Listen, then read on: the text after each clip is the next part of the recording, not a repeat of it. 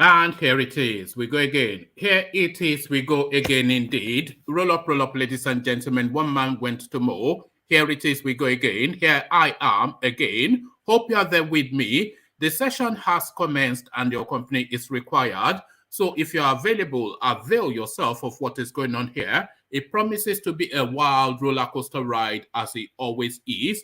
Just a little bit of our protocol. If you can click on the like button as you are coming in, if you are not already subscribed, click on the subscribe as well. And then if you click on the link, copy the link, and then put it in your WhatsApp groups, etc., your Facebook groups, so that you can expand the audience of the platform. So all of that, one man went to mow, the eagle has landed.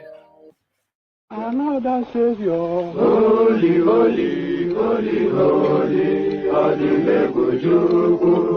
Another Savior, holy, holy, holy, holy, Adimebujuku.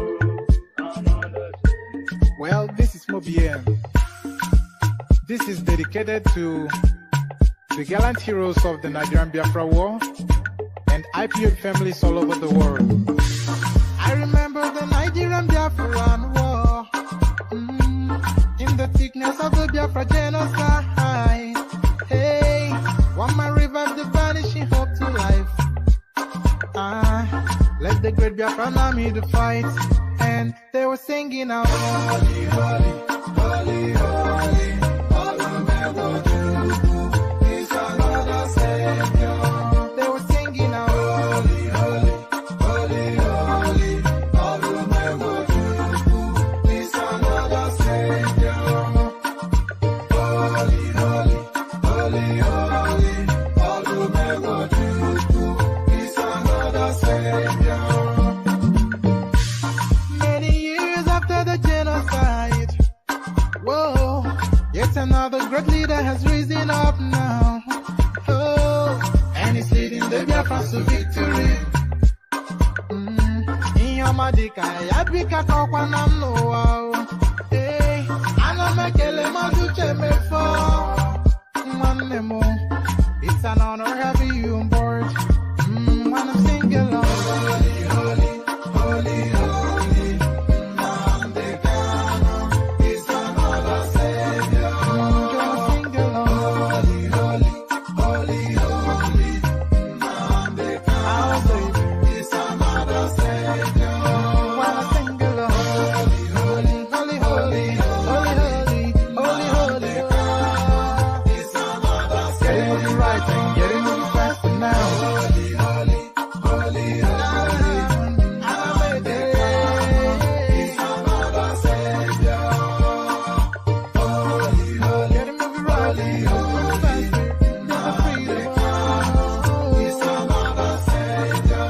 Never freedom. Holy, holy, holy, holy, Namdekano is another Savior.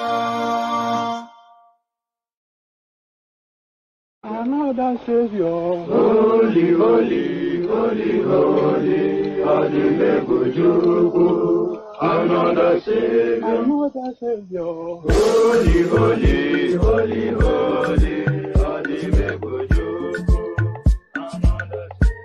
Well, this is Mobien. This is dedicated to the gallant heroes of the Nigerian Biafra War and IPO families all over the world. I remember the Nigerian Biafran War, in the thickness of the Biafra genocide. Hey, one man revived the vanishing hope to life. Let the great Biafran army to fight, and they were singing out, holy, holy, holy, holy, is another Savior. They were singing out, holy, holy, holy, holy, is another Savior. Holy, holy, holy, holy, is another Savior. Many years after the genocide, whoa,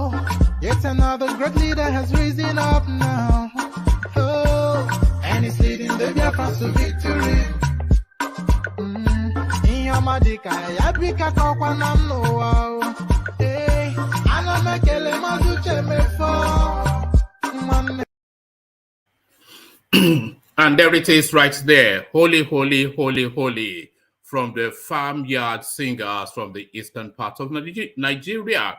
So holy, holy, as guys, I bring you this. Why I dropped my Guba ambition at the Sokoto University, Uthman Danfodio University. So what purports then to be feeble excuses from Uthman Danfodio University is what Abubakar Malami is about to dish out. Why I dropped my Guba ambition, a headline attributed to the Goro munching Fulani from Kebbi State, Abubakar Malami. So from the sublime to the ridiculous, Central Bank Governor EMIEFELE's comment that Nigerians can have a heart attack is reckless and unpardonable. PDP moves to attack. So, of course, you all heard the response at the State House to State House correspondents just after his meeting with Malam Buhari to ask if we can hold on to his job and still be president. And the Aboki from Daura summarily said no. So now, in response then to that question being put to him by State House correspondents, the dollar-loving Central Bank of Nigeria's retort. Central Bank Governor EMIEFELE's comment that Nigerians can have a heart attack is reckless, unpardonable. Opposition party PDP. So I am having fun and they can have a heart attack. Just to quote him verbatim. But still with EMIEFELE and all matters are electoral. With EMIEFELE and all matters electoral, EMIEFELE, INEC may move sensitive election materials from CBN. So, of course, EMIEFELE from Edo State, Delta State, and Benda State essentially, and the appellation of Guy Man, something that is loosely applied to that section of Nigeria. Mahmoud Yakubu, not an alien to the goings-on or to the picadillos of the people from that region. So he moves quickly then to protect affairs. EMIEFELE, INEC may move sensitive election materials from Central Bank of Nigeria. So there it is right there, and that is the verdict on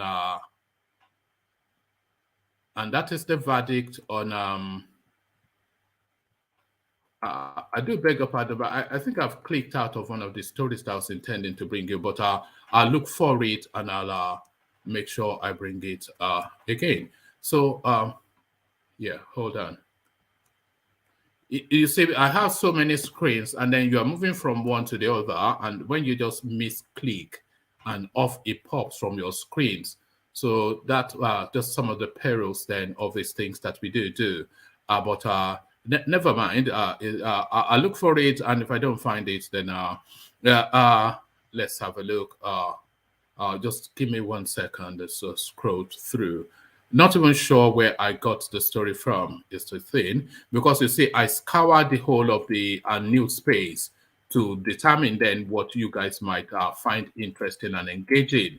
So it's not as though I go to just one portal to get the news. I scour the whole of the internet. This is what I do for you guys that you don't know. You think things just run smoothly, but a lot of flapping in the background before I'm able to then bring these things to you for your delectation. So I'm talking really just so it gives me that moment to see if I can find never mind. I think it was the TINUBU narrative, but at some point I will run across it, maybe in the course of, and then I'll bring it to you. But we can't really tarry for too long, so let's just press on. So let's just press on, and on we press. But this is still a TINUBU headline. Those insulting me over my health status are ignorant and have empty brains. So TINUBU comes out fighting, but quite then how he answers that question, or does he even answer the question, is the question. So the question does subsist, but the headline hints at a possible explanation. Those insulting me over my health status are ignorant and have empty brains. TINUBU, the Jagaban of GBT. He comes out fighting. Still with TINUBU, those I made are now pointing wrong fingers at me. So no prices guessing who, of course, is referencing Fayemi, Oshibanjo, etc., Aregbesola, and co. No permanent friends, no permanent foes, only interest is permanent in Gige, one of the people that TINUBU made too. But those ones now looking to snatch a meal from his table. So now TINUBU now alarms. TINUBU, those I made are now pointing wrong fingers at me. So who are those and what fingers are being pointed? All of that to be found out. Still staying with the recurring story, the one that has held the headline for the last couple of days, Sokoto State, of course, rampaging thugs raise Bishop Kukah'S Catholic headquarters in Sokoto. So there it is right there, and there it is right there. This is what these people are like. And we knew very quickly we'll get to this point, and we only knew very quickly that it will get to this point because severally copiously in the past, whenever there's been a spark, this is the usual go-to that they go to. They'll go to where all the non-indigens are resident and have their businesses. They will loot the places and burn it down. This is what they do in Kano. This is what they do in Kaduna. This is what they do in Borno. This is what they do in Sokoto. This is what they do in the entirety of the North. So that doesn't come entirely as a surprise or at all even as a surprise to anyone. They go and start to slaughter the Christians and burn down the Igbo shops. This is what they do in the North. Justin, rampaging thugs raise Bishop Kukah'S Catholic headquarters in Sokoto. So alarming, but not at all surprising. But is this surprising? And equally alarming? Muslims will never tolerate denigration of our prophet.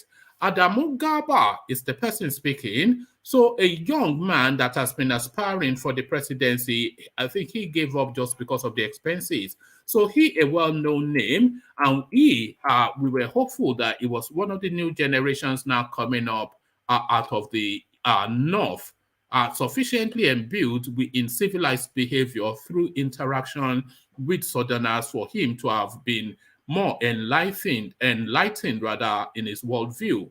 But the apple never falls too far from the tree. The apple never falls too far from the tree. Muslims will never tolerate denigration of our prophet, a headline attributed to Garba, Adamu Garba. So there it is right there. Adamu Garba takes a position. So that's the menu. So lean back, kick back, take it easy, relax into it, everything in play.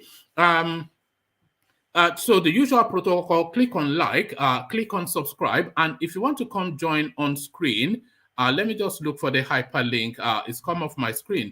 This screen is acting up for the moment, but I look for the hyperlink and repost it. So if you want to come join live on the screen, then just click on the hyperlink, and immediately then you are brought into a studio space.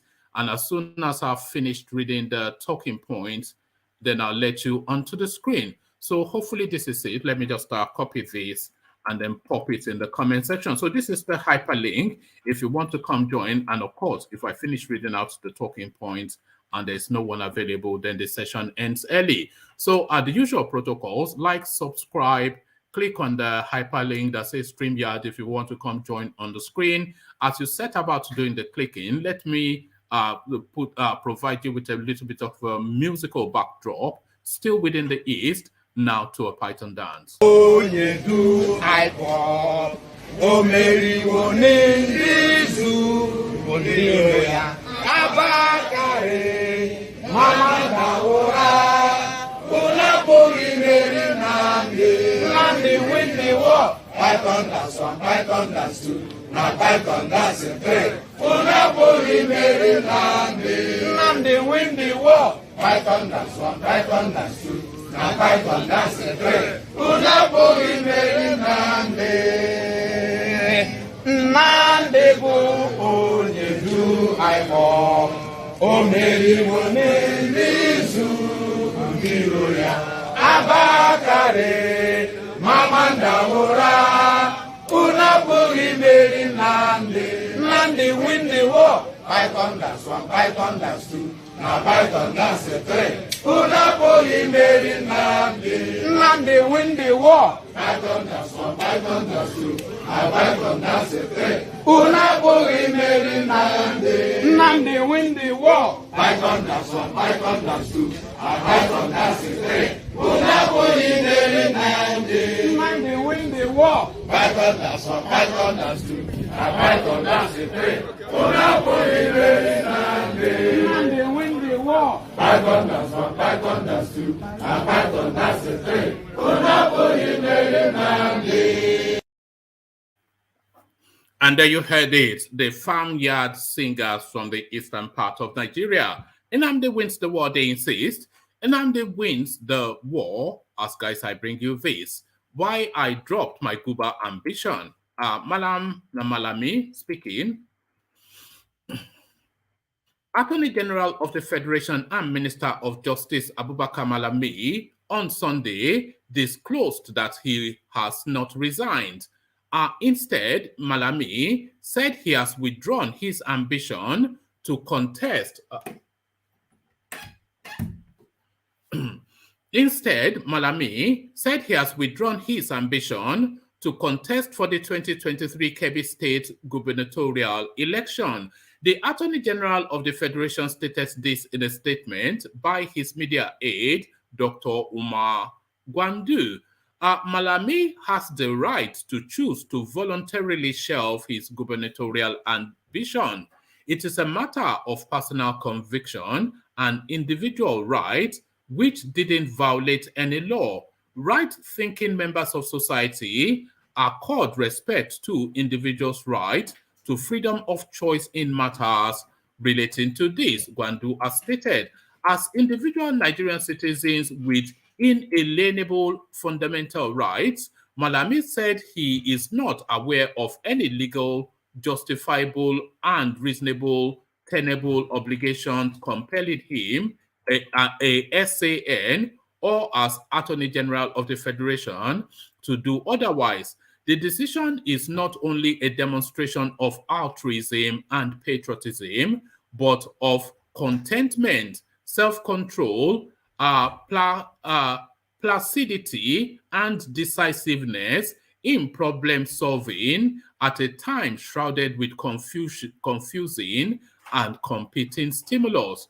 It is a commendable posture worthy of admiration coming from a paragon of virtue, the statement said. So the totality of a nonsense is exactly what you've just heard. And the last line, the most laughable, a paragon of virtue. There it is right there. The one that has been looting everything and is now intent on looting $500 million, a paragon of virtue.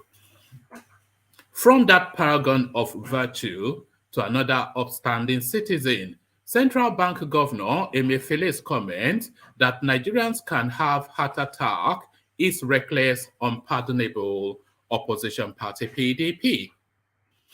The People's Democratic Party PDP has described as reckless, pardon me, the People's Democratic Party PDP has described as reckless on, let's try that a third time.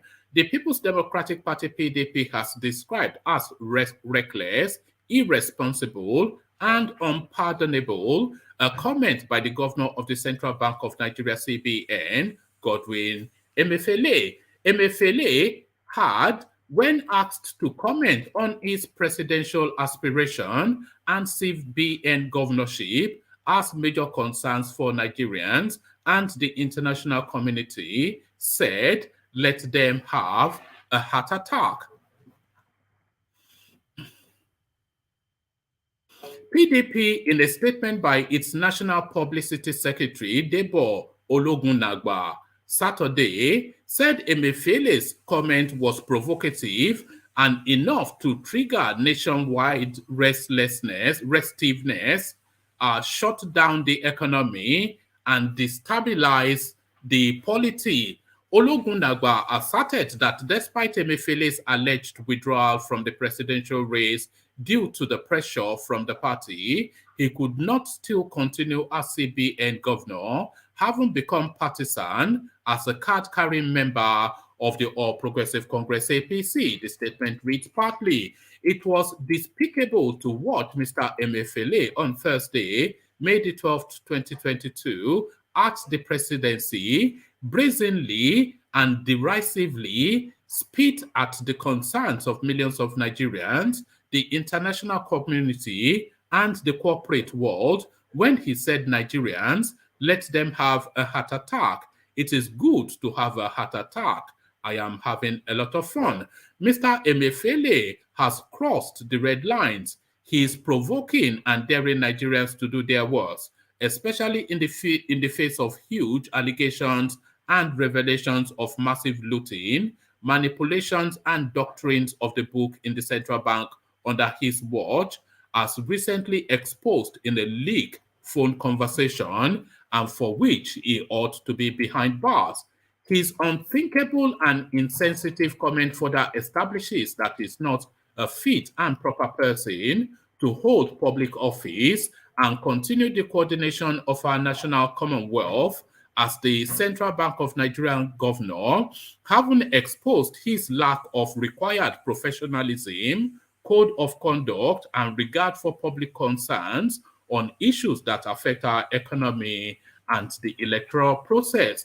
According to the PDP, all of these underpin the thoughtlessness and endemic corruption in the Buhari-led APC government and further show the decadence in the central bank under Emefiele. PDP insisted that the President Mohamed Buhari-led administration has failed to decisively rebuke and sack Emefiele, confirming that impunity is an official policy of the APC administration. It also cautioned Emefiele that Nigerians are more than ever before ready and resolute to confront the situation and rescue the nation from the stranglehold of the APC. It added that now that he has been confirmed to be a card-carrying member of the APC, Emefiele must forthwith steer clear of the central bank as he cannot continue as the governor. So not fit for purpose, which is the exact qualification that qualifies a functionary within the Buhari administration. So if you are not fit for purpose, then you are qualified to take up a position within the Buhari regime. That is what we know. None of them fit for purpose, with the exception of Fashola.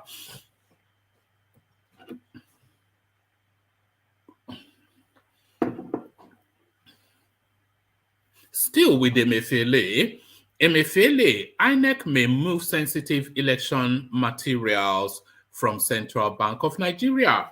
The Independent National Electoral Commission, INEC, said it may consider moving sensitive election materials away from the Central Bank of Nigeria, CBN.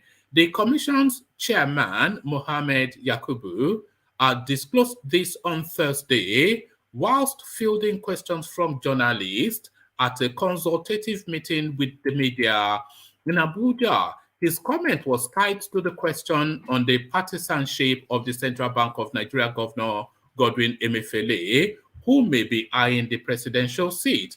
Whilst the CBN governor has not officially declared his intention to run for the topmost seat, there have been campaigns and branded vehicles from faceless groups urging him to contest.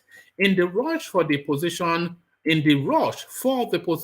under the ruling All Progressive Congress APC, Farmers Association paid a whopping sum of 100 million naira to obtain the expression of interest forms and nomination forms for Mr. Emefiele. He had also filed a suit seeking to secure his right to run for the presidency without resigning from his current position. In response to journalists' question on the CBN governor's partisanship, Mr. Yakubu said the INEC has started talking on alternative places to store its sensitive materials. I understand the context in which the question is being asked, but you should also understand the context in which events are unfolding. As we speak, our director, litigation and prosecution is as we speak, our director, litigation and prosecution is in court. There is a court case. We have been invited to state our own side of the story. We usually refrain from talking about such issues because there is essentially sub judice, but we have already started talking about what alternatives are available to us in case we need to change the arrangement for holding sensitive materials, he said at the consultative meeting. The INEC chairman also vowed not to tolerate any form of jeopardy to the conduct of the election by creating a misconception around the situation. In the process, Mr. EMIEFELE has continued to shun President Buhari's call for the resignation of all appointees vying for political offices in the coming elections. He had visited the president on Thursday. After the visit, the CBN governor, who appeared not to be bothered about calls for his resignation, told journalists that he was having fun.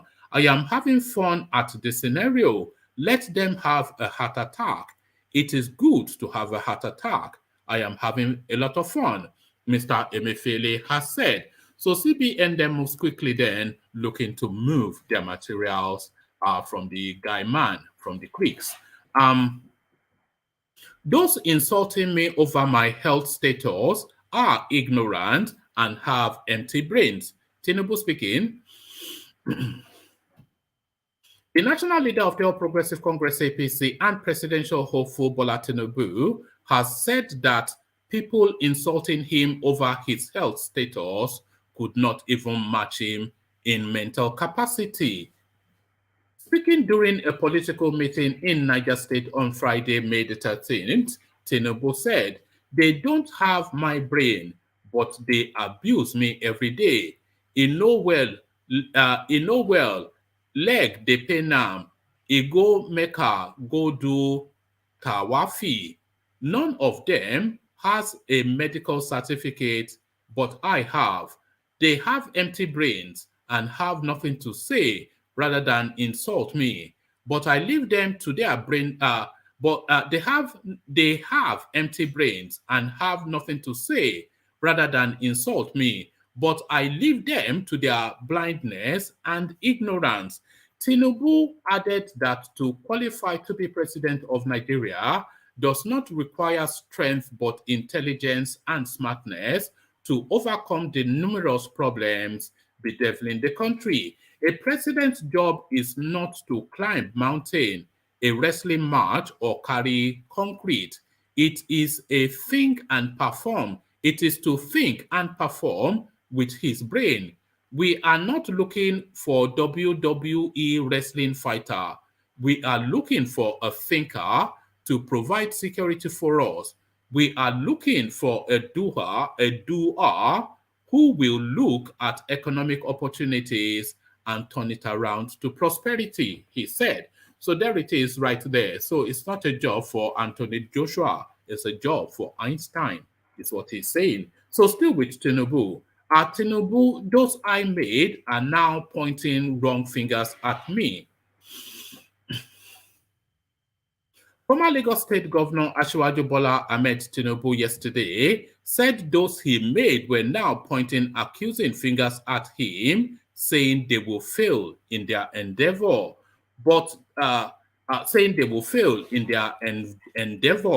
This is just as he also promised to eliminate bandits and terrorists from Nigeria. Tinubu made the remarks in Minna, Niger State capital, yesterday when he addressed All Progressive Congress APC leaders and delegates for this month's convention held at the Government House Auditorium. Without mentioning the names of any particular politician, The APC national leader boasted that he would defeat all of them at the presidential primary election, even as he said he had left them to God. According to him, those pointing wrong fingers at him are those without track records. How many governors have they made? How many councillors have they made? How many National Assembly members have they made? I will conquer all of them. He, however, prayed that God should forgive all of them because they are blind. But he, however, prayed that God should forgive all of them because they are blind, before insisting that I am the only one in the race. They, other aspirants, don't know the road. God has designed it that I am the only one you should follow. They don't have my brain. The presidential aspirant assured Nigerians that with a TINUBU presidency, he will eliminate bandits and terrorists from Nigeria, insisting that we will overcome this tragedy. Bandits will not take over our land with me as president by God's grace, adding that it is now time to change the calendar of bandits, to tell them it is not professional to go into banditry and terrorism and make ransom collection a source of income. TINUBU said Nigeria has the potential to be great, but requires the right leadership that will take care of the youth and the elderly, pointing out that I have the brain, I have the unbreakable team that I used to build Lagos. I will use it to transform Nigeria. Commenting on criticism about his health status, TINUBU said the job of the president of the country is not to climb mountains or carry bags of cement or a wrestling match, submitting that Nigeria was looking for a thinker that will provide security, somebody who knows the value of education. Niger State Governor Alhaji Abubakar Sani Bello, after showering praises on TINUBU, led the delegates to endorse the former Lagos State Governor as their preferred presidential candidate for the 2023 presidential election. Earlier, former Borno State Governor Alhaji Kasim Shettima warned the All Progressive Congress not to zone its presidential candidate to the north, an action he said could lead to the implosion of the party. So there is TINUBU still fighting tough and talking tough. So now back to the recurring decimal of today. The story that continues to grip the headlines, no other. Justin, rampaging thugs raise Bishop Kukah'S Catholic headquarters in Sokoto. Rampaging thugs have destroyed the Sokoto Diocese of the Catholic Church, headed by Bishop Matthew Kukah, St.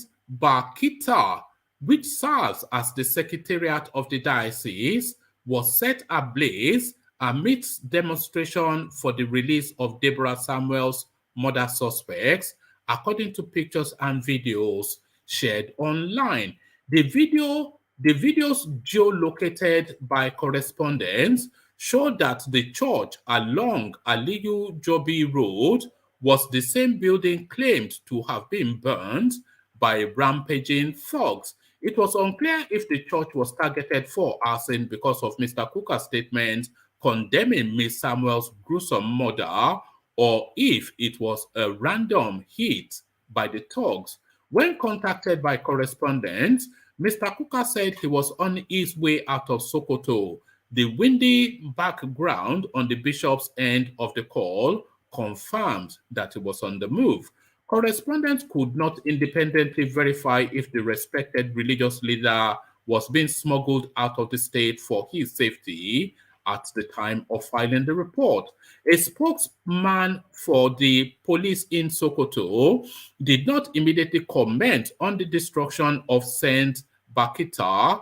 The police fired tear gas to disperse protesters from breaking into the church earlier in the day, but the attackers regrouped after the police van left the neighborhood, witnesses said. Meanwhile, Governor Aminu Tambuwal has imposed a curfew over Sokoto to curb further spread of violence amidst a mob rampage for the release of Miss Samuel's murder suspects. Miss Samuel, a 200-level home economics student of Shehu Shagari College of Education, was killed at about 9 a.m. Thursday for allegedly criticizing Prophet Muhammad. Her killing has sparked nationwide outrage, with political and religious leaders demanding urgent arrest and prosecution of the suspects. So there it is right there. So this is now the last readout, but still on the topic of the day. Muslims will never tolerate denigration of our prophet. Adamu Garba speaks. Adamu Garba, former presidential aspirant under the All Progressive Congress APC, says Muslims will never tolerate any utterance that blaspheme Prophet Muhammad. Mr. Garba made this assertion following the gruesome killing of Deborah Samuel by Muslim extremists in Shehu Shagari College of Education, Wamako, on Thursday. Miss Samuel was accused of blasphemy by Islamic fanatics after complaining about religious broadcast messages on her department's WhatsApp group. Weighing into the argument on his Twitter page on Thursday, Garba said insulting Prophet Muhammad was one of the uncompromising red lines in Islam. He justified the actions of his fellow Muslim fanatics, insinuating that those who fail to respect their sensibilities and avoid it risk similar consequences as late Deborah. There is no Muslim that don't respect the sanctity and divinity of Jesus Christ, and certainly there is no Muslim that will ever tolerate denigrating our beloved Prophet Muhammad, SAW. He tweeted, insulting him is our uncompromising red line. Respect our sensibilities and avoid it. Similarly, Ibrahim Makari, the Imam of the National Mosque in Abuja, justified the horrific murder of Miss Samuel, blaming her for crossing the red lines of Islamic faith. Protests broke out on Saturday in Sokoto when Muslim extremists stormed the palace of the Sultan of Sokoto to express their displeasure over the arrest of Miss Samuel's murderers. Footage circulated on social media showed the protesters causing chaos whilst the police tried to dispel the crowd with gunshots fired at demonstrators. Aminu Tambuwal, the governor of the state, has imposed a curfew on residents in an attempt at curbing the spread of the violence. So there it is right there. And it's that chasm again. It is that chasm again. Branberry, we see you. Thomas, we see you. The Mighty Ajale Koko, we see you. X0, we see you. Baba Kure, we see you. Charlie Boy, we see you. And DOG, we see you. So good to have you all, gentlemen. Good to have you all. Really, there seems to be no escaping this storyline. It just seems to hang around. You know, let's go to voices that we've not yet sounded on this talking point. Let's start off with you, Brownberry, because you've not yet given us your opinion about now this divide line, this chasm that has always been there. It opens again just to show the difference in the set of people in Nigeria, the Northerners and the Southerners. So you've heard the voices from the North, you've heard the voices from the South. Now let's hear your voice, Brownberry. Good to see you. Good evening, Mama. Good evening, everybody. It's a sad day in Nigeria. Good evening, my brother. Good evening. I mean, it's just showed again, you know, what we've always said, that we are different people. We are so different. I don't know. I mean, how this has been happening. If you want to put a count to to how many people that have died since the creation of Nigeria, just when it comes to Muslim killing Christians in the northern part of Nigeria, it could be going to 2 million. Just something that will happen today, the next month, it happen, next 2 years, another one will happen. They will also say, "Oh, it's okay." They will also, just keep happening and happening. Since I was born, this thing has been happening. Any little thing, they start killing Christians. Draw a prophet cartoon in Norway, Christians are killed. Afghanistan. What happened in Afghanistan? Christians are killed. It just shows again, and I'm happy that now. What is still keeping us together is just the politicians, because of what they are getting. And when I mean politicians from both sides. Yeah, politicians from both sides. They are the one keeping us together. If they come today and say, you know what, and if the politicians and the how do they call them? The elites, the educated elites from the South comes out today and say, you know what, let's end it. It will end. It will end. We just need people to come and say, because this cannot continue, because it's going to continue. It's going to continue. This Sokoto, look at children are there right now serving. My cousin was supposed to be there. My younger cousin was supposed to be there. You better tell her to get out. No, she didn't go. She's in Abuja right now. Went there and did something and came back to Abuja. So if she was there, just on that space, just on what you happened on, would and this is we've just started, but let's do a round robin question around this, a snapshot question. Would you, as a Southerner, allow your daughter, your son, go and serve in a northern state? So you answer that, and then I'll do a sweep round, and then I'll come back to you. Would you allow your son or daughter to go serve in the north? No way.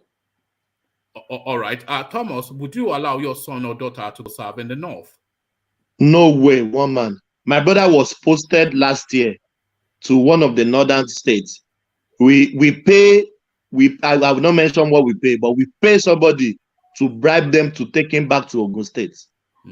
I would never allow any of my family member to do that. Well, I'm not sure if we should be asking Jake, but Jake, would you go and do youth service in the north? You are still within that age bracket. No, I'm not. What they're doing to the evil business in the north? No, I just saw a video. You make me sad and cry. Never. Yes, they are burning down Igbo shops. I don't know why the Igbos always get the brunt of it, but we'll come to that. Let's continue with the round robin question. Baba Kure, the same question. Would you allow your son or daughter to go serve youth service in the northern part of Nigeria? Okay, we don't have Baba Kure at the moment. Xero, the question. No, I will never. And then I like that you mentioned that they are burning down Igbo shops. No, Igbos always get the beating, but we'll get to that in the course of the session. But D, the question, your answer. Never. I actually helped a lot of people to redeploy their postage back to the south back in the days, because my auntie is like a boss in NYSC, so I actually help a lot of people, and they are always grateful to today, because a lot of people that we know from my uni back then that went to the north, there's actually a guy that his family friend died there, so it's quite crazy. It's not a place to do such, because because where you are coming from, you will just do one thing that will trigger them, and you don't know what you could do. Exactly. You're permanently on edge. As soon as you leave your house, you are on edge. You could look at somebody the wrong way, not greet them in the wrong way, cross. You don't know what you would do. How would you, as a man from Oyo, know what the norm is in Kano? Exactly. No, and they don't want to know that you don't. They'll just cut your head off. That's the problem. They don't even factor things into think. Okay, this person is not from here. They will just do whatever they think is right, which is, I don't even get it. All right. So Ola, the question, your answer. One make my person go serve for not to why alone my girl. Hey, Ibo. Is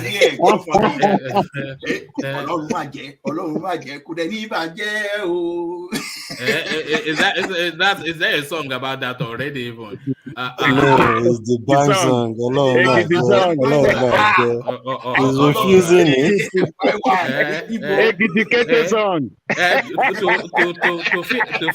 to fiakwa, as they say in Igbo land, to fiakwa. All right, Adale Koko, the question, your answer. Oh man, woman. If Mati Kukah is not safe right now over there, they are smuggling him out. This is what the report is saying. They are smuggling him out as we speak. If Mati Kukah, a Christian leader, is not safe, it doesn't matter who you are, as long whether you are a Muslim or Christian, and you just don't look like them. You cannot speak the language the way they will massacre you. It is just bad, man, that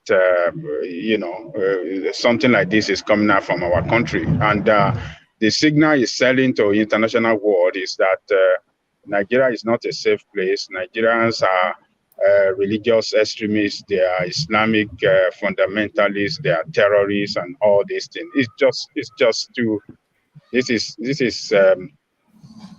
It's just too bad for us. With the response that we're seeing from the north, thank you, Adale Koko. We're going back to Brownberry. With the response that we're seeing from the north, it is almost impossible to prosecute these people.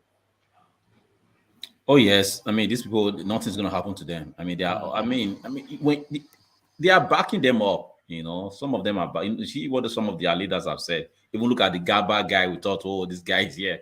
Look at what people are even saying. Even I was on Facebook just listening to all of them, just their messages. Even some, I was so ashamed. Even some Yoruba Muslim was even defending these things and say, oh, the girl was wrong. Who are we to fight for God? Who are we? Who are we to fight for God? You know that because this thing has gone viral, and there's a lot of viral clips around this thing. And all of the scholars are saying that there is nothing in the tenets that says that you should defend the name of the prophet, and there is nothing that says that you should kill somebody. They said even when the prophet was alive, a lot of people insulted him, and he just said they don't know what they are doing. And even their sunnah, it says that if somebody is saying ill of the prophet, you keep away from their company until they change their ways. So there is no recommendation to slaughter anybody. So even this action is anti-Islam. Are they preaching this in their congregation, in their own mosque? Are they preaching this? It's not about coming here to tell us on social media. Are they preaching this? Because if they were preaching this in their mosque, this thing will not be happening. Nigeria wasn't like this before. If you go to some African countries, the way they practice their Islam is different from the way Nigeria is practiced. Nigeria used to practice their own back in the days like that until they started introducing this evil one into the land, into northern Nigeria. So our prayer now is that they shouldn't spread this evil one into our southern Muslim, because we don't know what's going on. We know but does this represent the popular will in the north though? Because there are northern voices that are taking. Let me play you this video. This is a clip that's been viral all over social media. You may well have seen it all over social media. But let me play it to you. The northern other voice that speaks to this situation. So it's the other voice from the north. But let me not embellish it. Let me bring it to you. And then you see that it's more complex a situation than just all these northerners are savages. Where people get away with everything. In Islam, there is a process that... All right, good evening, my youth. I'm back here with a very, very... I am very sad because I just went online and saw something very, very disheartening where a female student of a college of education in Sokoto was killed because of religious blasphemy. Like, we are in a society where people get away with everything. In Islam, there is a process that is supposed to be taken before somebody is going to be stoned to death or whatever to death. You just can't kill somebody like that. Like, where did our conscience go to? What is happening to the society? Where did humanity go to? I am a Muslim and I don't support that because it's really, really, really disheartening. Like, what is happening to Nigeria, for crying out loud? When is all these things going to stop, for crying out loud? Love is the first religion. Where did it go to? Where did it go to? This is serious. This is unbelievable. This is unbelievable. I can't even imagine that this thing is happening in 2022. In 2022, students of higher institutions in Nigeria, religion is on madness. Like, are you okay? Who are you to fight for God? Who are you? Who are you? Do your own and move on. But the fact that in this particular time and era, you could think that people will go to that extreme because of religion. I am a Muslim. Of course. This is not the teachings of the Prophet. No. This is not Islam.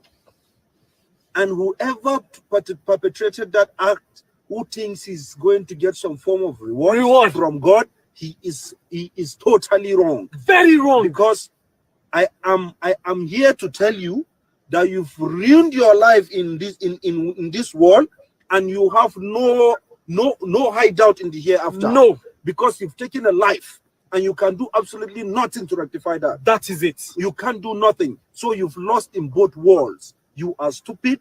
You don't even know what you are doing. You are not even supposed to be existing in the society. You are supposed to be wiped out from the face of the earth. Yes. I think capital punishment should be assigned to Of course it should be. Capital punishment should be assigned to this. The perpetrator should be called to book immediately. It's not something that no, is even negotiable. It's not. Yes, it's not negotiable. We can't take that because people have been getting away with things in this country. The repercussion is there are no repercussions to things, and so many people think they can just do things and get away with it because this is Nigeria. This time around, this is our town. No, you are mad. Very mad. Yes.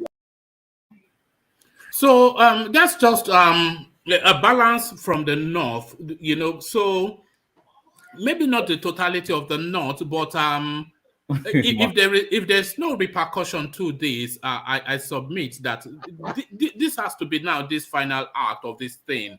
No matter how hard they push, there must be now consequences. There must be. One man, if we have, these are just minority. They are not up to, people like this are not up to 5% in the core north. Okay, if we have this kind of people that have this kind of mindset, 70% or 60% in the north, I tell you, what happened? The protest of 2020, October 2020, would have been successful. Okay, because when that protest started, they turned it and said they want to remove Buhari. That protest was to save Nigeria. But when they turned it that they want to remove Buhari, they started, bringing their youth, start killing people, shooting and macheting people. This is just minority. What we need in the north, if we really want to, I'm not saying we should be together, but we need moderate voices, moderate imam, okay? I'm not saying liberal, but moderate. People that can teach them that you can't be killing people. Where on earth can you keep person and your God will take you to whatever they want to take them to, Banbury, sorry to chip something in, just to buttress your point. I think these are where the teachings could have come in. Like I listened to the program earlier on, when Atiku tweeted, and he has gone to the Makantara, the Muslim school, and studied Quran and all that. When those guys came and threatened him with votes and all that, why can't he use that platform to educate them instead of deleting it? Because if people in that position can enlighten people, if they really know the Quran and know their religion very well, to let them know this is wrong and all that, how would there be changes? And this is the same person that wants to be president of the nation. It's not going anywhere. It's not. So what's the hope? Because there are a lot of this changing. A lot of Christians in North. It's not the core North. Does not just belong to Muslims. Because I think that would have been an avenue to educate those people. Sorry, one at a time. Yeah. I think that would have been an avenue to educate those guys, because it's just a tweet and they've come to the tweet just to threaten you with vote. I think in the right, your rightful man, you would have thought about what the repercussion could be before you even put the tweet out there. So now that you've put the tweet and people are coming to threaten you, you should now be, as a leader, a person that has studied Quran and know the Quran and a Muslim. You should now enlighten them through that medium. Correct. You know, he has really missed an opportunity, Atiku, by caving so quickly. He should have flanked himself with two senior imams, and then say, look, this thing is wrong. This would have been a leadership moment for him. Correct. He said, this thing is wrong, and it is wrong by Islam.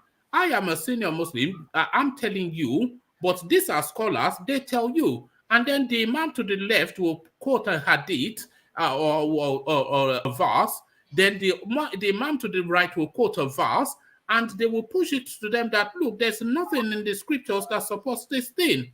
So you are damned yourself by this. You just missed an opportunity, but then, of course, you know, it's but it's simple. One man, they don't care about us. Hold on, D. Later, Bramberry. Oh, sorry. Yeah.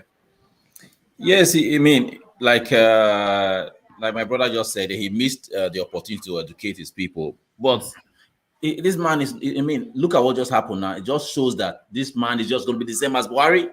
It's just going to be the same as Buhari, and people should know that now before they start. You know, when you look at Satan as running around him, I'm just laughing. You know, because if people that brought Buhari today, Satan that brought Buhari today, if they were forgiven, you don't know if you will be forgiven. You don't know if you'll be forgiven. The Moshomole, all of them that were jumping up and down like cocaine sniffers. You know, if they were forgiven, you think you'll be forgiven if we are going to go through another 8 years of this painful or of this, I mean, evil. This is hellish experience. You understand? So you guys should just back out and think of your children. All those delegates, you think of their children. Their children, because you will die and leave that and be buried. But what about your children? You know. So all right, and Adamu Garba and the rest of them sweep him up. He said, "Line, you see, this is really what disheartens the most, because he's a young man in his 40s. He's an educated man. He's lived in places like Lagos. So you'd have thought that his views would be a bit more enlightened. Muslims will never tolerate denigration of our prophet." Adamu Garba, this is his response to what happened to Deborah. Look, it's not about education. You see, the guy that went and bombed Glasgow airport, just 2006, he was a doctor from Pakistan. So these people just, I mean, it's just it's extremism that our ours is the best. Ours is the best. Oh, do you know the prophet? Is he your brother? Is he related? It was the prophet, a black person. You don't even. I don't know Jesus. You understand? If anybody calls Jesus, what's my problem? If anybody calls your prophet, what's your problem? Okay, you are boasting and saying, you that say you are educated, you want to be president. I mean, we are in a our politicians from the side, they should just wake up. They should just save us, because I don't know where we are going from here. Because can I interject? Can I just say something? Yeah, come in. You know, I always like to look at these things from outside the box. First and foremost, the problem we're having here is a system problem. The government is inclined towards this behavior. They will not seek justice. That is one. Two, the international community will not look at this case as a problem that is emanating from only the North. They will tag all of us, Nigerians, as an extremist country where they should tamper with care and they should try to solve the problem. They don't see it that this is a problem synonymous with one part of the country, because they know it, but they want status quo so that they will continue to enjoy the relationship they are enjoying, and Nigeria will continue to flourish their pockets. With this singular act, Nigeria has broken away. Nigeria has broken up. If we want to do things orderly, Because these people seem to have more powers than their leaders. Look at what there's a video on Facebook now circulating. They caught another girl. They wanted to lynch. They almost lynched her. Another girl in that Sokoto. This is not the first. The first one they've killed. The another one they just caught her. They were almost lynching her before some people came in and took her away, just because she was deemed to be a Christian. So Zero, please, let's mind our words. Let's use a terminology so that Facebook and what have I said? What have I said that is that is wrong? No, I'm just telling you. It's just generally around. Okay, yeah, no, I understand. Hold on, just for the purposes of everyone, because the last session we got a yellow warning. So I don't want that. So I know it's a very emotive and the language really is just you can't. But just be mindful. But carry on. Yeah. And then finally, if you look at this crop of people that want to become president, does any one of them look like he will have the courage to stop extremism? Look at the bunch, and that's where you know that we are still in big problem. X0, sorry. I think they are all the same, even with the leaders, the people that want to be leaders, because it's just a sign to what Atiku did.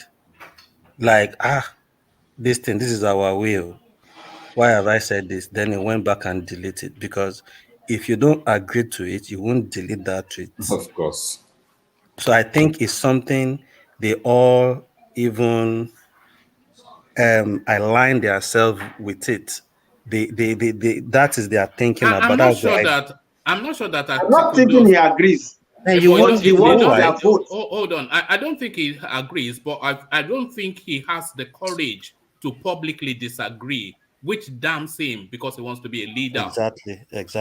Yeah. Exactly.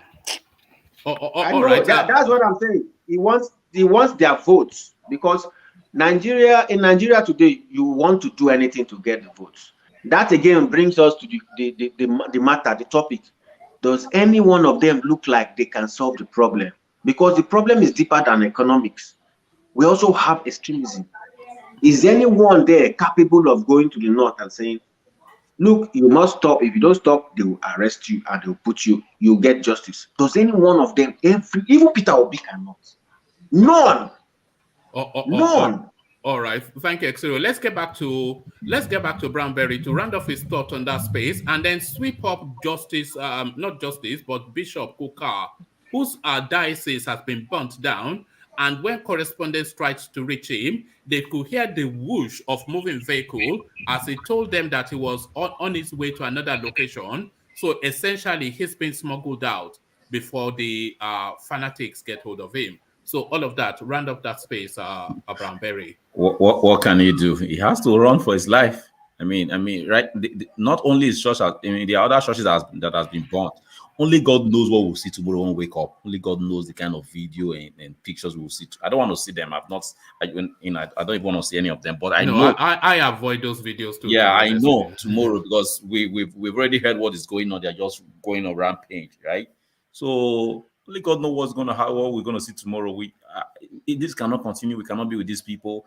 I don't think we can ever be with them, because it's just gonna keep coming.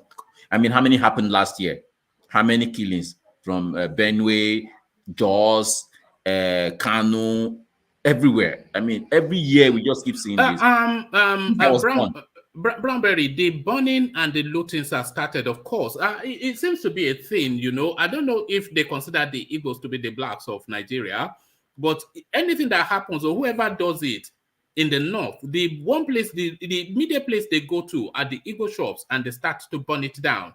So that has started in Sokoto, but the police, they should know that would happen, because I knew and you knew that would happen, that is where they will. So why didn't they put a security cordon around? They have to put thousands and thousands of police around there, because these people, they will overpower the police. These people, what is happening is that once they know where the Satanists live, it's like they all live together, whether you are Igbo, just that Igbos are they are majority. Because this thing has also happened to my people, So in Kaduna those days, people that I know very well. So I mean, this thing is just going to keep happening. I don't know. I have no what's it called? I have no answer to this. Should we, what are we going to do now? Bramberry, can I say something? One man, please. Last year, one guy came online. He tore the Bible in Lagos. He tore the Bible. He rolled it with this thing they normally smoke. I don't want to mention that. You know what I mean? Yeah. And he started smoking it. Who cares? People just look at people. Do people care? Can you do that to the other Quran? He tore the Bible, roll it, and start. But Sultana, they don't even look at him. The people just look at him as a madman. So that's why we think we are totally different from these people. Our mentality is quite different. Continue, my brother. The only thing is that, I mean, like I said, we can separate. If the politicians are willing to say, you know what, we need to save ourselves and save our people. When I mean the politicians and the educated elite. When I mean the educated elite, the what was this man's name? I don't know. What's this Yoruba's man's name?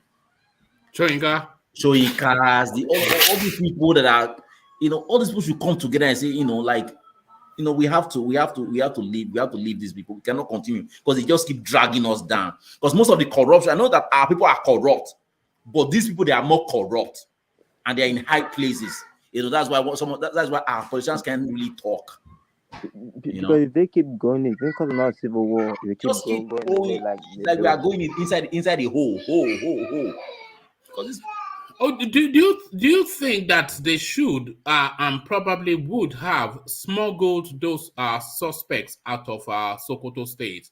So because it would be bad policing for them to be detained within Sokoto, they should at least have smuggled them to Abuja by now, or transferred them to Abuja by now, the suspects. Hello?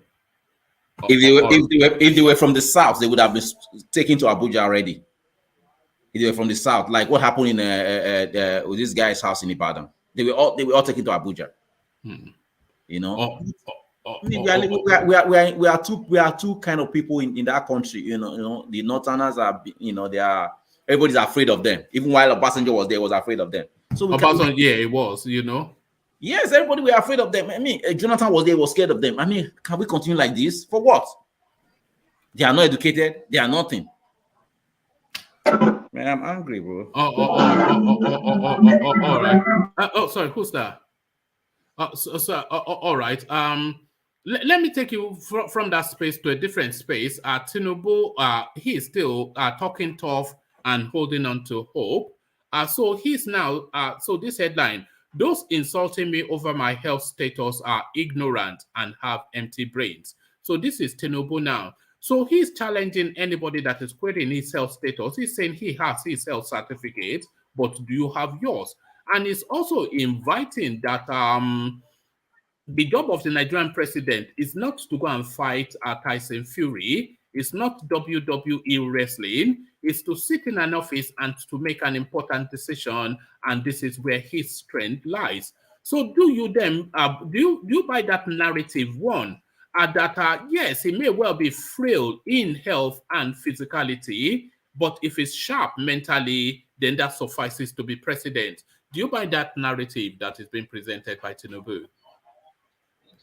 I mean, that's what he has to say, because that's what his opponent, not only his opponent, people are saying that he's old. I mean, he has to come out and defend himself. He has to come out and, these are the words that he has to say, But I mean, TINUBU should, I mean, if the ticket is not given to Osibajo or TINUBU, in APC, I mean, I think they should just come to our side and let's see what we should do, what we can do. Which one is your side? Are you from the East? No, because right now, what is happening right now, I'm just totally fed up of being together with these people. I mean, it's just insane, Well, just in terms of politics, whose politics do you think that this Sokoto incident enhances? Does it enhance the power should transit to the south narrative? Oh, yes. Or does it enhance power should retain in the north? Oh, it enhances power to shift to the south. A lot. All right. Thank you. And INEC moving sensitive materials out of the Central Bank of Nigeria for reasons of EMIEFELE wanting to be president. So, I mean, this is something, of course, that they should do. Even if with the guy already being partisan, with him being a member of the APC, that's sufficient enough reasons for INEC to relocate their election materials, would you say? Correct. I mean, you know, I told you he's still going to be removed. He's still going to be removed. I mean, they played him. I mean, when people start saying, "Oh, remove him," I mean, who are the people shouting now? I don't know the Southerners are saying they should remove him. That's what I mean. Buhari will say, you know, is there people that are saying I should remove? They are going to remove him and put their own person there for the next year, 1 year. Okay, so people are so stupid. They think they are educated. You are stupid. They just want to take this position from you and give to their person. You know, and Jonathan, they are trying to trick Jonathan. I know Jonathan is not going to fall for that. They are trying to trick him because now Jonathan is, you know, is well respected over Africa. You know, they are giving him different award. And if Buhari finishes 10, what's he going to do? It's going to be useless. If Jonathan is there parading himself, what's Buhari going to do? So they are also trying to destroy Jonathan, trying to destroy the other guy at the Africa Development Bank. I mean, they know. You know, he has never indicated any interest, so I don't know why they dragged his name into this. Akume Additional. That's what they do. Before you know it, they'll say, we'll just give you, you know, we'll just do consensus. Before he knows it, he will go and tender resignation. Brownberry, can I ask you a question? Go ahead. Are you saying it will be stupid of us to support the removal of EMIEFELE? No. Okay. Not at all. No, I want him to be. I said it before, but I'm just saying his stupidity will lead to his removal. Okay. But they are not going to put another person from from Delta State. Yeah, I know where Brownberry, but as of now, it doesn't matter. If there are processes to remove this guy, it should be removed because normally the like of Soludo, then they fought for the bill to be passed at the National Assembly to make the CBN political. But whoever is going to become the CBN governor, and this guy has been card-carrying member of APC since 2021. You take that to the bank. And these are the things that the investor will be looking at. So if this guy can be removed before it destroys that institution, you know, it's still one of those institutions that are yet to be destroyed in Nigeria. So if you allow this guy to destroy the institution, it will be so terrible. So to me, I think it is cheaper to remove EMIEFELE. Whosoever they are going to put there, maybe in an acting capacity, the next president can take decision. To me, that's just my suggestion. So that's what I wanted to put in. Brownberry, but can that not even be challenged in law? Because if he is a card-carrying member of a party, and as the central bank is where the Nigerian economy is and the most sensitive documentations relating to the country, everything is kept at the central bank, the most fortified space in Nigeria. Should he, a partisan man, be in charge of that? With INEC worrying that the electoral materials will be compromised, should he not step down or be forced to resign, or somebody take to law to force his resignation? He will exactly, and this man is going to go to jail. Some people are just playing. He's going to go to jail too. Because in that country. So sorry, I'm very carry on. Yeah, this man is going to be removed, and if care is not taken, he's going to go to jail. He's going to. I mean, these people will just take they will take the gun for these people. You see, they are playing with they think they are intelligent. It is this Fulani, they are more intelligent. You go to school, you don't know anything. People they play you. All right, it's just a marvel, you know, the way Nigeria is. No rules, no laws. You act as you will. Take a human life, loot money, you know, take advantage of women forcefully. Anything goes. Without repercussion.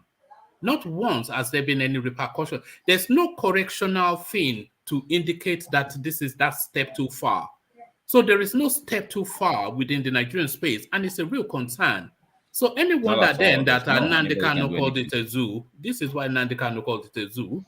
But then there it is. But Thank you, Branberry. Let's move the conversation and let's move in. Let's move it on to X0, who I think is enraged by what is going on in Sokoto. So X0, as ever, of course, you know, even if a Martian came to the north to commit a crime, it is the Igbos that they will vest again. X0. And there it is after all that build up. So let's go on from X0, then let's go to D. So D, then the talking points going on in Sokoto State. The Garba Adamu, he tells us that you speak against the prophet and you get the same treatment. And Justice Kukah being smuggled out of Sokoto as we speak, as his diocese is being burnt to the ground. So as ever, predictable, but nevertheless distressing. Yeah, Garba Shehu, that one is a yamhead. No, Adamu Garba. Adamu Garba. Yeah. Is a yamhead, so I'm not surprised at saying that. And I just think that's why I said, even the elites among these northern people I have the same mindset. And that is why there has been no justice for such acts ever since. And if we won't lie to ourselves, this is not the first time jungle justice on blaspheming has been happening. I've grown up in Nigeria to know this is happening in the north, and that's why it's so delicate as not being a northerner to stay in that part of Nigeria. And the sad part is if the outside world now is getting this news, they don't see it as the north part of Nigeria. They see it as Nigerians. So when they see you as a Nigerian, they just think, oh, in your country, they burn people to death because of blaspheming and all that, and which is so shameful to think people are still that archaic and far behind and still think in that direction in 2022. So I believe all these guys are like that, and that is why I say we can't even trust all these leaders from the north to be the next president with what we have going on already in that country. We don't want to go through that route, man. It is dangerous, very dangerous. My question to Brownberry, that whose politics does this rather sad event enhance? Does it enhance the narrative for power to transit to the south? Or does this gather the north together to say that, no, if we give them the power, they will come back for us? So who does this strengthen? What happens, unfortunately, to Deborah? The power transiting to the south or the northerners retaining power? Naturally, it should be going to the south, but it is if our southern leaders now wake up and think this one that all of them are coming out like bedroom slippers everywhere to say they want to contest. I don't get it. If they now start thinking in the right direction, I think people need to start stepping down. And everything that is just going on in that country is just crazy. Somebody like EMIEFELE, if you want to contest as president and the election materials are in the central bank, in any sane country, you should be resigning from that position. So why move the material from where it's secured? Why moving it? What do we know that will even happen between the means of moving it? It's an opportunity, it's a loophole for some people that have and where access. are they moving it to that will be more secure than central bank? So that's an access loophole to some people that have access to that channel now to tamper with whatever they could tamper with. So you naturally should be resigning as the central bank. It should be the first person when Buhari came out and said it. It should be the first person to resign. So that just shows us that the whole thing is just messed up. Buhari himself, you come out and say a thing like that, you should make it a point. Everybody must resign. If you know you don't want to resign, you step down and leave. You forget about the aspiration of wanting to contest as the president of the country. People like Malami, why are you still there? You are why are you still holding that position if you really want to contest and you mean business? Because the materials for this election are kept under your watch. So why are you now moving it? So that means you've given him an answer that he can stay in that position and still contest. if you've now moved the material for him? You know, so a lot of things. No, but INEC has to move it for reasons that he is a card-carrying member of a political party. Is indicating that he wants to be president, and they cannot remove him. So they cannot remove him as Central Bank of Nigeria, INEC, governor. So they have to remove their materials to protect the sensitive materials that is in his care. Yeah, that's the problem, one man. I've seen INEC official handing people money and telling them where to turn print in that same country. Yeah, that's so a different matter. People, so you are sending people to go and move material. The materials won't teleport to wherever you are sending it to. So the people going to move it, we can't even trust them. We don't know who have access to them in all these people. So a lot of things can actually even go wrong in the process of transporting and moving that whatever material they keep in the central bank, you know. So everything is just so interwoven, and when you just look at everything, it's just so crazy, and it just show how that country has been run, and the situation we found ourselves is we are in a critical stage, and we are just at the edge. And that's why I keep saying this election will play a lot of parts in what direction Nigeria is going. Either we are. Do you think this is going to be the most significant yet election in the history of that country? I think it should be, if you look at it normally, it should be the right a determinant in the future of the country.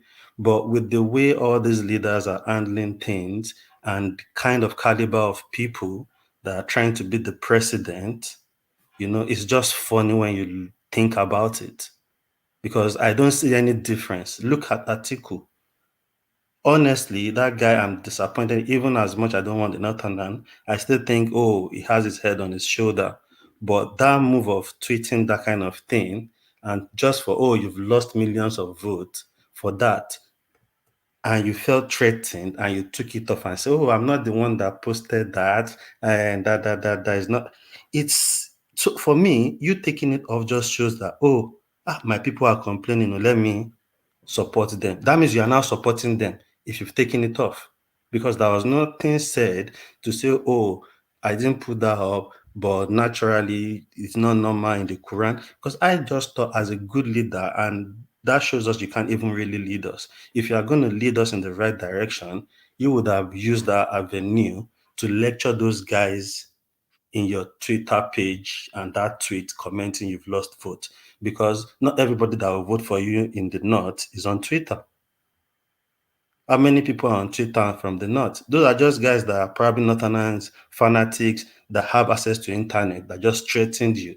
You could have now used that medium to lecture those kind of people. You can't lose millions of votes for that comment that guy have just tweeted under your comment, under your post.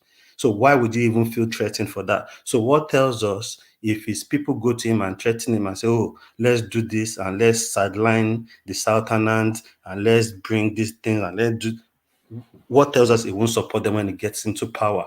So to me, that guy, that's a sign for us that is not the right person for us, because we need somebody.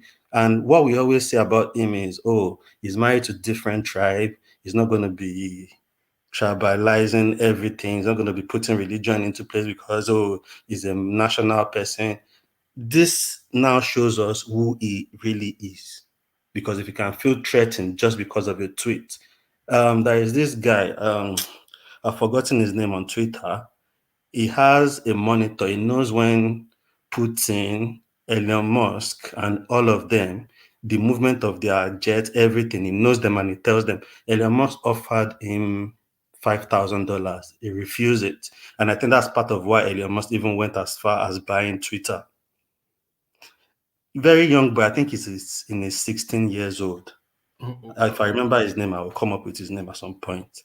So, you know, so you can't undo just that pressure, just a tweet to say, oh, you've lost 1 million votes. That means your ambition is more important than the citizen dying. That means a lot of people will die if you are a president and you won't even care That means it's all about you. That's what it tells us. I don't see any good reason Do of you bringing that up. you think that this tweet saga, or should we call it scandal? Let's call it a saga. This tweet saga of article, do you think it serves for Peter Obi? Do you think this works for Peter Obi? It doesn't work because of the party. The party, they don't care. They are all the same. Nobody cares. All these guys don't care about us. They don't care about nobody. It's just about them, what they want to be, how they want to be president. Nobody cares. It doesn't help Peter Obi in any way, honestly. You don't think Atiku's indecisiveness and two-toned is double two-moutedness? You don't think this serves for Peter Obi? No, I think if Peter Obi is Peter Obi and has that wicked thing in him, it could have worked for him. But if you look at that party right now, do you not think Peter Obi should capitalize on the space and he should come out and take a position on Deborah? But even still, one man, we can tell in that party, most of them want Atiku because it looks like the only person that can give APC the fight. That's how I see it. Because if not, PDP naturally shouldn't be thinking about a northern. But it's because it's Atiku, that's why they are that deep into, we don't want to do any regional stuff. We're going to throw it open because they know Atiku has a chance to go head to head with whoever APC is going to put down rather than putting Peter Obi, you know? So that's what I'm saying. If Peter Obi is has the weak mindset, but Peter Obi brain, he could have gone far and capitalized on this too, but he's not even close to it. So using this won't even really work for him. All right, thank you, D. D, let's go. I wanted to go on to engineer, but he's munching so hard on his mango. I'm almost. I don't want to interrupt a good meal, engineer. Go on. So I mean, obviously, there's no other story being spoken about in Nigeria. The event of Deborah and the spillouts from that. Atiku withdrawing his condemnation and excusing himself out of that space. Bishop Kukah'S house being burnt and he on the run, and even as we speak, threats being made to slaughter another girl in Borno. Adamu Garba says this will continue. What are you then making then of Nigeria imploding from the north? Well, greetings to you, one man, and greetings to everyone. Well, something we need to understand here, one man. Whether it's Atiku or no Atiku, is it only Atiku, the leader of Nigeria? We have thousands of leaders in that country. Did any of them bother to come and speak? We have leaders from the region of Christianity. We have the leaders from the region of Babalawos, native doctors. We have leaders from the region of the Muslims. But did any of them come out and speak? Those are the questions we should be asking. Forget about Atiku. He posted something and he went and deleted it. Let's keep that one aside. But he's not the only leader in that country that we have called Nigeria. So what is going on? Because it's very, very sad, and it's very, very disgraceful to see that something like this, with all the pressure, with all the calamity, the atrocities going on in that country called Nigeria, we still have people like that committing that kind of behavior towards their fellow humans. Is quite unfair, and it's something that we need to consider again. Where are we going into? Where are we stepping into? All Nigerian leaders, all of them, both from the Christianity, both from the Muslims, all of them, their children, they flew them abroad. They are studying in abroad. So what is happening? Does that bother them? No. Because they prepare that table for their family and their grandchildren for them to enjoy, while you're punishing your own people in that country. It's quite sad. It's quite sad. The people have been sending me the video to the stage. I don't even want to watch it. I have to like. It's so gruesome, you know. I can't bear to watch it as well. You know, I'm too squeamish for this sort of thing. A human being like you, God. I wonder who can stand to even record such, you know. And I see people asking, where is Daddy Gio? People don't know in Nigeria, this is so sensitive that you don't want to trigger anything. And Who is it's not the Daddy first Gio? time it's Who is happening. Daddy Gio? Adeboye? What would they say? What would they change, you know? But people in government that should make the move and do things, we don't even trust them because we even think these suspects they've put in the police custody will probably be released and freed at some point. So these guys know this thing has been happening. It's not the first time that the You know that they have stormed. You know they have stormed the palace of the Sultan, insisting that they must free these people. That's what I'm saying to you. These people is the mindset. So let's say in the north you have people of like minds like that are 100. 85% of them are in support of this. So it's hard, even as a leader in that space, if you don't put your feet to ground and put security in place and do things, they will do the worst. And when it comes to fighting for their education, their rights, all those things, medical, no good healthcare, even we know we don't have it in Nigeria. In the north is worse. People are dying every day there due to small little sickness that is mild.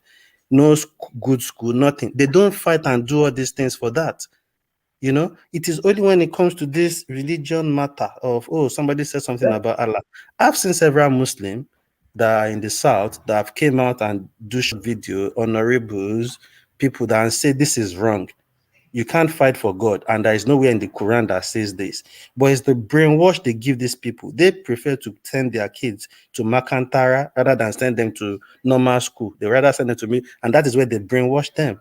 Oh, all right. Thank you, D. So, engineer, it's just a frustration. You know, it's a real frustration because the frustration is because it's not a new space. And the frustration is because we know how these things will play out.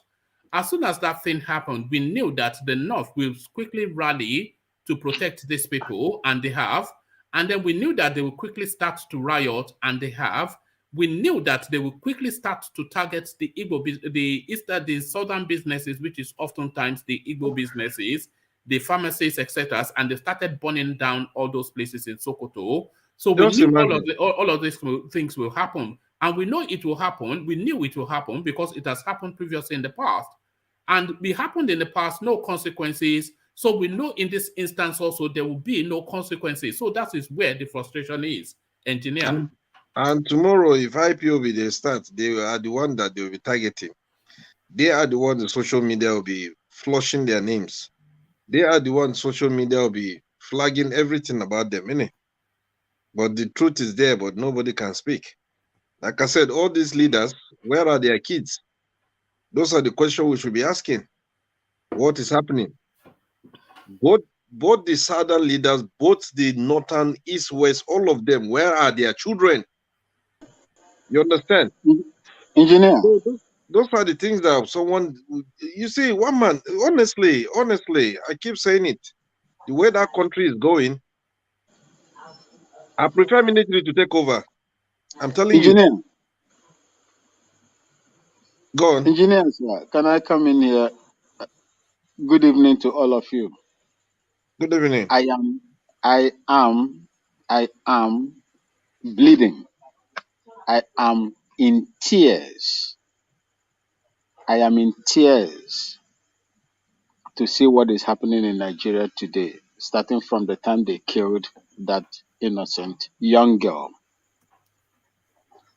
And I will tell you today that I lived in the north. I served in an active service in the military. And all those 18 years were in the northern part of Nigeria. I am in a better position to tell all our listeners and those in this platform today that you people don't know what is playing out there. You don't know. We come out here, we make statements, we speak against ourselves in this platform. People antagonize themselves in this very place. But the real core, the core problems is not addressed. I would like to tell you one man today. From Metasini, the reason why Metasini did not see the light of the day was that Babangida at that time took it upon himself to stop it. The reason why the Igbo trader that was killed in Kano, orchestrated by a man today that is walking free in the streets of Nigeria, the former emir, was because of Abacha. Fortunately for him, he was, forgiven. The North, what is happening in the North is not a new thing for some of us that have lived there. I was in Kaduna and I witnessed the Sharia that was introduced. Do you know how many people that were killed that were non-Muslims? Even Ghanaians, my own people from this place were killed that were lecturers in Kaduna Polytechnic in Regasa, very close to 44 Reference Hospital, Kaduna military, 44 Reference Military Hospital in Kaduna. Most of my people were slaughtered there simply because they were Christians. That was 2000, year 2000 under Obasanjo, when Sharia, Ahmed Yerima introduced Sharia in the North. If not for the fact that soldiers came out at that time, it could have been a different thing. Igbo shops in Central Market, known today as Ali Gumi Market, was destroyed. They did not even loot them and took them to their houses. They were bringing them on the center of the third road and destroyed them. That is sheer wickedness. You people have refused to tell yourself the truth. The truth is that I blame the Southern, all the Southern politicians, the religious leaders, the elite, I blame them. You cannot sit down aloof and watch all these things happening and you keep on praying for one Nigeria. What is one Nigeria? Are abroad, my brother. Their children are abroad. Where is one Nigeria for you? Where is one Nigeria? If someone Nigeria is Vin, not hold on, Vin. It's a lot more complex than that. It's a lot more complex than that. Because it's not a universal position, this thing in the North, but it's a popular position. So really, we have to recalibrate the North. It's just really what we have to do. Yes, we have are to they ready? Well, you heard. Oh, okay. Are they ready? Don't let me answer. Let them answer. Listen to the North, where people get away with everything. In Islam, there is a process that. All right. Good evening, my youth. I'm back here with a very I am very sad because I just went online and saw something very disheartening, where a female student of a college of education in Sokoto was killed because of religious blasphemy. Like, we are in a society where people get away with everything. In Islam, there is a process that is supposed to be taken before somebody is going to be stoned to death or whatever to death. You just can't kill somebody like that. Like, where did our conscience go to? What is happening to the society? Where did humanity go to? I am a Muslim and I don't support that because it's really disheartening. Like, what is happening to Nigeria, for crying out loud? When is all these things going to stop, for crying out loud? Love is the first religion. Where did it go to? Where did it go to? This is serious. This is unbelievable.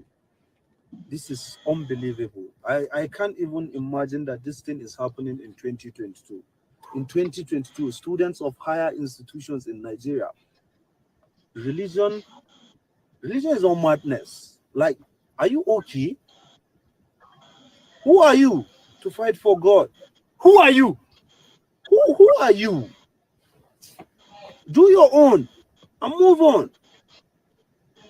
But the fact that in this particular time and era, you could think that people will go to that extreme because of religion. I am a Muslim. Of course. This is not the teachings of the Prophet. No. This is not Islam.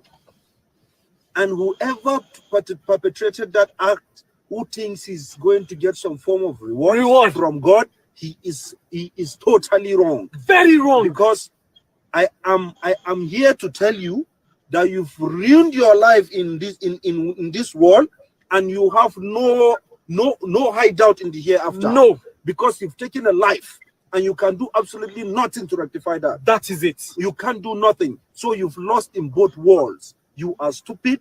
You don't even know what you are doing. You are not even supposed to be existing in the society. You are supposed to be wiped out from the face of the earth. Yes. I think capital punishment should be assigned. Of course, it should be. Capital punishment should be the assigned. perpetrator should be called to book immediately. It's not something that it's even negotiable. It's not. Yes, it's not negotiable. We can't take that because people have been getting away with things in this country. The repercussion is there are no repercussions to things, and so many people think they can just do things and get away with it because this is Nigeria. This time around, no. Our town. No. You are mad. Very mad. Yeah. Good, one man. Okay, so even hold on, even the best actor in Nollywood could not fake that. So that was anguish and just despair that we are expressing, that we are hearing. Can you hold on, please? Okay. Can you hold on? You know, that was anguish and despair that we're expressing, that you can hear in the voices of those people. So there are two notes that we know. There is this north that we heard from these two young chaps, and then there is the north that we saw from the young chaps in Sokoto State. So what I am saying, when I say we have to reorient these people, we need to expand the north that we heard on that video clip in order to tame the north that we saw in Sokoto. So we have to reorient them, is my position. Okay. Let engineer take that on. Engineer, you have the floor. Can you hold on? Engineer, to you. Wow, that's quite shocking, honestly. Did you hear those two chaps? Yeah. You heard the frustration in their voice. Exactly. Is it not the frustration you're hearing in our voice? Absolutely frustration, one man. Can you see that they were reading? Engineer, I just want to give something to the video, one man. Let can you see somebody was... okay, sorry. Engineer, carry on. Yeah, so let's have some structure to it. Engineer, sorry about that. Carry on. No worries. Wow, that's quite shocking. And you see, these are the people who call the true Muslims. You understand? Because those ones committing all the crime. Yeah, wow, man, this is absolutely shocking. You see, in that country, Nigeria, it's time to start educating people. It's time for people to be exposed. You understand? And one of the reasons why people are being exposed in terms of like the NYSC, they move northern to south to north, and it's something that the government needs to step in. They have to step in because what is happening now is like a wake-up call, and it's something that any religious leaders, they have to come out and speak. Yeah, they have to, because this is beyond human imagination for someone to commit those kind of things. Should they have a new vetting system for the people that actually teach in their teaching spaces? To really examine the doctrines that is being taught. Because it looks as though it's a free-for-all sort of system. So should they have a uniform system so that they can monitor the sort of teachings that is going on within that space? Yeah, of course, one man. Because there's one of the video, one of the imam was saying so many things that My dad sent it to me, and I was like, wow, this is a bit quite shocking. And that man, they leave him to go freely after preaching so many things like that. You know, it's like he's mobilizing the youth to do more. So people like that, they're not supposed to leave them to stay in that country within 48 hours. They need to arrest them and give them the right justice. But due to the fact that the country is just there the way it is, it's no man's land. You can go in and do whatever you want to do and come out with it. And apart from Woman, I that, wanted to say something here. just 1 minute. Yeah. Apart from that, there's another voice record that has been exposed. That a lot of people, they're coming from other countries, and Nigerian governors from the north. You need to see the amount of money they contributed. If I will send the video to you anyway, the voice chat, there is something that each governor from the north contributed 9 million naira, and people in the Senate House, they contributed, I think, 90 million naira.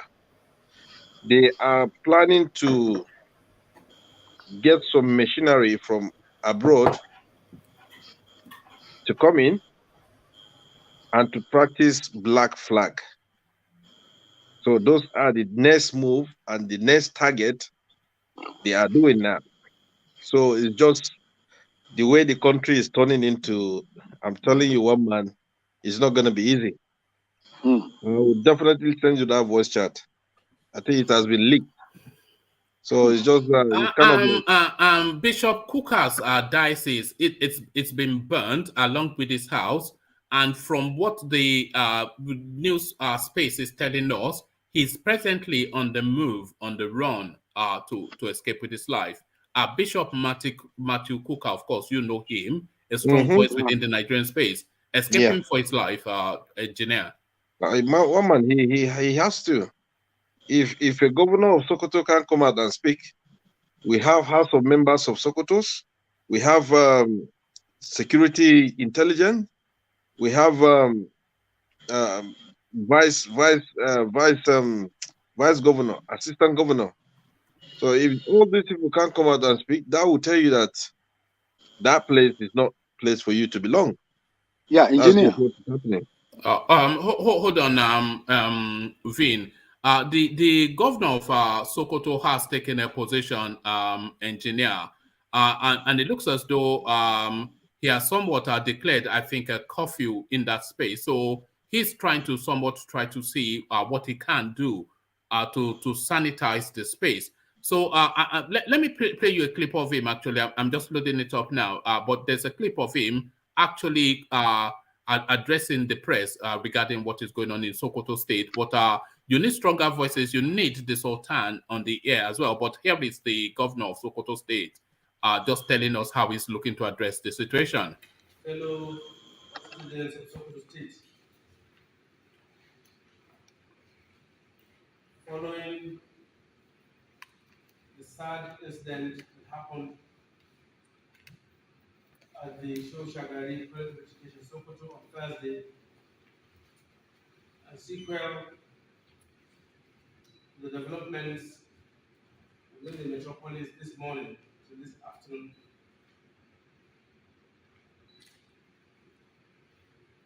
by the powers of Section 176(2) of the Constitution of the Federal Republic of Nigeria and Section 1 and 4 of the Public Order Act, and also Section 15 of Sokoto State Peace Preservation Law,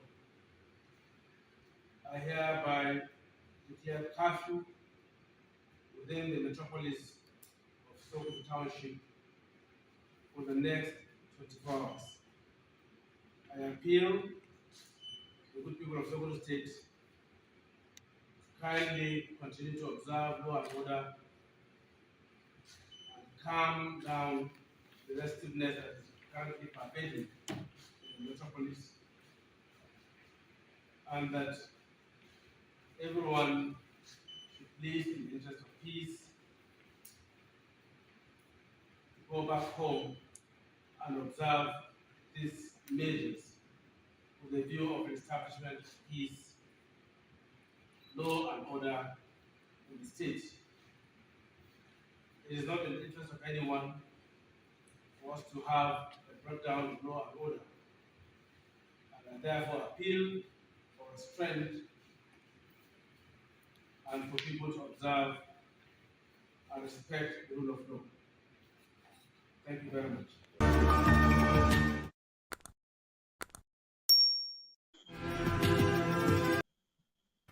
So, engineer, that is the position of the Sokoto state governor, who I think just constrained somewhat, but within the bounds of his powers, he's declared a 24-hour curfew just to give the security forces the window to sanitize the space.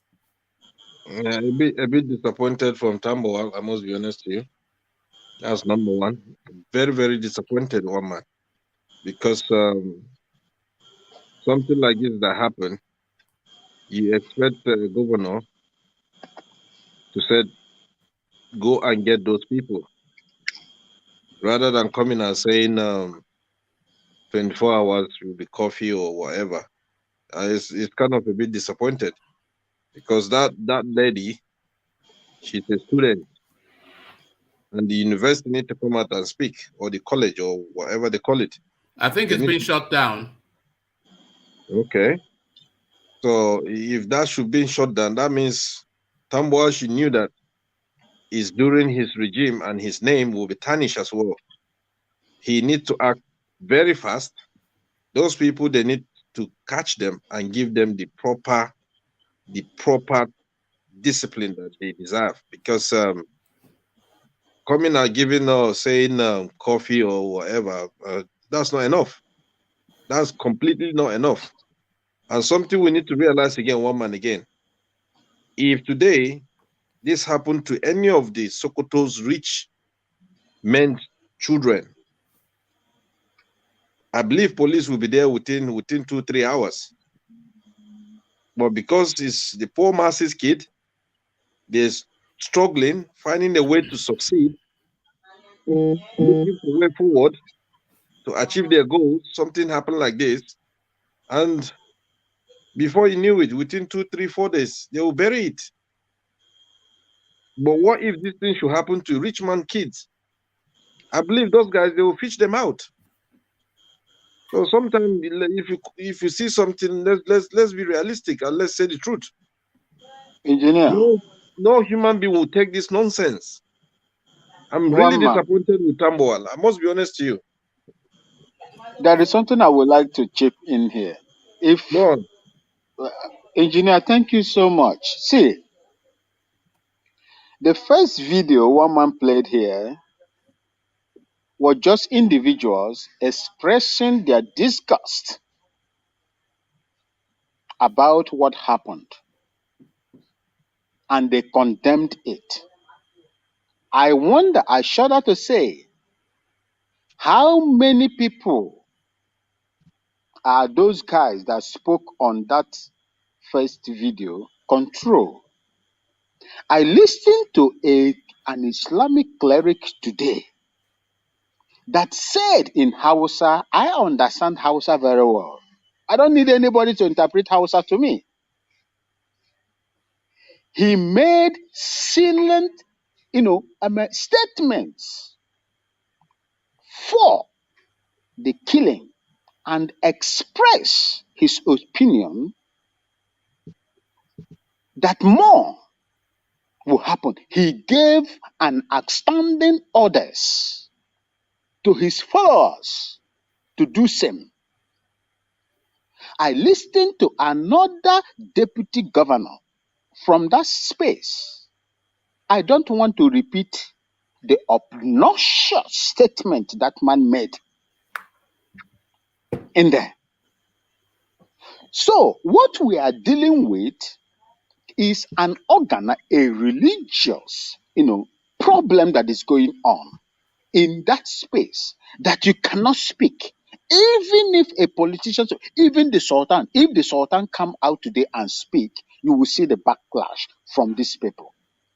This is what we are going through. How do you, the question I'm asking all of us in this very place, both those that are in that space and those that are not in that space, is this the country that must be united? How can you unite people with this No, it's too gross simplistic. intolerance? Hold on, Vin. It's just too simplistic to say, oh, therefore we must break it up, because it seems to be that seems to be the latch on for every narrative. X, Y, Z, therefore, and that is why we must break up. So that's a possibility, but really, it's a problem that we have that we have to address. But Vin, sorry, engineer, just the breaking up of Nigeria, I think it's just a lazy go-to as a solution, because if we listen to the voices of those two chaps, then we see that there is there's sufficient in the north to vest hope on. So is it not a more plausible? It's a heavy lift, but should that not be the route to try and harness those voices of balance in the north to make them the overwhelming voice of influencing that space, rather than just to surrender to this narrative of extremism and say we must break up, we must break up? Engineer, take that on. Engineer. Well, the issue of break up, that one is just talking point for everybody, because Nigeria will never break up. That's number one. If people are saying they want Nigeria to break up, go and hold your leaders. Finish all your leaders first, then you can make that comment to stand and decide, yes, Nigeria will break up, because the issue of break up, that one is just behind closed door. That's the old chapter.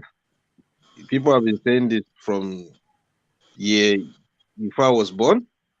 So it's something that anyone who is saying Nigeria will break up, I must be honest to you, don't even waste your time talking things like this. Because if you want the country to break up, go to your state, go and catch the governor, the vice, and everybody, then sort them out. Then you know why. If you come out and say, yeah, Nigeria will break up, people. Okay, so if the country doesn't break up, but how do we because we cannot live like this. We cannot live with this level of barbarism. We cannot live with this level of backwardness. We cannot live with this level of extremism, and we cannot live in fear of a guy because he's from the north. You know, so how do we get out of this situation?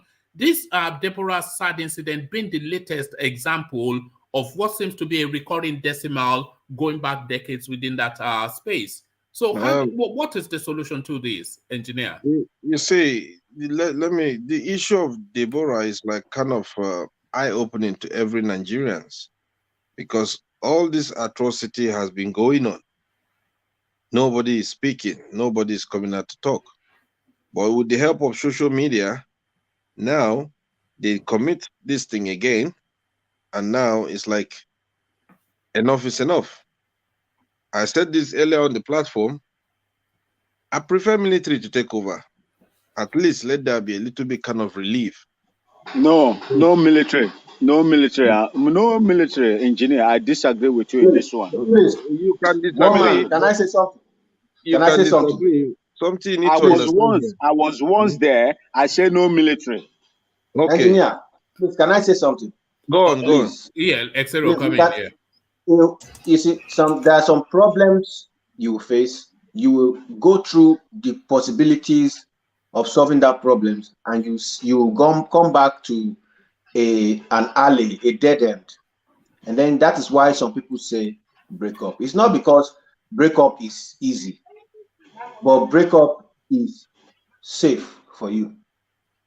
We are not saying it's easy to break Nigeria up, but when you think about the problem of Nigeria intelligently, one thing that must come to your mind is, if we are not together, I will not be facing this problem. That's one thing that will come to your mind. But then again, how do we get around the problem without breaking up? It's reorientation. It's just. It's not that. It's not. There's nothing complex. We have to reorient the north. How do we reorient? We have to civilize them. You have been reorienting the Oh, North hold on, Vin. before Hold on, Vin. independence. Yeah. We have to go on next. How do you do that? Well, we're going through the portals that they know. So, which is the religious spaces. This is why I'm saying that there has to be a more stringent vetting of the people that superintend the religious spaces to see what sort of doctrines are being preached within that space so that they can sanitize it. So this is a job that has to be taken on by the Sultan. So we have to reorient them religiously and then infuse Western education so that they are able to think critically, because they think in mass at the moment is half the problem. So there's a reorientation. It's a reorientation that has to take place. You know, that's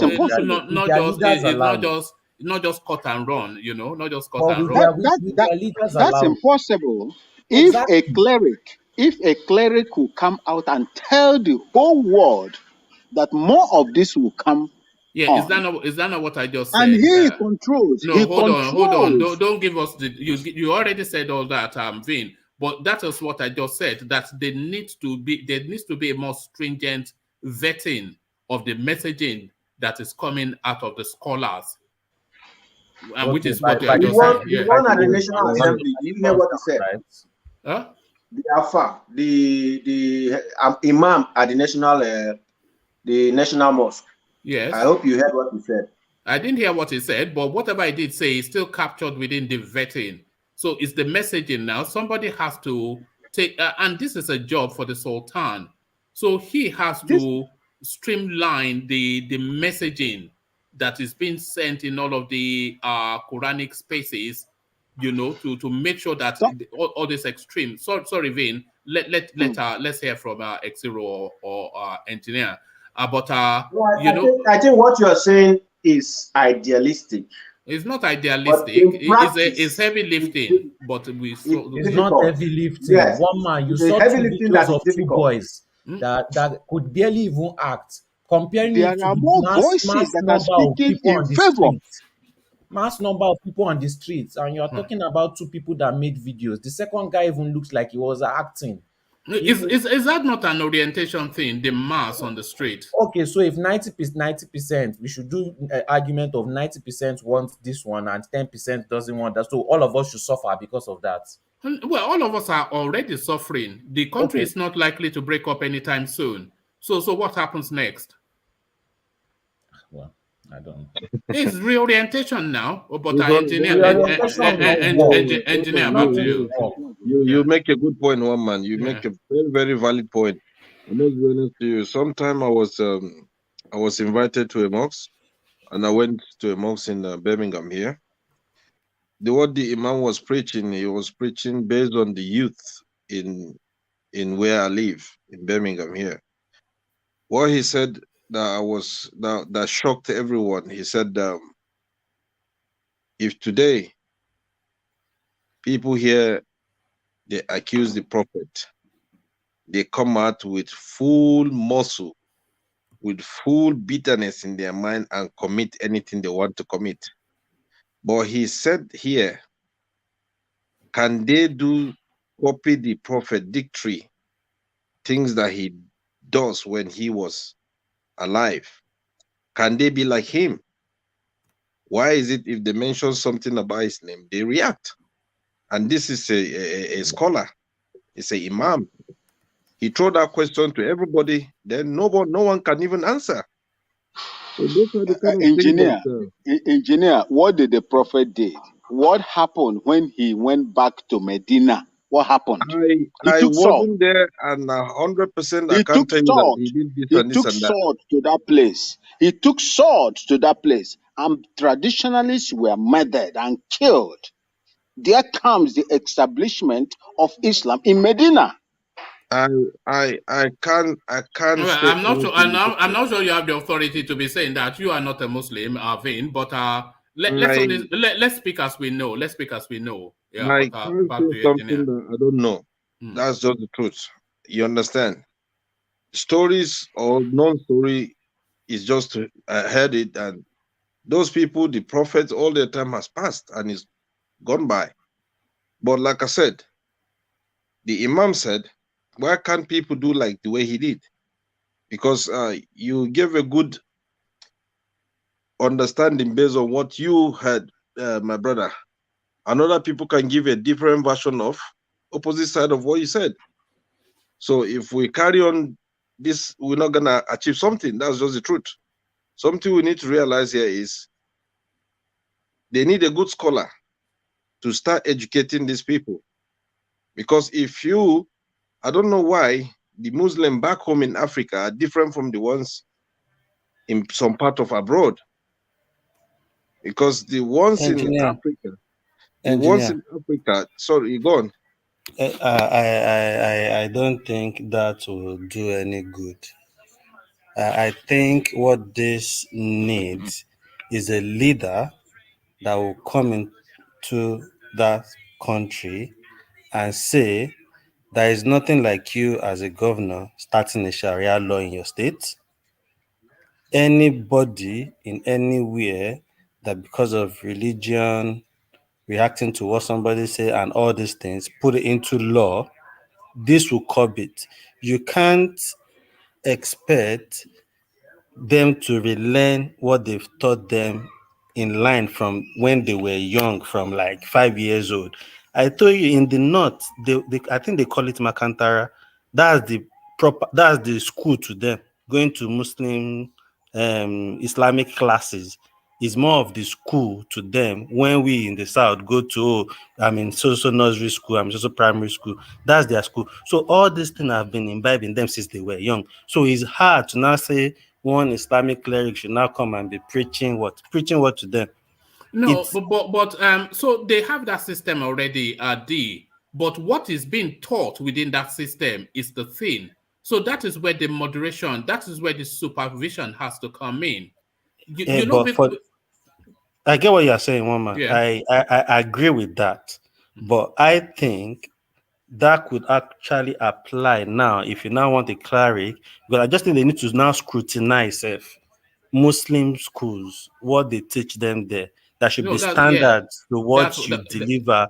You understand what you deliver to all these kids. Then whoever is the next president needs a lot of work to curb this thing. And I think if you do that, it will even reduce this terrorism, because it all boils down to that same mentality of jihadists and all these things.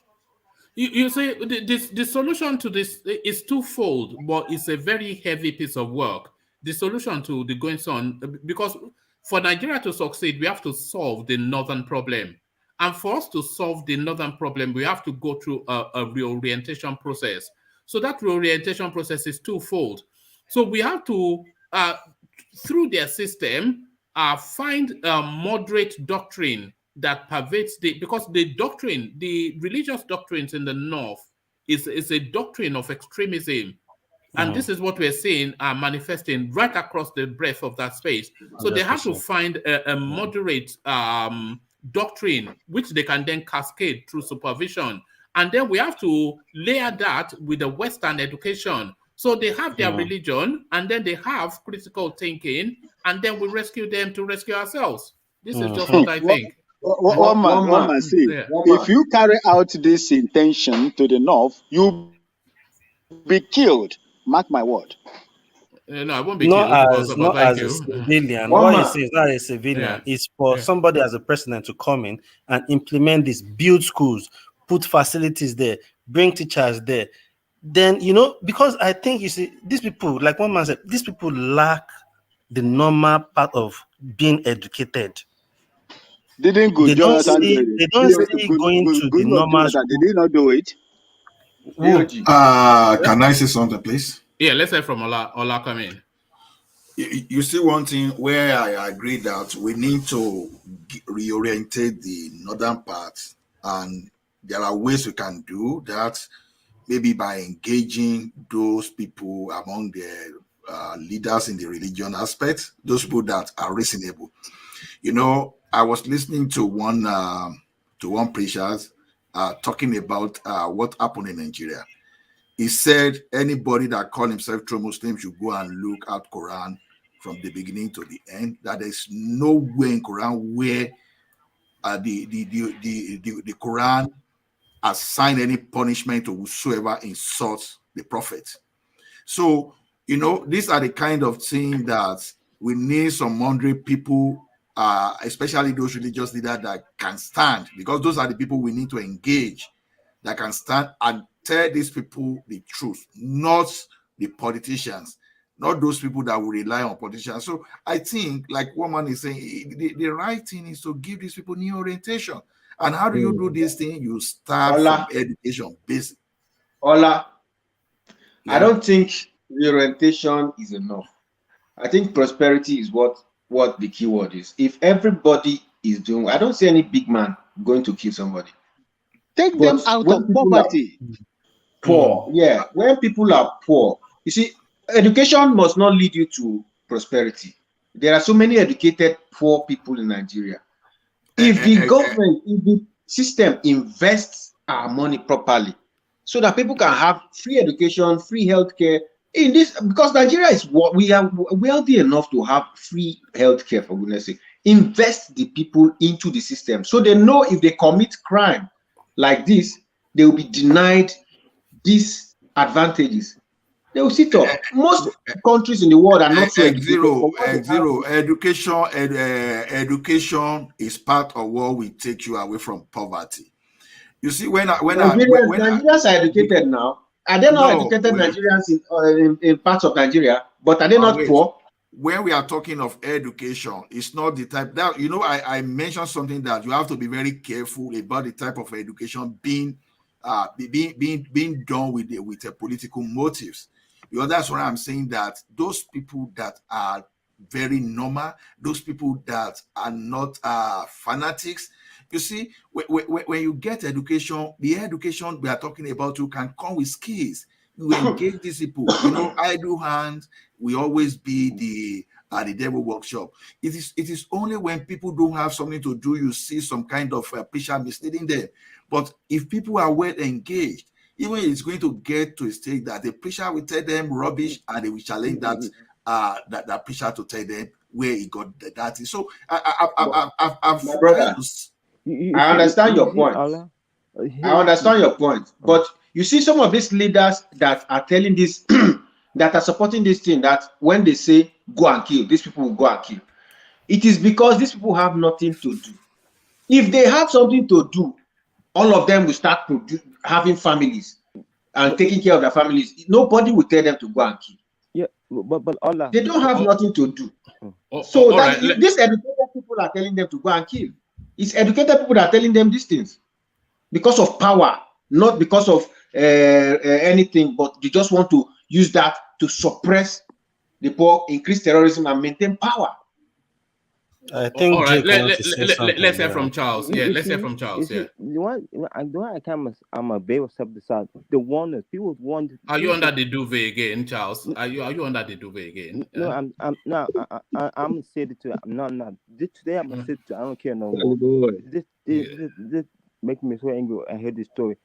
See, people want this is gonna happen. We were not listening, and this happened. We were listening, and then it happened. You see, we weren't listening. There's one inside. We weren't listening, and it happened. The lady got killed. And the boy Igbo shot. You wasn't listening. It happened. This is sad. And the son is standing there and being dumb. This is shame. This is disgrace to humanity. This is great. No, it's a frustrating situation, but it's not a new space, but it's a space that should now come to an end. And what frustrates me is the leaders in South. I don't say anything about it. They're standing there, they're saying nothing. What are they doing? The leaders in the South. All right. So take that on, engineer. Why are the leaders in the South not taking a position on this? Where is Peter Obi's voice when we need him? Bullion van is about to take place, isn't it? So there's nothing to beat around the bush. I said it earlier. The leaders from the north, south, and east and west is quite it's disgraceful for them to see something like all of them. Their children are abroad, so why would they bother? Are we talking about Peter Obi? Yes. Why has he not spoken on this?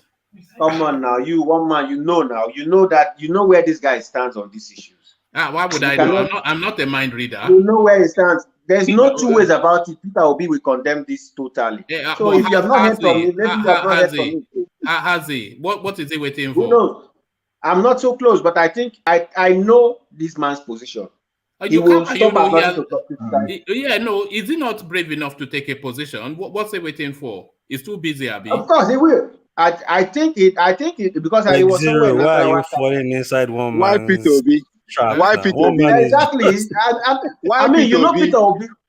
He doesn't. Peter Obi has been campaigning. Peter Obi has been campaigning to take out people from poverty. He said poverty is one of the most dangerous things that is happening in Nigeria. No, we know that. Poverty. We're asking. Then why are you calling him out? Hold on. But I'm only asking, why has he not come out to take a public position on the Deborah situation? That's just the question. Engineer.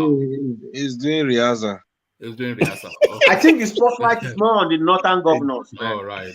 Anyway, quick one, guys.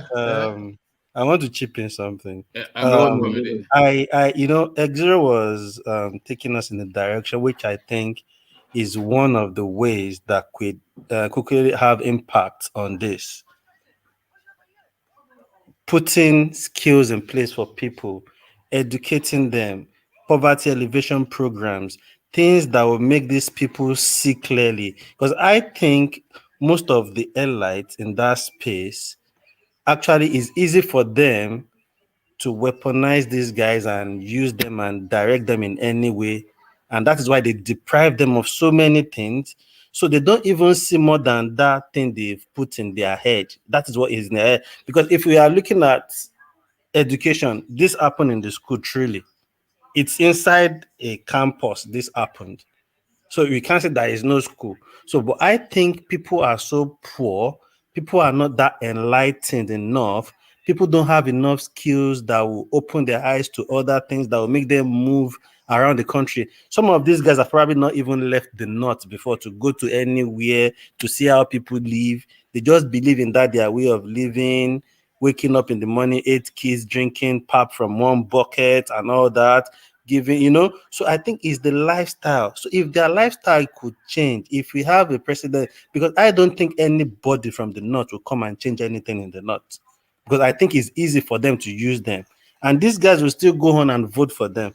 If the South then weaponize them. If the South is if the South is protesting for something reasonable, you will see some people will gather themselves in the north protesting against that thing. And you will think, are these people, are they crazy? Can't they reason? Can't they see what is going on? This thing is affecting all of us, So you want to reorient them, So I think what X0 is saying actually make perfect sense. Like, give them job, give them skills, open the eyes, let there be good health care. Because in the process of going for good health care, they will educate you instead of giving your child this. So they will open their eyes to things. Their eyes will be open. It's just like when they eat the apple in the Garden of Eden, their eyes will be open to things. But I think they are just blindfolded with many. There was a guy from New Zealand. He is called Indigo Traveler or something like that. He went to Kano, and they were taking him through the I don't know, Madras or whatever it is, their real core spaces. And when the guy was walking through, there was like drainages coming out of houses, and the guy was telling us that in those drainages that people were defecating and urinating in a drainage that goes through their homes and runs through into the gutters. So imagine from that sort of a life. I've lived in Ibadan, I've lived in Lagos. If you go to Sabo in Ibadan, and you just don't go through Sabo on the main road, if you go into the corner, maybe you have dealings with all these Hausas to buy gold or to buy things from them or to sell things to them. If you go into their neighborhood, Kai. What are you doing all selling gold? Are you confessing something? No, man. Look at this guy. That mom is it's a lifestyle. One man is a lifestyle. It's a tradition. I'm just, so you will see these things you are talking about. It is true. What that guy is saying, it is true. So for you to know that Sabo is just a normal way Hausa people put themselves in each other states in Nigeria. If you go to those Sabos, these things you were saying happens in the same place. So that tells us is in them, is with them. That's their lifestyle. So they need a lot of things. So it's all of it still education and orientation. But Yeah. it's just so easy to say. I'm not saying we shouldn't break up, but I just feel that that's just so easy to say everything, and that is why we must break But up. it's not as easy. Yeah, it's not easy to break up like Can that. I say something about that? Yes, can I say something? Can I say something? All right, let's hear from Rational Mind first. We haven't heard from him, and then we'll come to you, Ola. Yeah. Yeah, woman, I listened to you when you said, when people say, let's break up. It's easy to say. Yeah, it's a lazy way out for all right? me. So also saying, oh, let's re-educate them, let's reorient them. That's too also is easy to say, right? No, that's a heavy lift. Yeah, it is. You can say it. Let's reorientate them. I mean, let's re-educate them. Let's give them a reorientation. It's easy to say as well. Both of them are heavy lift. Both trying to get them to agree that we should part our ways. That as well is an heavy lift, as well as you trying to re-educate them or reorientate them. Somebody was saying here a while ago that Goodluck Jonathan spent millions of naira opening Almajiri schools for Almajiri. Yes, I said that. I said that. I said that, Rational Mind. So, but then what has happened to those schools? Is it not? I mean, what you just said, woman, it's another solution that can be applied in helping these people to come out of this fanaticism and whatever. But also, you also realize that most of the people behind spearheading this fanaticism among them, some of them are highly educated. Some of them with large followers. So, you see, this fanaticism is not about just not being educated or being illiterate.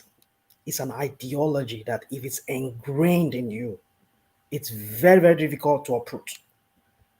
Goodluck Jonathan tried opening schools for Almajiris. What happened to those billions of naira that he spent on opening schools just to get these kids out of the streets? If the northern governors who benefited from that scheme, if they thought it wise that it's a way of trying to change the narrative among our people, why did they follow through that process?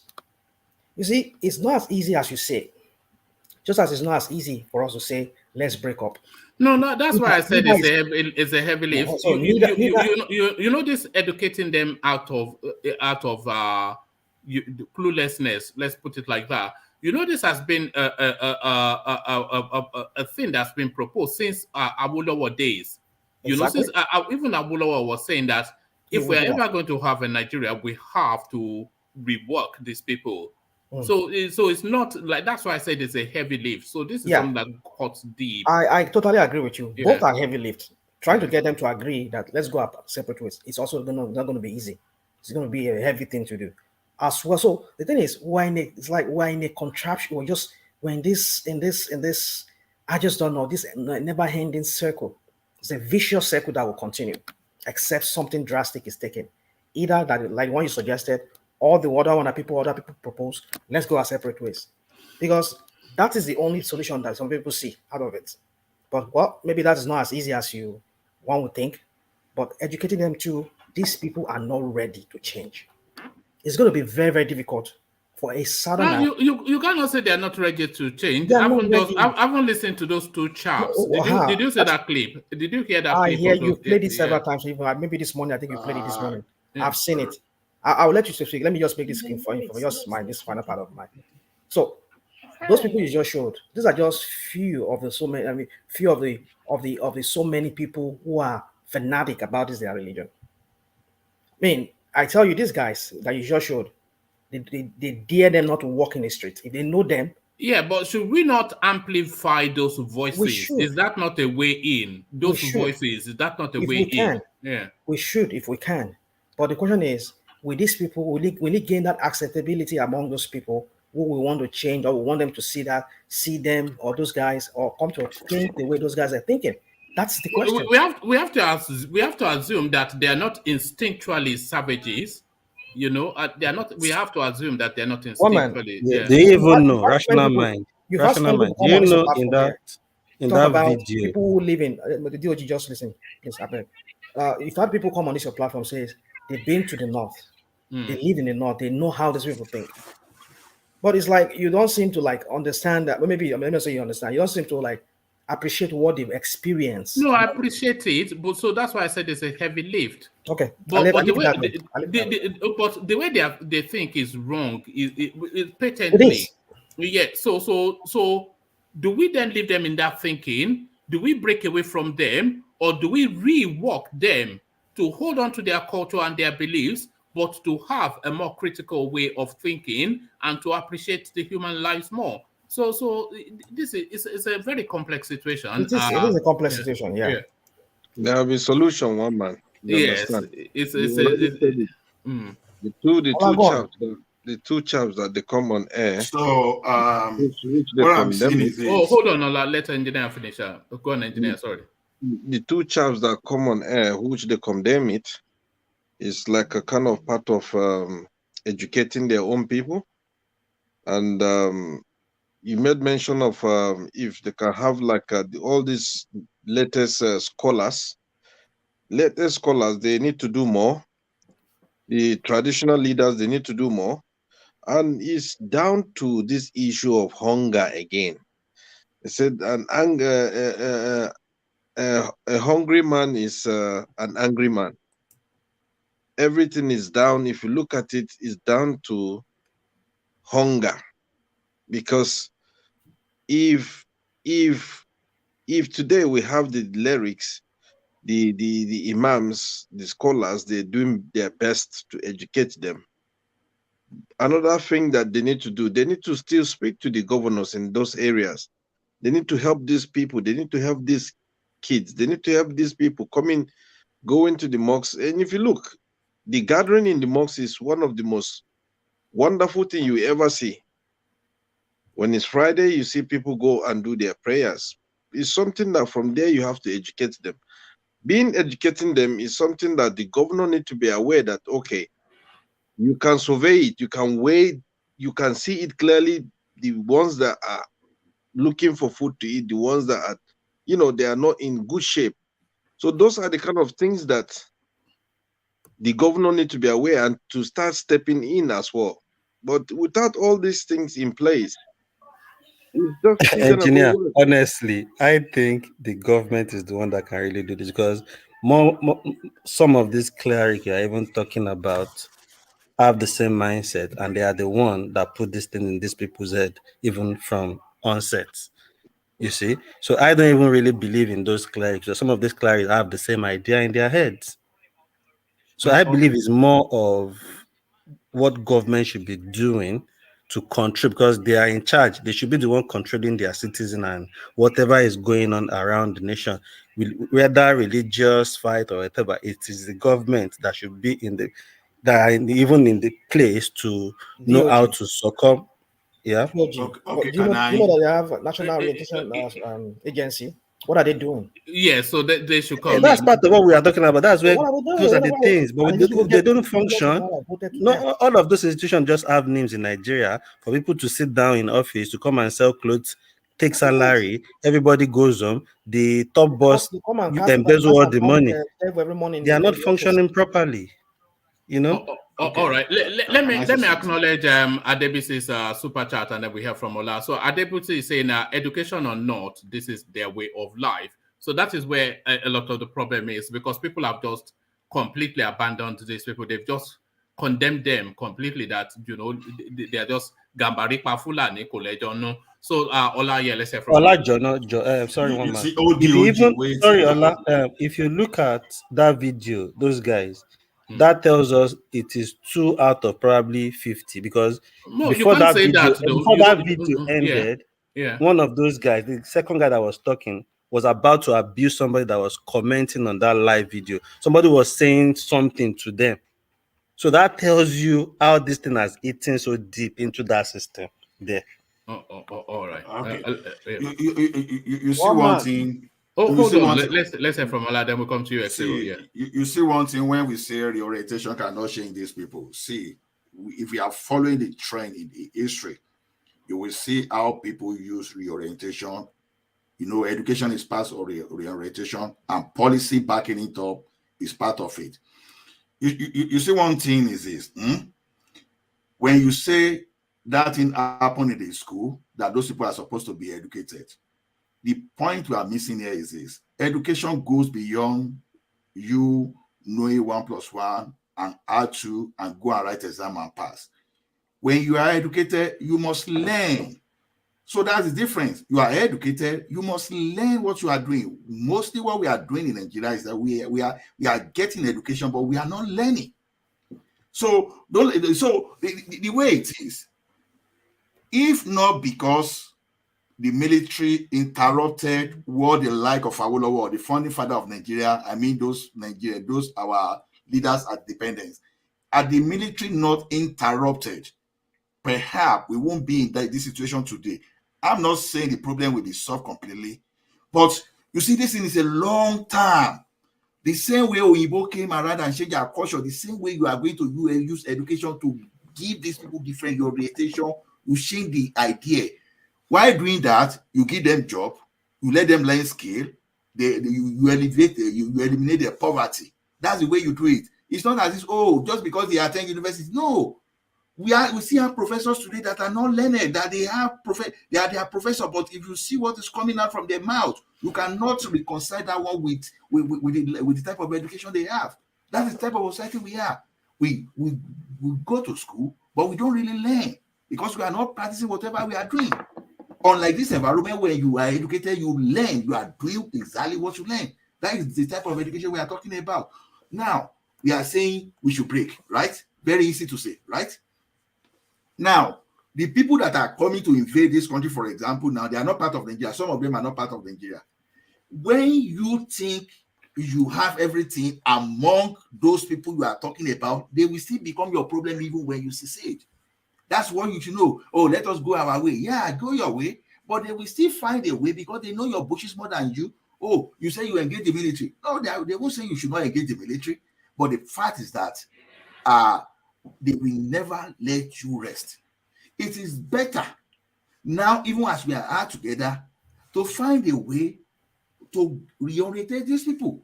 It's not as if it's go beyond you establish it. Ola, what are you talking about? No, Ola is exactly right. If you break up, you think as though you will break up and then they will stop invading your farmlands and killing you. They will still continue to do that. Don't worry about. You have to change their mindset, and that is the way out. Yeah. One man, let me address this issue. Yeah, go on. You know, when I come into your platform, when I listen to your read-ups, I do an analysis, and before I speak, I'm giving you a near finality because I've already thought it out and seen the way it works here. You know, some things we say here, we don't put into consideration these elites, these leaders of the North. If we put them into consideration, we will know that for you to orientate them, you will ruffle feathers, and those feathers will fight back. In the process, a lot of people will get hurt. They don't like people meddling into their affairs that much. What I suggested before was like you guys re-echoed. You see, in Europe, we see how decent countries use a multi-pronged approach to curb criminality.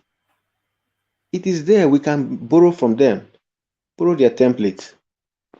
In Scandinavia, they have almost free education to university level, free healthcare, and all that. These are investments into the citizenry that will make them calm their nerves. There's easy access to loans.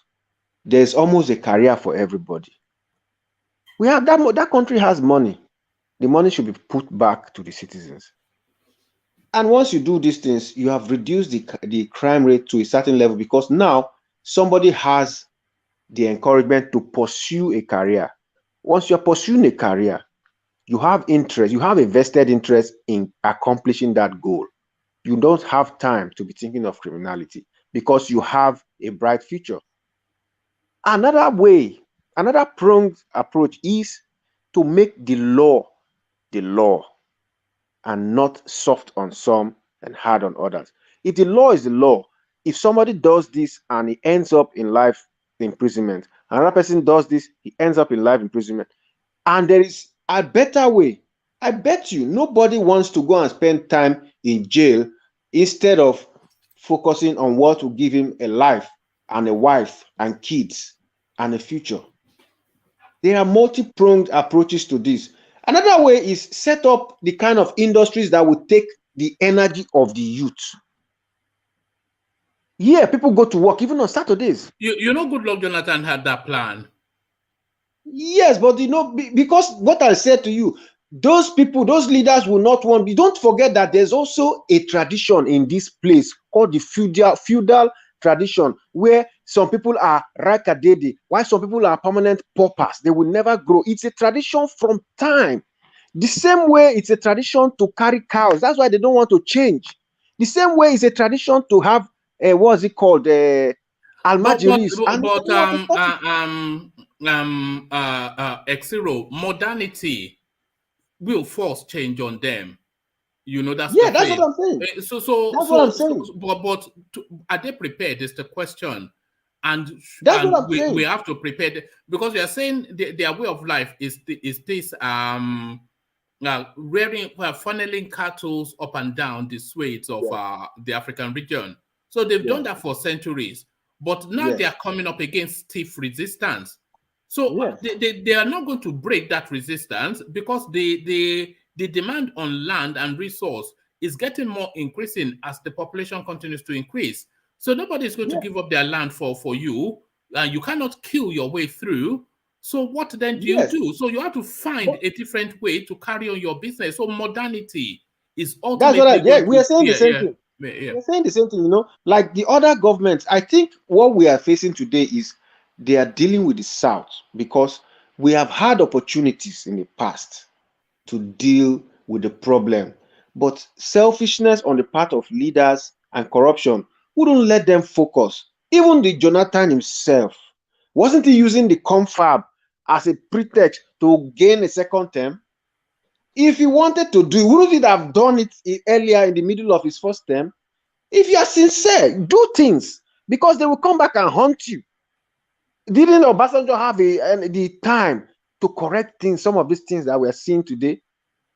We have had leaders that had the opportunity when the oil boom was in place. They did nothing. Look at our purse; it's empty. Look at the price of oil today; it's going down. We don't have the resources anymore.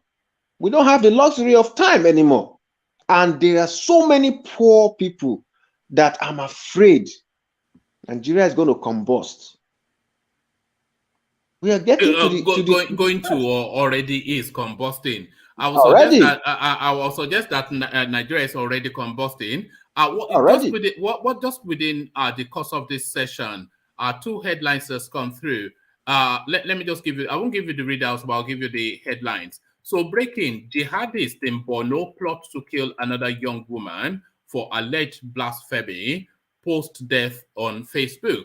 So that's one headline that's come out within the course of this session. Another headline: Deborah Samuel, Bishop Kukah'S house burnt as Muslim attack Catholics, ACWA churches. So already hell and brimstone already vesting upon the Nigerian space. Wow, that's shocking. You know. Let somebody else take that, please. Yeah, because, and that is why they are not likely to ever really prosecute those chaps that they arrested, engineer. Well, one man, I must be honest to you. You see, like I said, it's down to the governors, and it's down to the religious leaders. So a month ago in your platform, I told you, what are the CAN doing in Nigeria? Do we have a CAN that you can call them a CAN? You know, what are they up to? What are they doing? You understand? Those are the kind of challenges that they're supposed to do. They're supposed to see. They're supposed to take action straight away. But do you see them coming out, or do you see them talking? No. You know, if we look at things in the other way around, Atiku said something which he deleted it, but at least he made that attempt to say it. Deep inside him will know, because of political whatever, or because of the election, he went quickly and took it off. But at least he said something. How about others? What did they say? Have they condemned all this, or have they said anything? No. So it's something that if they can go and start burning churches, they can go and start burning bishop house. It's down to the governor of the state again. It's down to all of them, and it's quite sad, and it's quite unfortunate. The level of poverty now is making people to start killing themselves, destroying, just in the name of religion, destroying your humankind. It's quite touching, and it's quite disturbing. And the ones that, and also even the Igbo elders say something. They said the one did not say, "Be careful, because you make people start angry." The youth, you see, they don't want that to happen. That's what being caught. You know, you should be cautious. Charles, we can barely hear you. I'm not quite sure if that's why I was saying you're under the duvet. I'm saying the evil leaders warn the youth of the north, be careful what you're doing, because you remember the South angry, and they don't want that to happen. You see, the evil leaders just don't worry. What can the South do? They've done worse, and what has your anger ever resulted in? You can get angry, and then you go in the newspaper and make noise, and that's for the Igbo elders to say this for the first time, that should have stopped in the land. Forget the Igbo elders. What can they do? Charles, what can they do? Land, I'm saying this. Just stop. Yeah, but what can they do? Forget the Igbo elders. They are all on the take. How can we living like this? They cannot. No, that I agree. We cannot live like this, but forget the Igbo elders. And why is it bad? It's a sad point. Something you need to understand, Charles. Igbo leaders, they won't do nothing. Even though they are telling the rest of the Igbos to leave north. The rest of the Igbo people, they know what they're doing their business. You understand? It's just the system of the country is damaging the people of Nigerians. If the Igbos in the north, they're doing their business, it's like I said, it's down to the governor, it's down to the commissioner of police, it's down to the chief of army staff in that state. It's down to them. As long as they see this alarming thing is going rampant, it's down to them to protect people, to protect every Nigerian citizen, regardless of anything.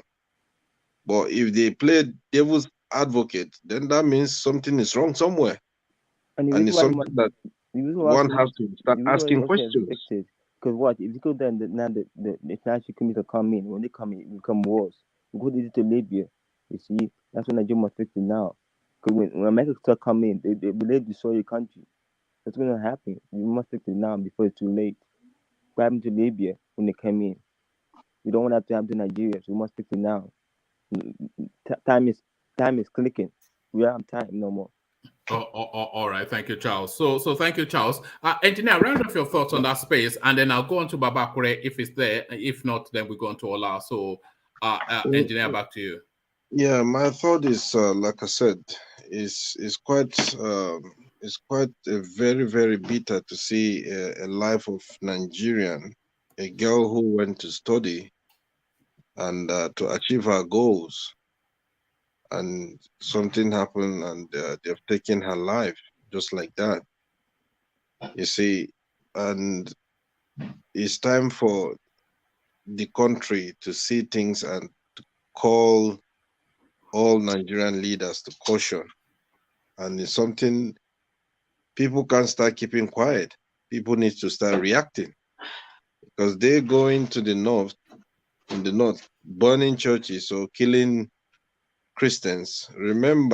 They should remember that the other religion people they're down in the south, did they have conscience to think what is going to happen to them? Those are the kind of things that people need to start thinking. If I do this, what will happen tomorrow? So it's up to them now. It's up to the governors, like I keep saying it, and I will keep saying it. They have to react. If they don't take action straight away, then that means the country has turned to Okpari. And apart from that, we have the Khan, which are the main body of Christianity in Nigeria. Have they come out to speak? Only God knows. Now. They've spoken. I want to see some of their. What did they say? What did they say? Rational mind. They condemned it. They condemned right. This cannot be allowed. It's not allowed. But I want to just that just like they did in the 500 other. It's not the issue of coming out condemning. Engineer, let me ask a question.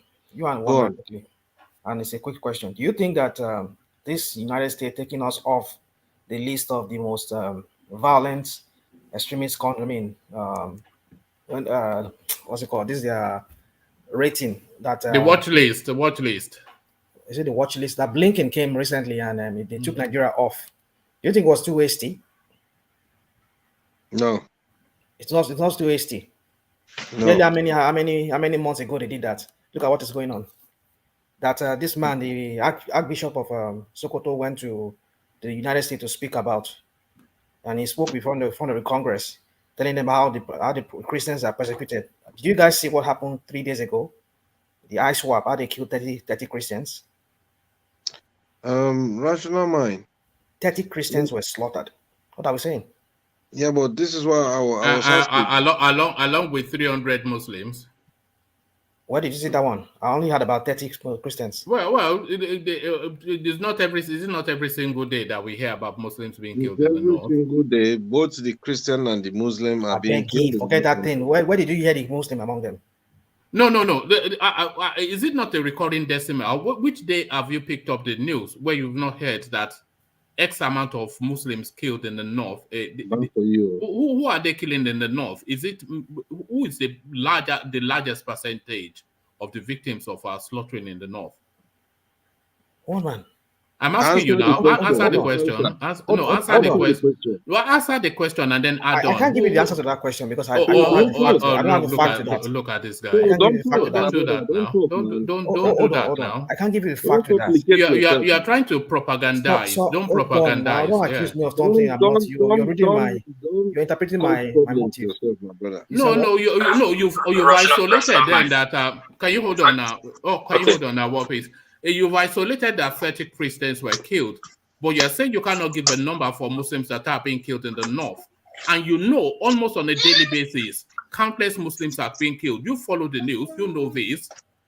How would you say I know this? Of course you know this because you follow the news. If you follow the news, then you know this. You know. Well, I can't put a finger to it. No, I can't put a finger to the. This is propaganda. What you are doing is propaganda. No, it is. It is propaganda. Am I the one who reported it? I'm not the one who reported it. It's in the news. Rational mind, What you should have told them, You said? What you should have told them is this, this is what happened in the north. They kill Muslims in the north, but depends on which Muslim they kill in the north. They have this northern called Muslim. They call themselves the Muslim. They look at other people that are Muslim that are not northern. But you are Muslim, but you're not northern. E.g., like the Fulani, like a tribe. So if you see the kill Muslim, there's no riot. Probably from that stock of Muslim, they see as not really Muslim. But then you hear the kill, if you're the Muslim, you see a governor declaring curfew or paying to the people they kill. So that's how you like break it down so that people will understand. But they are putting it on a tight corner. That's my take. Well, I don't know. I think I understand what you're saying, but my point is this: it depends on the context of what you're talking about. That they killed, like some few days ago, we're on this topic even before this whole thing got to this level that we are seeing today. Since yesterday, I was debating with you, one man here, that this issue of religion is going to tear us apart, and I was trying to say something about. I think I can't remember what I was about trying to say. Now let me just leave that for now. Let's continue, please. There's something I wanted to say to you, but I just go off my head. This is it now. I have scrambled your brain. So, but I've not scrambled the engineer's brain. So, engineer, back to you. Well, man, honestly, Nigerian, they need to do something. The leaders need to react. If Rational Man said they can, they come out and condemn it. It's not the issue of condemning it. They need to do more. They need to act. They need to. What more can they do now? What are you on about now? They can go and meet the governor of the state. What are you saying? And so if they meet them, what do they do? Didn't you hear? He needs to put things in order. He needs to put things that they did away with in Kaduna the other time because he was harboring another fellow Muslim who converted, and he was harboring him. And then he went home. Maybe he had a fight with his brother's wife. Something happened. I don't know. But this is what I'm saying. They can need to do more. They lynched the guy and they lynched the pastor. So what has happened to those people today? So what are we talking about? Rational mind, like engineer is saying, rational mind, like engineer is saying, can needs to do more. Even the Muslim union. Hold on. Even the Muslim union. Nothing will happen. Rational mind. Even the Muslim union need to do more. Then quickly to that terrorist list. That was political. Removing Nigeria for terrorist or keeping it is political. I think religious intolerant nation. I think that was what the No. It's political. Look at South Korea. It's not in terrorist list. It's political. As bad as they are, it's not there. So don't worry about that. That's American. Korea? North Korea, I mean. It's not there. As everyday launch missile, it's not there. No, we're not talking about terrorism here. No. What piece? You're getting it wrong. We're talking about politically intolerant. I mean, religiously intolerant. That's the. I think that's America remove us, yes, but us based on politics. It's politics. I understand. So let's leave that. Then what I'm trying to say is this: see, they are doing riot in Sokoto. Why there's no counter protest in other states? If this will happen to a Muslim in the south and something is going on, you see they'll be protesting in the north. Now there's no unity of purpose in the south. We don't speak. So we should not continue. We should not continue pushing that narrative. We should try to push a narrative that will bring us together. This is a platform to unite people. We keep saying this. We keep dividing ourselves more and more. We should try and encourage peaceful projects, peaceful protests. There should be a peaceful protest in like 5 states. Then people will start understanding that you don't have the monopoly to violence alone. You see, the reason why you don't see this thing in the south is that there's no sense of association with the victim. So the victim is not a Yoruba person, it's not an Igbo person, I think she's a Hausa girl. So the only commonality is humanity and faith that is similar to one practice in the south. So there's no real sense of affinity, sadly, with the victim. So who are going to protest? It's her people. It's usually the people of the victims that usually protest. But who are our people? One man, the Christian in the south will protest.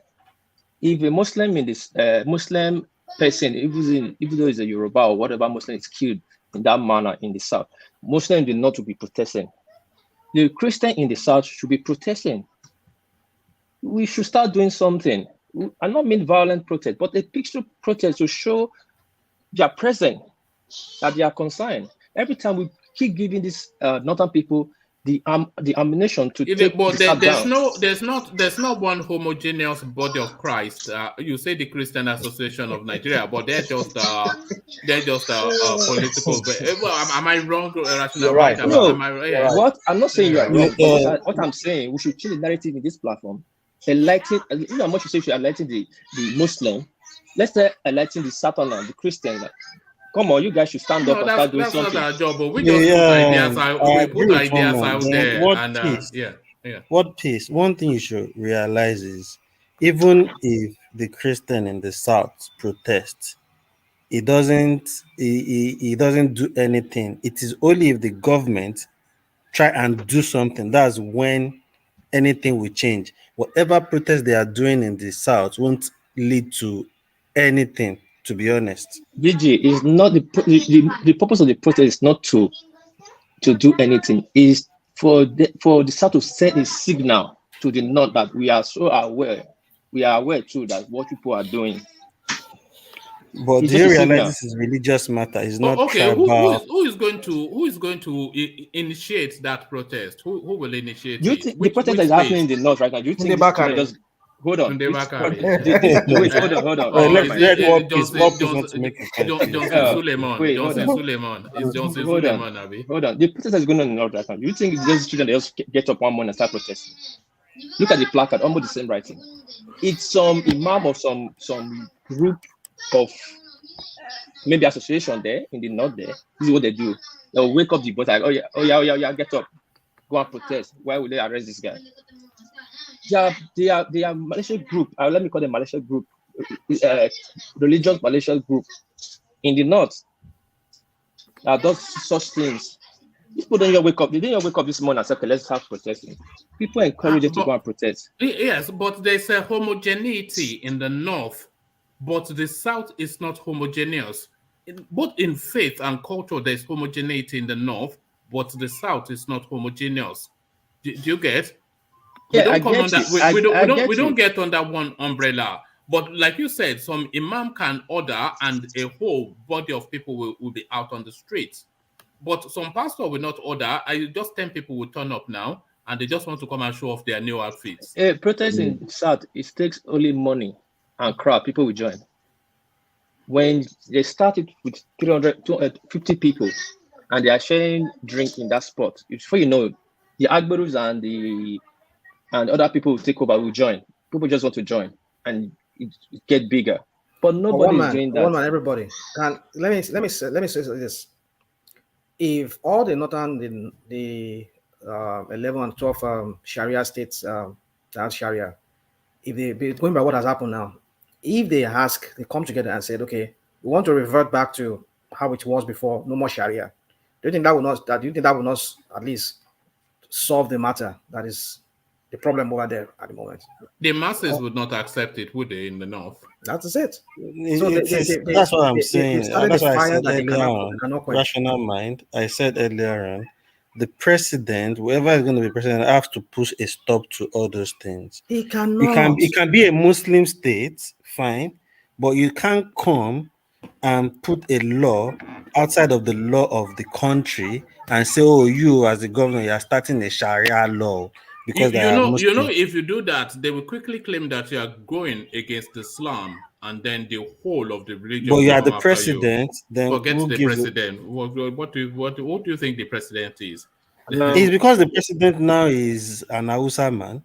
He danced to that. They play along in that same mindset, and that's why I'm saying most of these Hausa leaders. Obasanjo couldn't do what you were suggesting, so who can?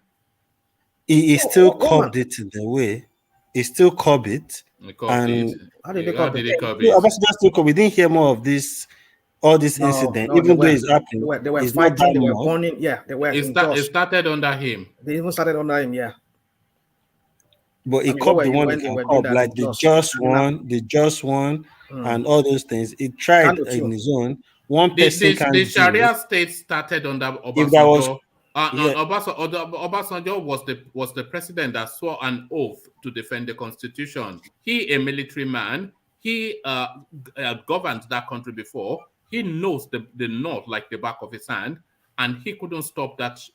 It was Ahmed Jerima that started it. Because it was as if they allowed him to come and be president. Then it was as if the North gave him chance to come and be president. So he played into the hands. So he was a bit biased too. And that's why I'm saying, if we have a rightful thinking leader that will put a stop to this thing, you can't tell me you won't act on what the president is saying. He will command, put security in place. Anybody that mess up, deal with them, lock them up. Who are the security?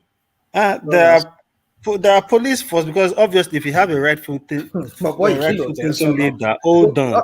You are picturing what I'm saying now with the present situation, but I'm saying a new leader that is rightful thinking.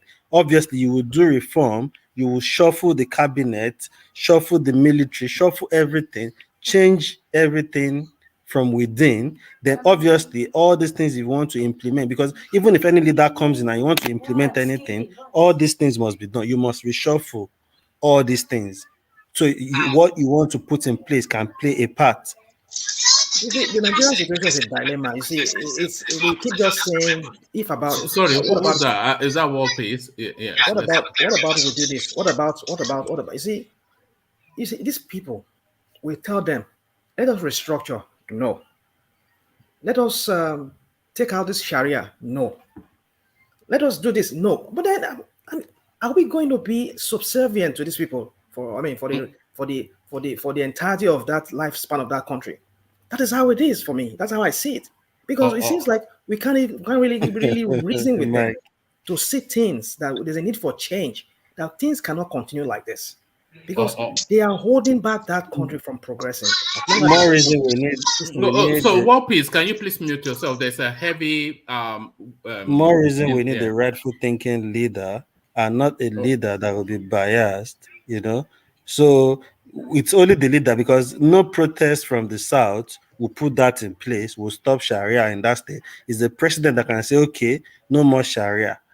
They won't say no if you stand on your feet. That's why I keep saying. All right. Let's go on to Babakure just to keep it ticking over for reasons of time. And let's leave for a moment the Shariafication of Nigeria and go to the Debatification of Nigeria. So Babakure, of course, your boy, TINUBU, he's now taking on the topics that people are tying as a ball around his neck.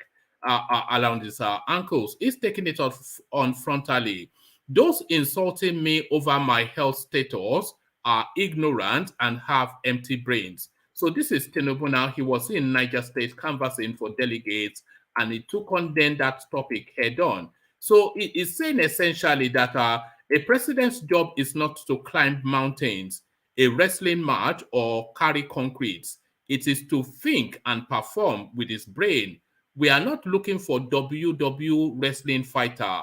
We are looking for a thinker to provide security for us. We are looking for a doer who will look at economic opportunities and turn it around to prosperity. So this is his argument now. And he also invited the people that are challenging his health, that he has his health certificates, and is inviting them to bring theirs.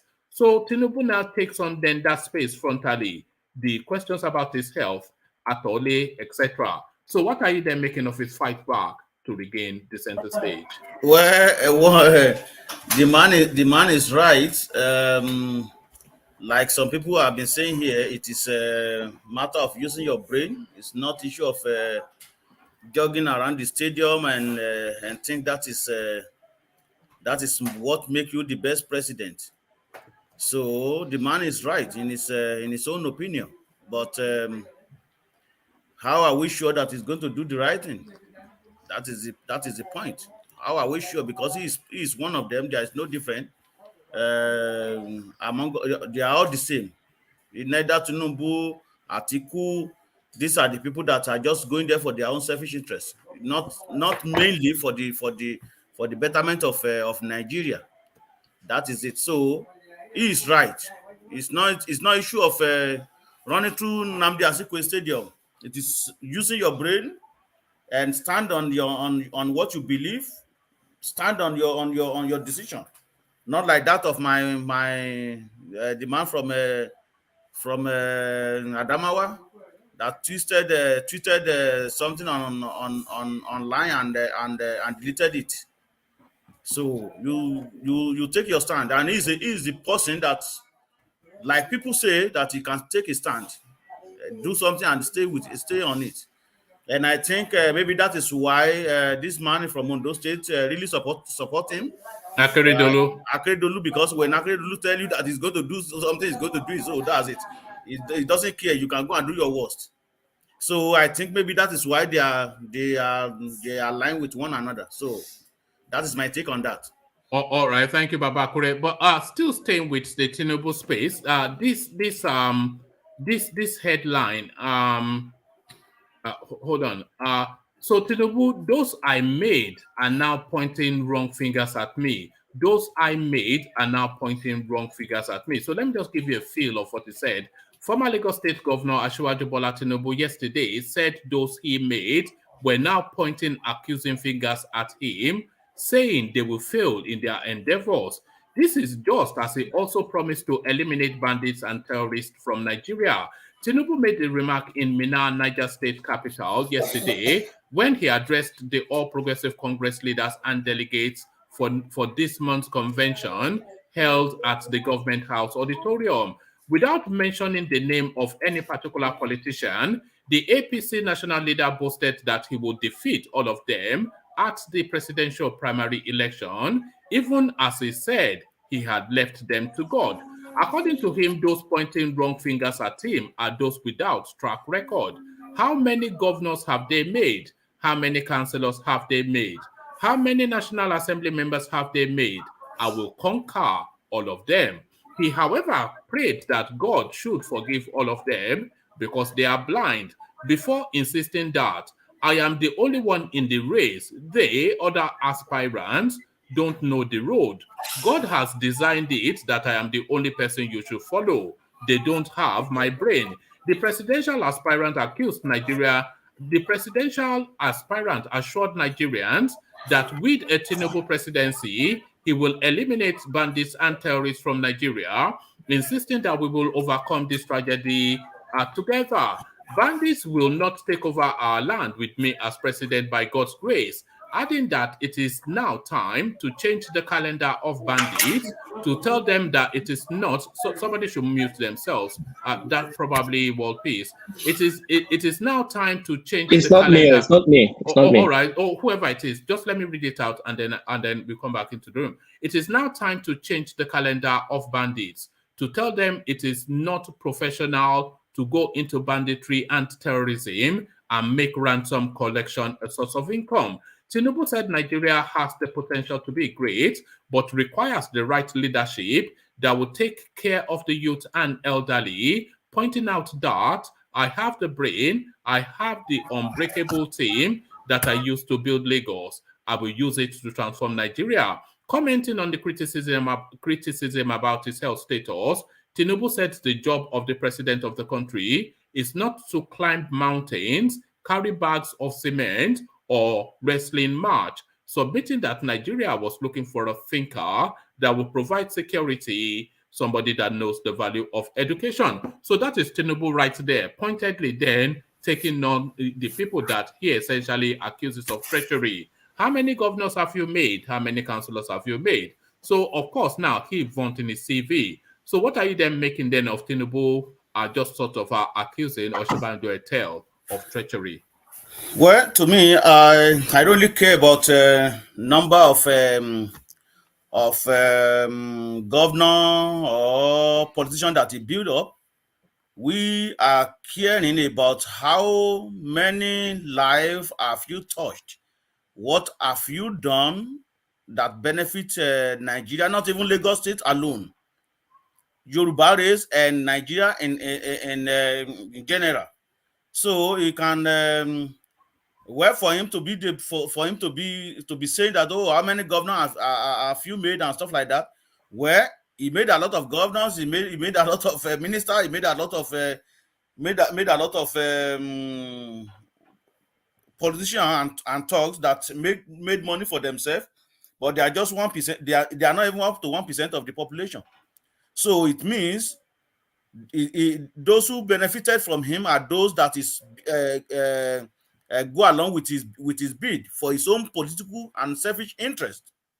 So what he's doing doesn't really show up to me. Though some people said Lagos State was good when it was there. Well, I don't see any difference, because we still have a lot of the issue of drainage is still over there. The issue of traffic congestion is still over there. So for 8 years that he was there, I think he should have done that. So boasting that he made a lot of politicians, I mean a lot of governors, a lot of House of Rep, Senator and stuff like that, that's just bullshit. The same thing Obasanjo just said also, that he made during his administration, he made some many Nigerians are billionaires. that he made many people billionaires. That is not what we are talking about. We are talking about what have you done about the jobless people in Nigeria? What have you done to make life better for people? Today, I was on Channel TV. Obaseki said because the reason why the drug abuse is very high right now is because of the ASU strike. So what is the correlation between ASU strike and drug abuse? So you can see that these people, they are so confused. So TINUBU that is talking, we want a record that shows this is what I've done, not the issue of political empire you built.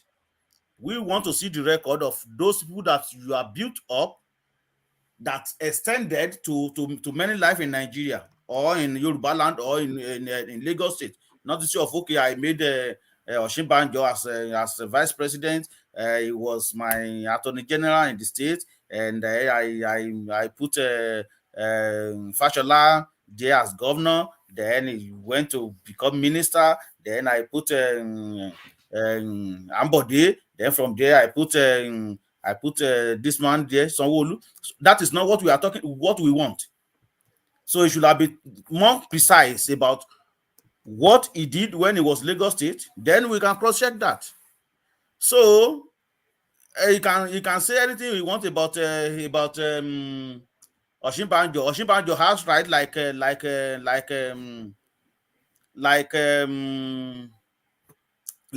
like the same TINUBU, to vying for the president to vying for the president of Nigeria. So that is my take on that. Oh, all right, thank you, Babakure. So Babakure, let me take you then out of that space to a different space. Central, let me take you to this space. It's actually yes, this is it. So is INEC actually taking a position regarding EMIEFELE's presidential ambition? So INEC, they're saying then that they're looking, let me give you the headline. INEC may move sensitive election materials from CBN. So CBN, of course, what should be the fortress within the Nigerian security space. And all INEC materials, of course, will be stored with the CBN because that's the most fortified space. But with the governor of CBN now, a party carrying a party card carrying member of APC and indicating an interest in the presidency, INEC now looking to move the materials, sensitive materials, out of the CBN. So what are you then making then of these plans by INEC? Well, it is really making sense for them to move in now because being a member of a political party can influence the result of general election. So for them to moving it away from there, I think that is a right thing to do. But how are we sure that where they're moving it is where the location they are moving it to? How are we sure that it's going to be secure? That we don't even wake up one day and they say, "Oh, bandits already attacked the place and took all the sensitive information and took it away, and so." Or how are we sure that that some people among those INEC will not even get money to go and steal some of these materials and give it to politicians? How are we sure? So, but if they can protect it, I think it is a right thing to do. But at the same time, the same INEC chairman, is he not a party member of APC? So it is a thief is a preventive thief. Yeah, for steal something. So they are all the same anyway. They are all the same. So, but that is the situation we find ourselves in Nigeria, because you cannot really trust anybody in this administration, and even their employee. You cannot trust them. So that is it. But to me, I don't see any reason why we have sensitive documents in sensitive election material in Central Bank. We're supposed to have a place if we really have trust ourselves and and we really follow the rule of law, and we believe that, okay, let us build this country once and for all. That is if we really want to, if we truly we want to live together. If the northern part of Nigeria want to live with South and South want to really live with North, I think everybody should have a mindset that, okay, this is my country, let me just do the right thing. Not just about money, about how you dupe somebody, how you rob somebody, how you do something that is even that will jeopardize the country, that can induce the outcome of good thing that's supposed to come out of that place. So to me, I think we're supposed to have a very fortified INEC office where we can keep sensitive. No, I think the best place to keep it will be the central bank, because in theory, the central bank should be the Fort Knox of Nigeria, the safest, safer than Aso Rock even, because that is where the gold reserves, the hard currencies, the soft currencies, everything of value in the country, the most valuable things in the country should be stored there. So it should be the most fortified place in the country, and that is where they should really keep it. But then the governor of the central bank, an APC man, is an APC man. Where even the so-called INEC chairman, is he not APC? So can you trust? Can you even trust him too? So one man, let's move on. God will save us in Nigeria, and God will make Nigeria better if we are going to live together. If we are going to, that is the conditioner. What chances are you giving to us continuing to be together? Well, I don't think we can go on like this, because you see, if do you see a Nigeria in 25 years time? 25 years. I don't really want. Let's see what is going to happen with this APC primary, and then we can be talking about that. Then we can give probability. Just wait and see. Let's wait and see, because I don't see a Nigeria in 25 years time. Because the southern part of Nigeria want Eastern candidate, at least for once. You see the elder statement from the southern part of Nigeria, even up to western part of Nigeria. You see that they get it to Yoruba, or they get it to Igbo. That is what is on the ground now. So in a situation whereby they come and put Atiku as the flag bearer for a PDP, and I think that might be the reason why they are trying to force this man Jonathan to be like the way I'm studying it now. Maybe that is why they want to force him to be the candidate for APC, so that the southern part of Nigeria will not have any problem. Oh well, we have our own candidate too. So even eventually, if PDP win the election, we won't have say. They will be telling us, yeah, but Jonathan is from southern part of Nigeria. That is what we want, and you already have it. It's just that he didn't win. But un momento. But if eventually the two tickets goes to the north, then let's see what is going to happen. But maybe next year will be too far for Nigeria to you know, I'm not far from you in thought, Baba Akure, and I think I've mentioned that in the past here, that our good luck Jonathan is really an article strategy. But engineer, you wanted to come in. Yeah, let me start with you, one man. You said you don't see Nigeria in 25 years. Yes. Nigeria will still be there, one man.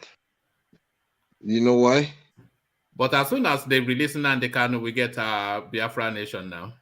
No, what is even happening to our brother? Some time ago, they said they will release him. Was it last month or 2 months ago? Any news? No news, I guess. Well, it's a forgotten man. In terms of Nigerian is going to end in 25 years to come, I don't think so, because one man, Mike said something the other day, which I sent you a video, and you play it on the platform. So if you look at it from there, you know that Nigeria will never ever split. And Baba Akure, I must be honest to you, Something you need to understand in terms of Jonathan jumping from PDP to APC or doing this and that. One thing you need to know, the very first day when you knew that, I think they will end up giving it, if care is not taken, they will end up giving it to Atiku. There was a time some APC leaders, governors, they visited Atiku and they do a closed door meeting. Malabuni, Abubakar Malami, the Senate president. We saw the clip. That's the most dangerous move ever, and it's something that I'm saying that it has already been called done deal. It's something that is completely done, and that's why now, if you see anything that will happen in that country, Atiku will be the first to talk. But regardless of anything, you will see if something still happen tomorrow or next, Atiku will still talk first before any other leader in that country. So, and let's watch out and see. For good luck, Jonathan, just like you said, one man, or Baba Kure, is just a championing body that will come out and follow them and be dancing the Kukire dance. But when it comes to reality, if care is not taken, I'm telling you, they will give it to Atiku. Yes, it's almost certain that they will. There's a lot of indication that they will. Engineer, I beg to differ. No Northerner will be on this ticket, 2023 ticket. That's my opinion. I mark my word. Yeah, I said before, Jonathan will come, and here he is. And in the Northerners, I said before, the Northerners are pulling the string. They know what they're doing. They're in control of the vote. They're in the control of power right now. Yeah, but something. Sorry to cut you. Something you need to understand. What did Buhari said? He said, if you are a active governing body and you want to become, you want to run for presidency, you have to resign. That word alone is enough for you to understand that things can go back to Atiku. Listen. That's what you just saying. The Northern, they will bring in the Southern for 4 years, and the power go back to the North after 4 years, and they'll do under 8 years. So who do you think is coming from the Southern? Listen, the APC will project Jonathan, and they will edge the Senator, and they will edge Atiku out so that somebody in the South will get PDP ticket. Either Peter Obi or Wike, but Wike highly, because they want to bring a lesser candidate, and they'll give power to Jonathan. Okay. That we look at it. I might be wrong, but it's on the public domain. Every direction leads to that direction. All right, so that's your permutation. But back to Baba Kure. So Baba Kure, I think you were speaking on the central bank space, moving sensitive materials, INEC. Yeah, I think, well, to me, like you rightly said, I know that sensitive material is being kept at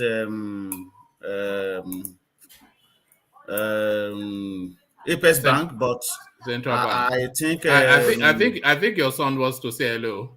That's my daughter. Oh, is that your daughter? Hello. Yeah. So I think INEC material. I think they should have kept it in INEC office rather than Apex Bank. That is my opinion anyway. So I never knew that they usually keep their materials there in the central bank. But both of them are the same. The chairman of INEC, the EMIEFELE, yes. governor of central bank, both of them are the same because they are of the same party. So it makes no difference. But God will save us. All right, brilliant. God will save us. So thank you, Baba Kure. So God will save us a good space to live it. So Baba Kure, let's go on from you to Ola as we continue to push on with the conversation. And Ola, let us have you address then the space of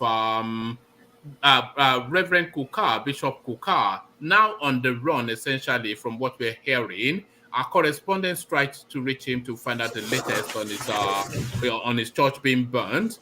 And he told them that he was on the move and they could hear the whoosh of a car movement, which is to tell you that and they concluded that it was effectively effecting his escape. So the north are in flames, essentially. What are you making then of the bishop on the run? Yeah, the bishop for the bishop to run from his diocese is telling us the intensity of the violence in the north, because I don't know, maybe I've never followed it to this level before, because I'm not sure I've heard of this before in a situation where a well-known bishop like Bishop Kukah will run away from Sokoto. And I think this is the first time I've ever heard about that. So it's telling us how bad the situation is.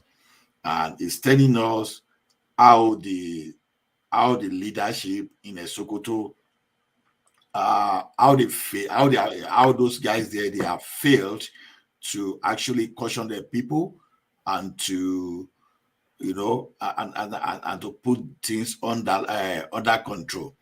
So to me, what could the man have done other than to run away? He needs to run, but while running away, I would say this is just another opportunity for that country to start talking about how to renegotiate the basis of our existence, rather than just be talking about 2023, only because I know that our politicians, they are more focused.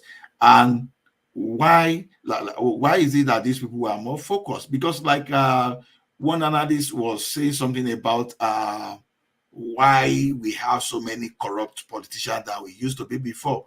That is just because of this 1999 constitution and the people in charge of is it Ramfak, or what do they call the name? Those people that determine the monument and what all these politicians what they earn.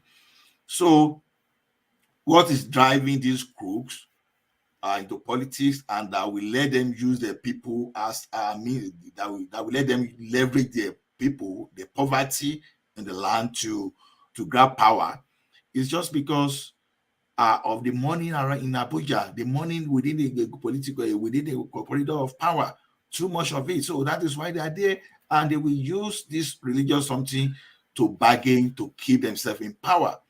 So when we're talking about reorientation the other time, this is where the reorientation starts now. But Bishop Kukah, so do you think he got signal of his life being at risk, or why would you think he will be on the run? Of course, of course, yes. That's why he's on the run. When you burn down his church, so it simply means that if they find him in the church, so what will have happened? That exactly. So you can better imagine what would have happened if they found him in his church. So he has to run. So he's threatening.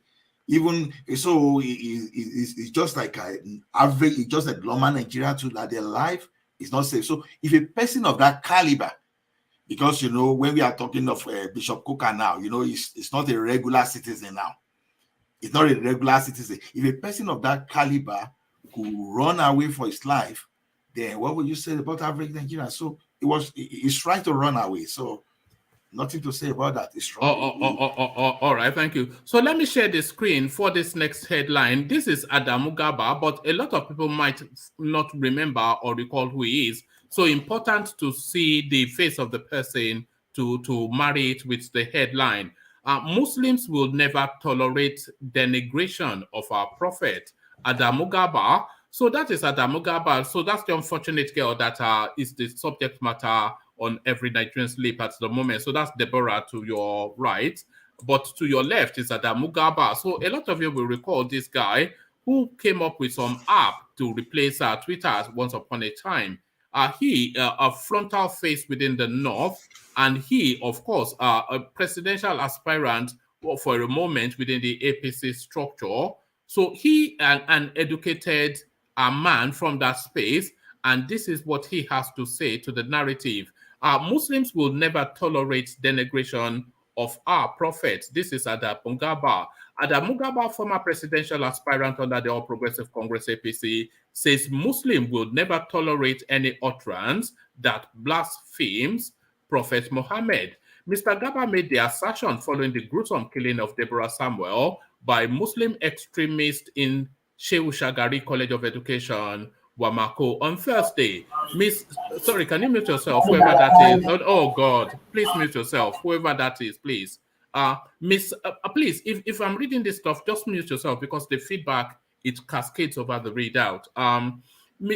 Pardon me. Miss Samuel was accused of blasphemy by Islamic fanatics. Miss Samuel was accused of blasphemy by Islamic fanatics.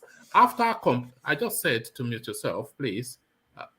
Miss Samuel was accused of blasphemy by Islamic fanatics after complaining about religious broadcast on her department WhatsApp group. Weighing in to the argument on his Twitter page on Saturday, Mr. Garba said insulting Prophet Muhammad was one of the uncompromising red lines in Islam. He justified the actions of his fellow Muslim fanatics, insinuating that those who fail to respect their sensibilities and avoid it risk similar consequences as late Deborah.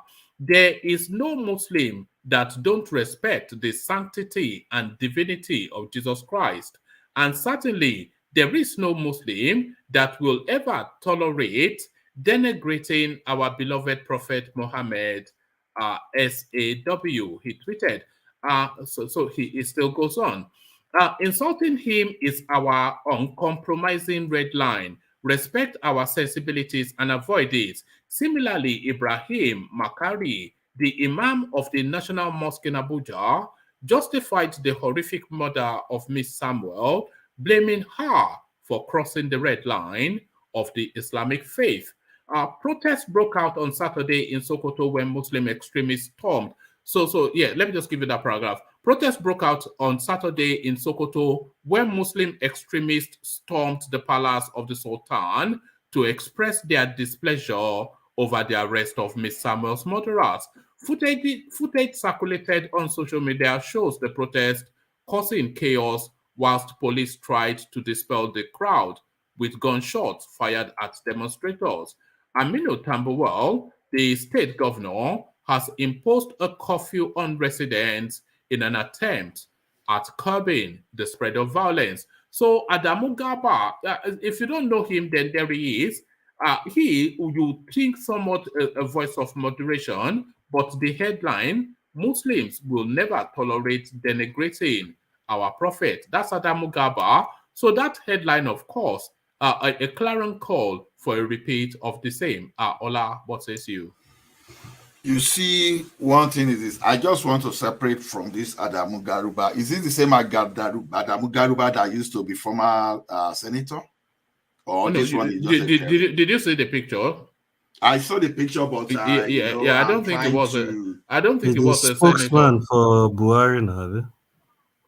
No, it's not a spokesman. No, it's not. That's Sheikh Garba. That's Sheikh Garba. 7 million naira from people and run away. Yeah, that's more likely him. Is that not the one that took the APC I think it's the same guy. It's the same guy. The APC guy now that was contesting that took down the flag. And the rest of them during. Yes, it was the guy that took down. Yes, the one that because the cost of the ticket was too much. So that is his position on the.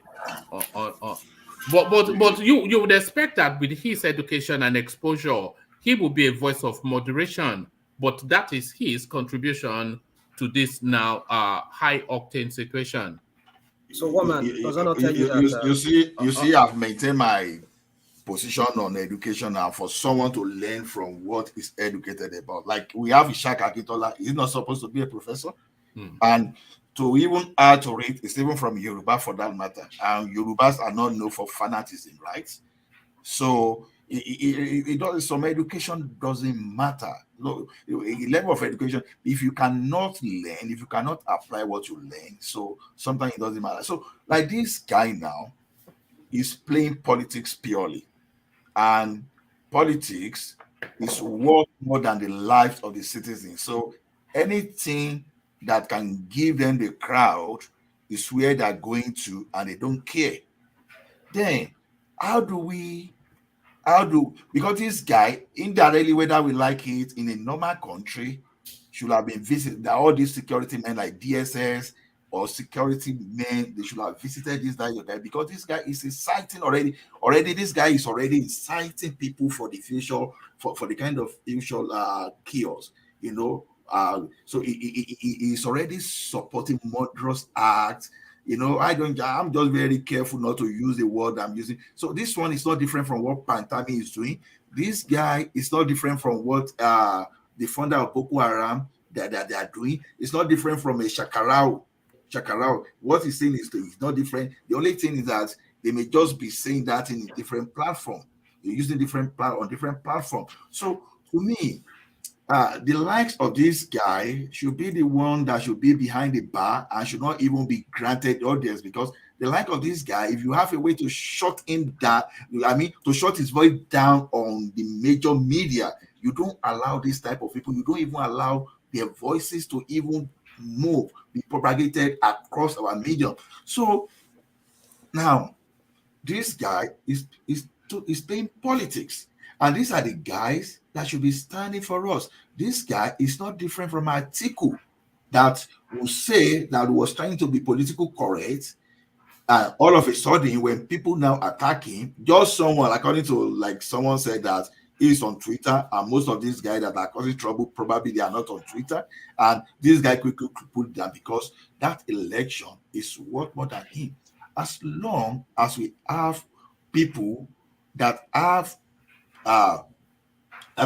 good investment in politics, they will keep using the masses, they will keep using violence to get whatever they are. But can we mitigate against this thing? For definitely, like I said, we can mitigate against this thing. How do we mitigate? If we can go international against these guys, if we can restrict their movement, because how do you restrict their movement? For example, I will give an example. When for example, when he was being incarcerated and they didn't want to allow him, just reporting him to some senator in this in United States, some member of the member of the House, when they mounted pressure, they understand that thing will lead to visa ban. It will lead to even they can even grab the investment in the foreign country. What did they do? They retracted. They quickly freed Chore. These guys, probably they are having investment outside the country, because whenever they see their money, they carry that thing. I think it is one of the strategy that I think Nigerians. I think a lot of their money is being now packed in their places like Niger, the Middle East. I don't think they are going especially to Europe anymore. Where in that Middle East, it depends on where they are packing that in the Middle East. Even if it's United Arab Emirates, for example, I don't think they will take their money to Iran. I don't think they will take their money to Iraq. They take it to Saudi mainly, and you're not getting any money out of Saudi. Even from Saudi, you can see. I believe. Don't let me just use blanket. I believe with Saudi, we can still work with Saudi to even check these people, right? In as much as Saudi, they may have their own this thing, but I don't think Saudi. I don't think they are extremists like all these guys, because what these guys are doing, for example, they are even totally different from what I know about Saudi. For example, Saudi is not as problematic as we have in Nigeria today, if Saudi is problematic at all. So, to me, we should find a way to restrict these guys. We should find a way that even if these guys, if they are even transiting, even if they are going to the Saudi, that whenever they profile them, that any airport they go to, they should be flagged that these guys, I don't know whether I should use this word. What the global world is fighting against. These guys that they are potential terrorists, and they should be on the watch list of any international security organization, that wherever they are, they should be picked up.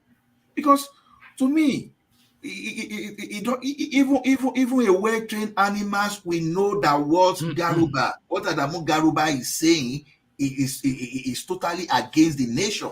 That because what this guy is saying is destructive, and a person like this should not be allowed to be talking in the public if it's allowed. So if there's a way. So to me, that is why we are saying, when we are saying we need to give orientation, when we want to give orientation, not people like Adamu Garba. No, we find cool edge. Those people that have spoken the right way, those people that will tell you that Islamic doesn't promote violence. Those are the people that they have that try to say. Because when you want to deal with people, when you want to share people's mind, you use the people they trust. For example, now if someone, assuming the like of Buhari now, if he happen to be a very good Muslim, he's a reverend guy, they love him, for example. if a person like Buhari is not an extremist, now people that they will listen to, people like all those that's Satamodu Bello there that they will listen to, you use all those people to change these people's culture. It is well known in any organization that even reasonable people, when you want to change the culture, people will resist. But you have to find a way to unfreeze the mind of these people. How do you unfreeze them? You give them education, you let them know that, oh, you stand to benefit more when you do when you go this way. That is where you introduce the type of education we are talking about. You ask it to read, so that when you ask it to read, you give them job. Once you are doing this thing, you are taking so many people away from the devil, so that devil will have little resources, little resources for them. But say we want to break up, man, forget it. There are still problems around us, and they will still be giving us problems. All right. Thank you, Ola. So thank you, Ola. So let's move on from Ola and go to Rational Mind. So Rational Mind to you, and let's have you speak then on the space of EMIEFELE, who the INEC is recoiling from, and they are quickly looking to move sensitive materials out of the CBN. So should it even get to this stage? Should it not have been forcefully stepped down for just flouting so many rules? EMIEFELE, our guy man from the creeks. Well, one man, you see, I never even thought about it until you read it now. Wow, it's true, huh? This guy's in charge of the central bank, and he wants to be president. Yeah, and he wants to be president. I think usually those kind of things, I think it's by the security and printing, Nigerian Security Printing and Minting Company that used to be on Ahmadu Bello Way in VI there. I know they must have moved it to Abuja, but last time I knew it was in Lagos. Usually that's where they keep those kind of documents. Also, I think they might also use the CBN. Well, it's something to think about too, because if they could put sensitive materials there, and somebody who is vying for the office of the president is the one in charge of those printing material, so what's the guarantee that this guy would not not compromise the things there for himself just to rig it for you? See, oh my goodness, it's a mess of a country we live. I mean, and the guy continues to be the governor of the central bank, haven't declared for a party to the point that he wants to be president. Even if he withdraws his presidential ambitions, him still being a card-carrying member of the APC, it compromises the materials held in his custody. Exactly. Even if he doesn't pick the ticket, as long as he's a member of the APC, he can rig it for his. It can be used by his party to rig the election for them, because it still belongs to the party. So you see, when the CBN Act says that the governor should be non-political, should not belong to any political parties. These people that wrote that part of the CBN, they knew that there might be occasions or situations like what we're talking about, like this, will ever come up in the future. But when we try to violate things like this, we tend to ask questions. You see, under this guy, this Buhari's administration, we've seen a lot of maladministration, no respect for rule of law, for law of the land, the constitution, even their own party. You see how they handle their party matters. You even regard for human rights and all of that. So I won't put it past them if EMIEFELE will compromise those things while he's still serving. Even right now that he's still serving, that is not even been removed. What's the guarantee that he has never already compromised some of the things that the INEC must have had there? So we are in a real. This is the same guy that I had went to his hometown. I think Kwale. He went there to obtain a court order that would put him on the ballot. I think he won that. Did he not win that? Did he not win that court? That's what I'm saying. I think he got the court order. Yeah, he won the court order to allow him to contest. Why still a CBN? Oh my goodness. What kind of a country are we running? And this idiot is there in the Aso Rock there. Says Kusat order. I say he has been a military man, and then he can't even understand these things, how this thing works in the society. This is wrong. This is ethically wrong, morally wrong. And you call yourself Mr. Integrity. What kind of integrity are you? Remove the idiots. Remove him out of the office. I mean, you're compromising because you are there. I mean, the perception of the world will be you are a party man and you are in charge of those ballot papers, insensitive materials by the INEC. You might compromise them either for yourself, if you ever become the candidate for your party, or for your party, or even not even already right now, has already been leaking out some of the information given to them. So you see, we're in a very, very dark situation in that country. You just look at that country, all you see is just wahala, problem, issues. That's like, it's a vicious circle for us that whenever go to, it's like we're doomed in that country. We're really doomed. All so right. That's how I see it. All right, Rational Man, let me take you to the Sokoto state space, and I'm inviting you to wrap up the talking points in that space. Rampaging talks raised Bishop Kukah'S Catholic diocese, and Adamu Garba, he tells us that expect more of the same. So no contrition, never mind repentance, is almost celebratory what happened to Deborah. The Northerners, they take a stance that we knew they would. Yeah, it's so sad and sickening that one would imagine that. I mean, we're talking about people here. You see, until we fix that problem. In fact, if anything can be fixed right now, is that insistence that Nigeria should be a secular state in its true sense. Because as long as we're not secular, one party is trying to be secular, the other party is not secular, and that part that seems to not be secular seems to be the dominating factor, because the dominating part, because they say they have the numbers, even though I don't believe they have that numbers. It's all just to continue holding that country by the jugular, so that they can always say they have the power. They have the power. Now look at it. Now somebody was saying here, just the same way I said it, was this a few days ago, that these guys, whatever they do there, that is how they portray, or that's how they perceive us in the international community. Even though we down, of course, I've had people here. I mean, many countries that I've been to. When I introduced myself as Nigerian, the first thing is Boko Haram, or they will talk about Islamists. I'll say no, but then Nigeria is not Muslim. I say, well, it's a Muslim country. I said no. We from the south, predominantly we're Christians. Maybe in the north, you can say maybe for the most. Are we predominantly Christians? We're not predominantly Muslim. We're predominantly Christians in Yoruba land. In the south, I said, in the whole of south. All right, okay. If you include the Igbos, south people, yeah, predominantly. Okay, all right. We are Christians. So, but which is the dominant religion in Yoruba land? I won't say Islam. No, I won't believe that. I don't believe that. You don't think so? I don't believe that. No, I see people say that, but I don't believe that. No, I don't believe that. So let's leave that. I don't want to go into those sensitive areas that people they take offense at. That does not mean I'm politically trying to be correct. If I have to slam anybody, I will slam anybody. You know me very well. I will say it as it is. But I just don't want to, because of the sensitivity of this matter.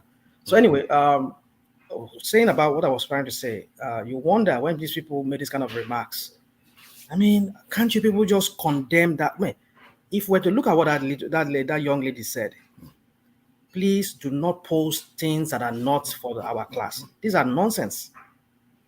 Then how has he insulted this person we're talking about? This human being like myself. What happens? They happens to call him a prophet.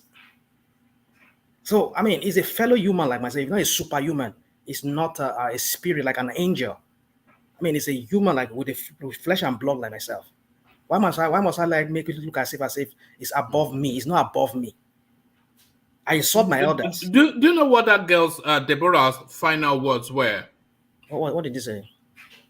What are you hoping to gain from this? Those were her final words on this planet. Oh my goodness! What are you hoping to gain from this?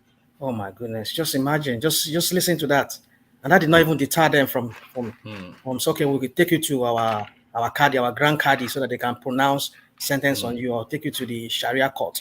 They have to administer their own jungle justice.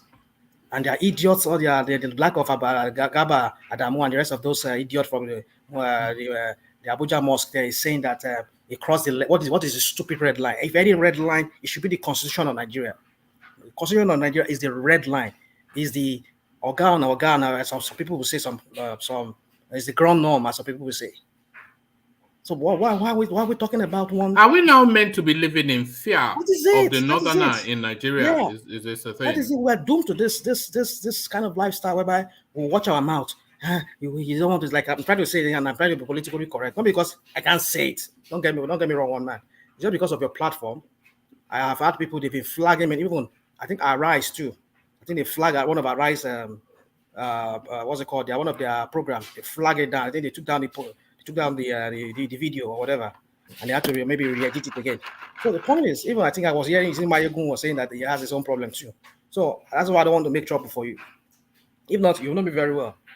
But then you see, the thing is, why should we put one religion above another religion? Because that's a recipe for disaster. It's a recipe for insurrection. That's a recipe for people kicking against. You know, when you say you call yourself a religion that everybody must submit to. Submission. What is I mean, that is a drum of war. I mean, people today don't want to submit to anybody. Even in the marriage, a woman finds it very hard to even submit to the husband, and much more so that. So you are saying a human being to submit to another human being, or submit to some doctrine that he or she perceives as alien to him, or to his own culture, or to his own thinking. I mean, that is you are drumming war there. That is a drum of war there. So people enjoy like their freedom. So, and then because of your so-called religion or whatever you believe, and then here on the one-man platform, we're talking about it that you said this Sharia was. Yeah, don't call their religion so-called though, because if they are sending the fatwa, they have to send it your way. It wasn't me that sent it. I don't care. I don't care. They know me. They don't even know me. So what's the point? So my point is this: that they know me. They don't know you. It's not on you, one man. It's on me. You're only talking. So my point is this. We said here on your platform that some time ago that this Sharia, they said it was supposed to be meant for for Muslims. So why don't you put it on the people that have confessed to be Muslims? Let it apply to them. That was why I said to you that no, that law it won't apply to only Muslims. Even non-Muslims also will be tried on it. But you people said no, forget it. Well, see what happened. Just barely a few days ago, we were arguing it here. They did it on somebody who is not a Muslim. Why don't you exempt her because is a kafirini? Let her go because a kafiri doesn't know anything. Let her go because she's not a Muslim that backslide or that now went against our prophet. No, but so what are we saying? They will always apply it because people there who runs their business, you can't run your business, anyhow business in their land because they feel that you're against their religion because by displaying some kind of mannequin outside there and wearing her or whatever, and then they feel you are, what kind of, we do this, we cannot drink alcohol, you cannot sell this, you cannot open a bar. What kind of, are we supposed to be living in this kind of perpetual fear and somebody dictating my own life for me? So see, for me, one man, what I just see here is that, you see, this Garba, it only tells you that this is how all of them think. They all think alike. I don't believe in that thing that, there are good. One man, let me know. I just know if I say what is in my mind, I'm going to offend a lot of some of your people here. But what I just want to say is that it goes to tell us that these people, the way we perceive them is not how we see them. We say, some of them are moderate. Forget it. When it comes to this matter of this religion, they don't play with it. So that is why we say, for me, the only solution is let us break up. Hold on. I won't propose to break up first. Let us come on a table. Let us redesign that country. If you people say you want to practice your Sharia, let us work out something whereby you people can practice your Sharia.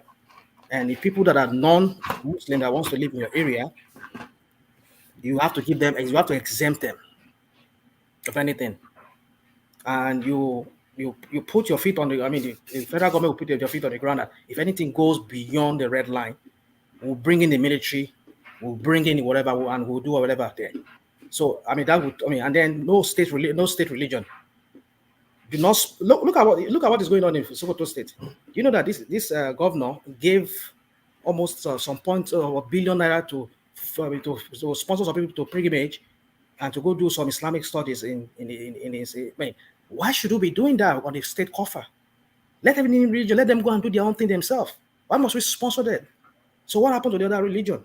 Maybe Christian and other religions that are there. Are you not going to give them money to go on their own, whatever they want to go and do? So this is a recipe for disaster and anarchy and all these things that we're talking about here. So until this is fixed, that we take off this religion thing out of the space, let this country be fully secular, no parts. And if they have to, they have to insist that they want to keep their Sharia, there must be set up rule for them that they must not cross. If they cross, they'll bring a federal might on it. The other state will go on it, will go on them.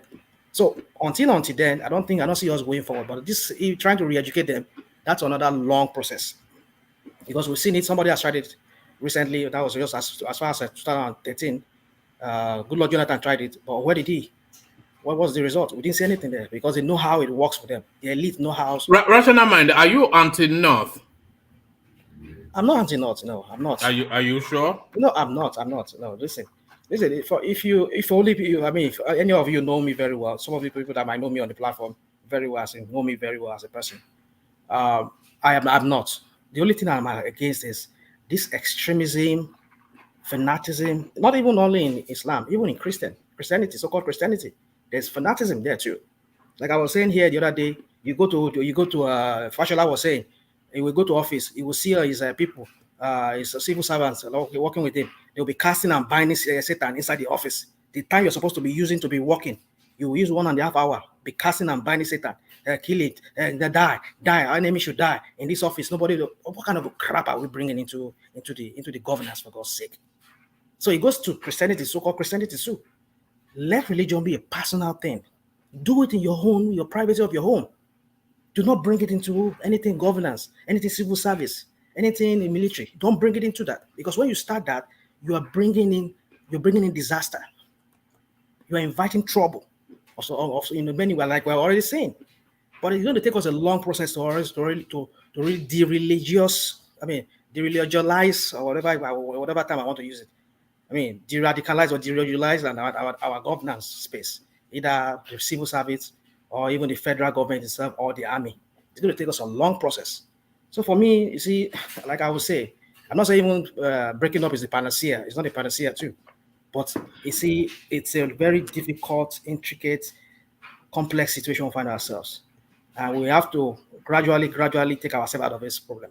But it's going to take us, not even our own generation, the way I see it going, except a drastic something is put on the table and it's followed fully. That's the only way out.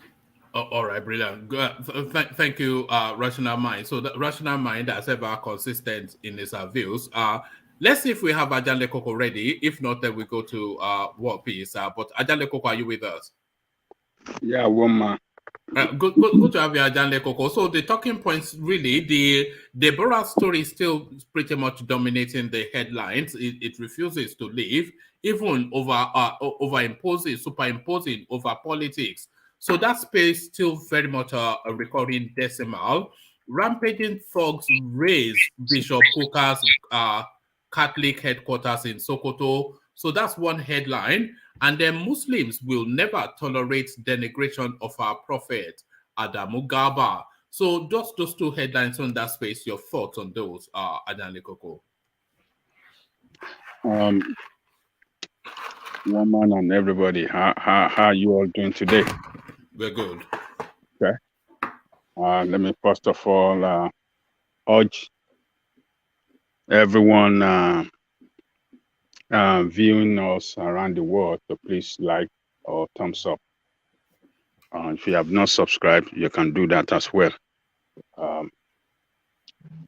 You see the issue of Father Kukah. We have to. Wait, what did are you eating, Ajale Koko? Eh? No, no, I'm not. I'm not eating anything. All right. Yeah, I just finished eating something, but I'm eating right now. Yeah. So, you see, government at all level, governance at all level in Nigeria, federal, state, local government, have all failed. And the reason why I say this is because the primary responsibility of government is to protect life and property. So, but when we have our government that cannot protect life and property, which is their primary constitutional responsibility, that tells us that the government we have all over, they all fail us. It is saddening that when that thing started yesterday, I mean a day before yesterday. Yes. And those people notified us yesterday that they are going to embark on a protest today.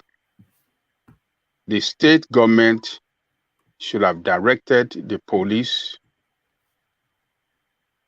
to secure all strategic locations, Christian strategic location in the state. They should have deployed security officers to secure churches, places of work, marketplaces where Christians are in dominance. Because this is not the first time. We know the antecedent of these people when it comes to religious riots. We know they will go after Christians, maim and kill them. That is the antecedent. And the government should have put effort in securing churches, particularly Father Kukah, who is a very outspoken person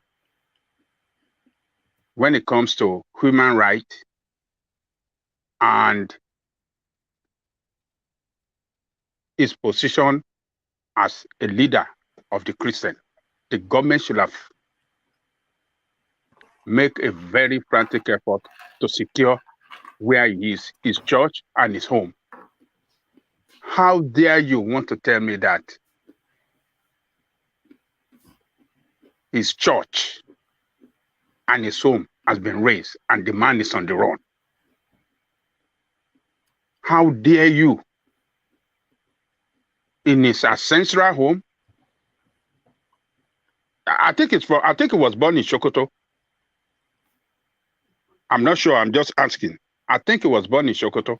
I suspect so. I don't think so. Okay.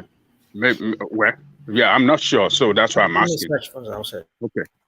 So, but we know him, right from Adam, that man have been living in Sokoto as the leader of Christian in that place. So now he's on the run. They raised his church, they raised his home.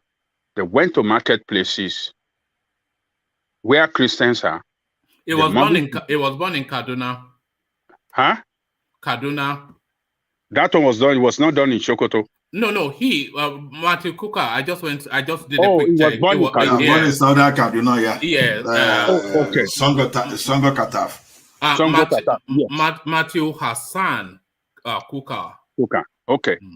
So now the man is on the run.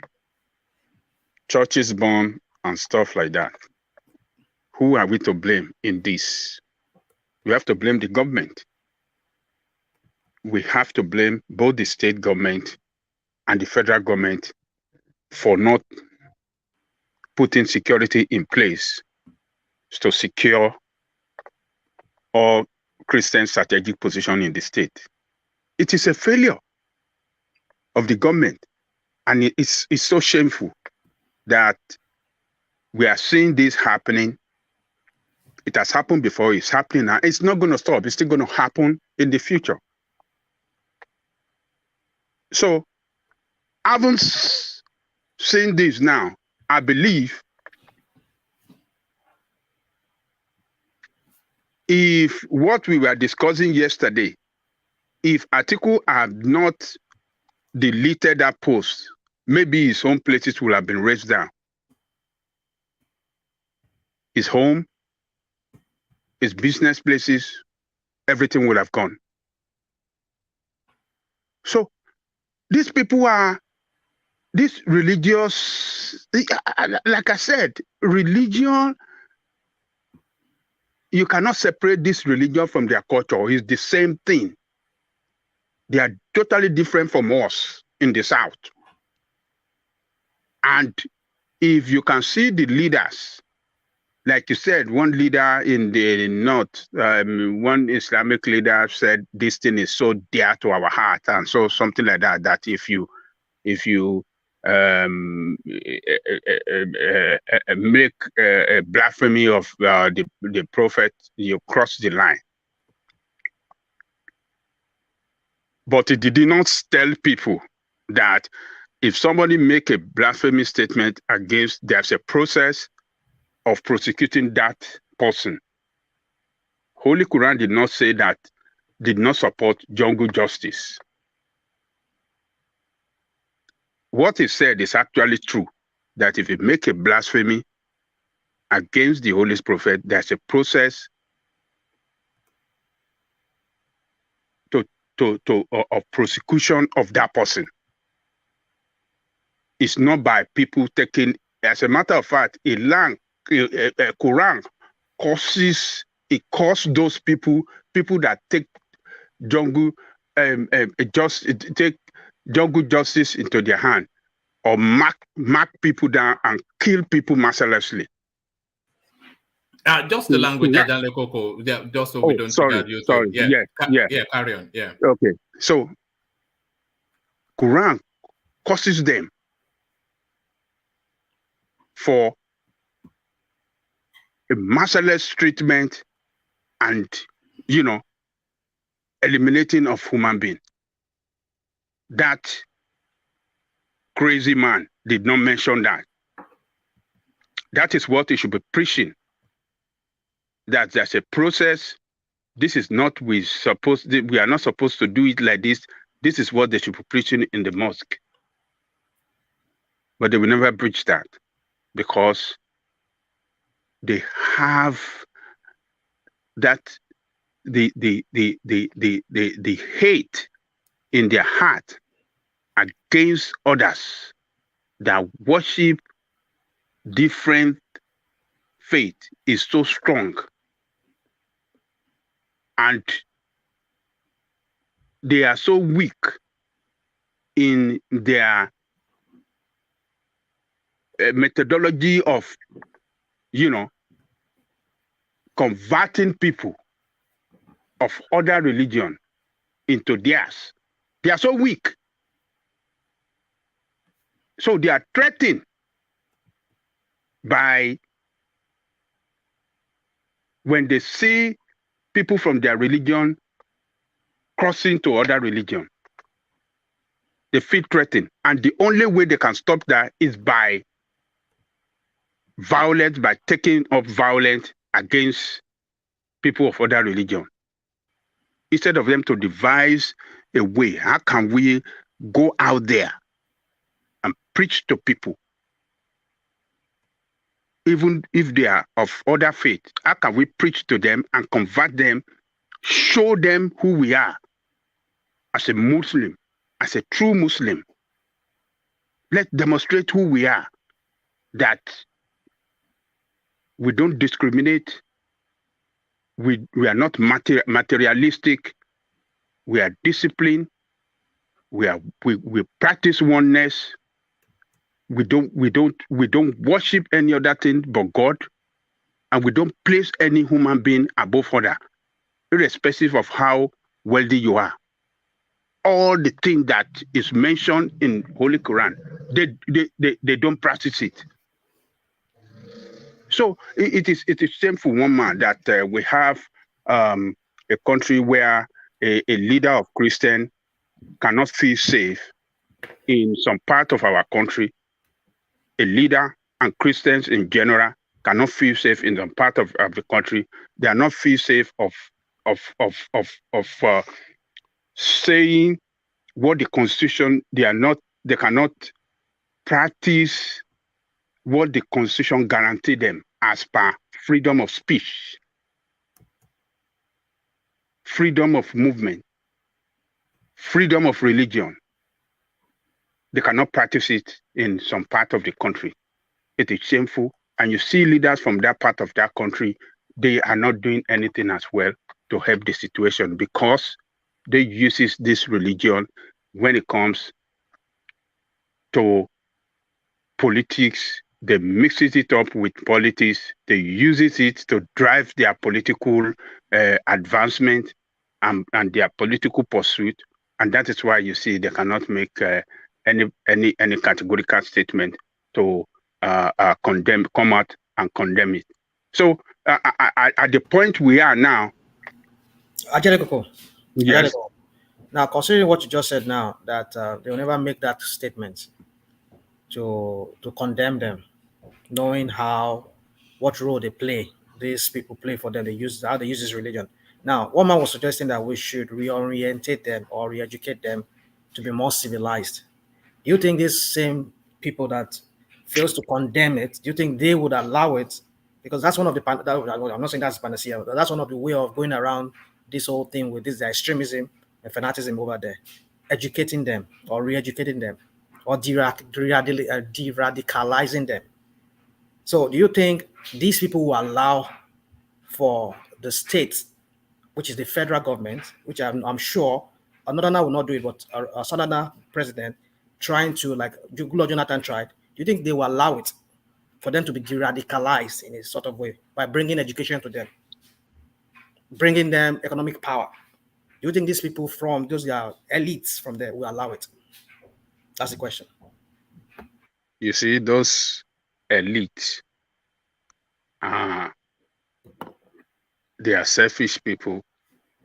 They know well that they are educated people, but they don't want to give majority of their people education because if they give them education, they give them freedom, they will take them out of their mental and slavery. They will be free from their mental and slavery, and they'll be better off themselves, and they'll be able to see the light themselves, and they will challenge their feudal authority. So they don't want that to happen. They're not going to do it. And education is the panacea to the problem. Education from the grassroots, from the baby, from the elementary and elementary upward. It's just like in America today, if you say you want to take the kind of education here for the children, number one, education for the children when it comes to food to eat is that every morning they must drink milk. Every child believe every morning, no matter what kind of food they eat, they have to drink milk. So, but over there, that is the same thing they need to introduce to them. Education and enlightenment that religion does not permit anybody to kill. But they won't give them that kind of education because they want to continue to use them. Imagine in Nigeria now, we have the latest report by United Nations Educational, all this in, shows that 18 million Nigerian children are out of school. 18 million. And 10 million among them are girls. What does that tell you? That tells you that the future of those children very, very bleak. And Kano is #1 state that lead. And I was shocked to see that #2 is Akwa Ibom State. Akwa Ibom State from the south here is #2. But majority of the state that constitute this out of school, they are from the north.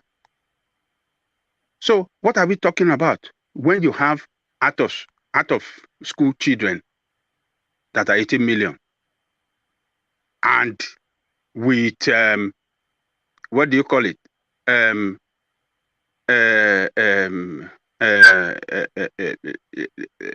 How do we call this?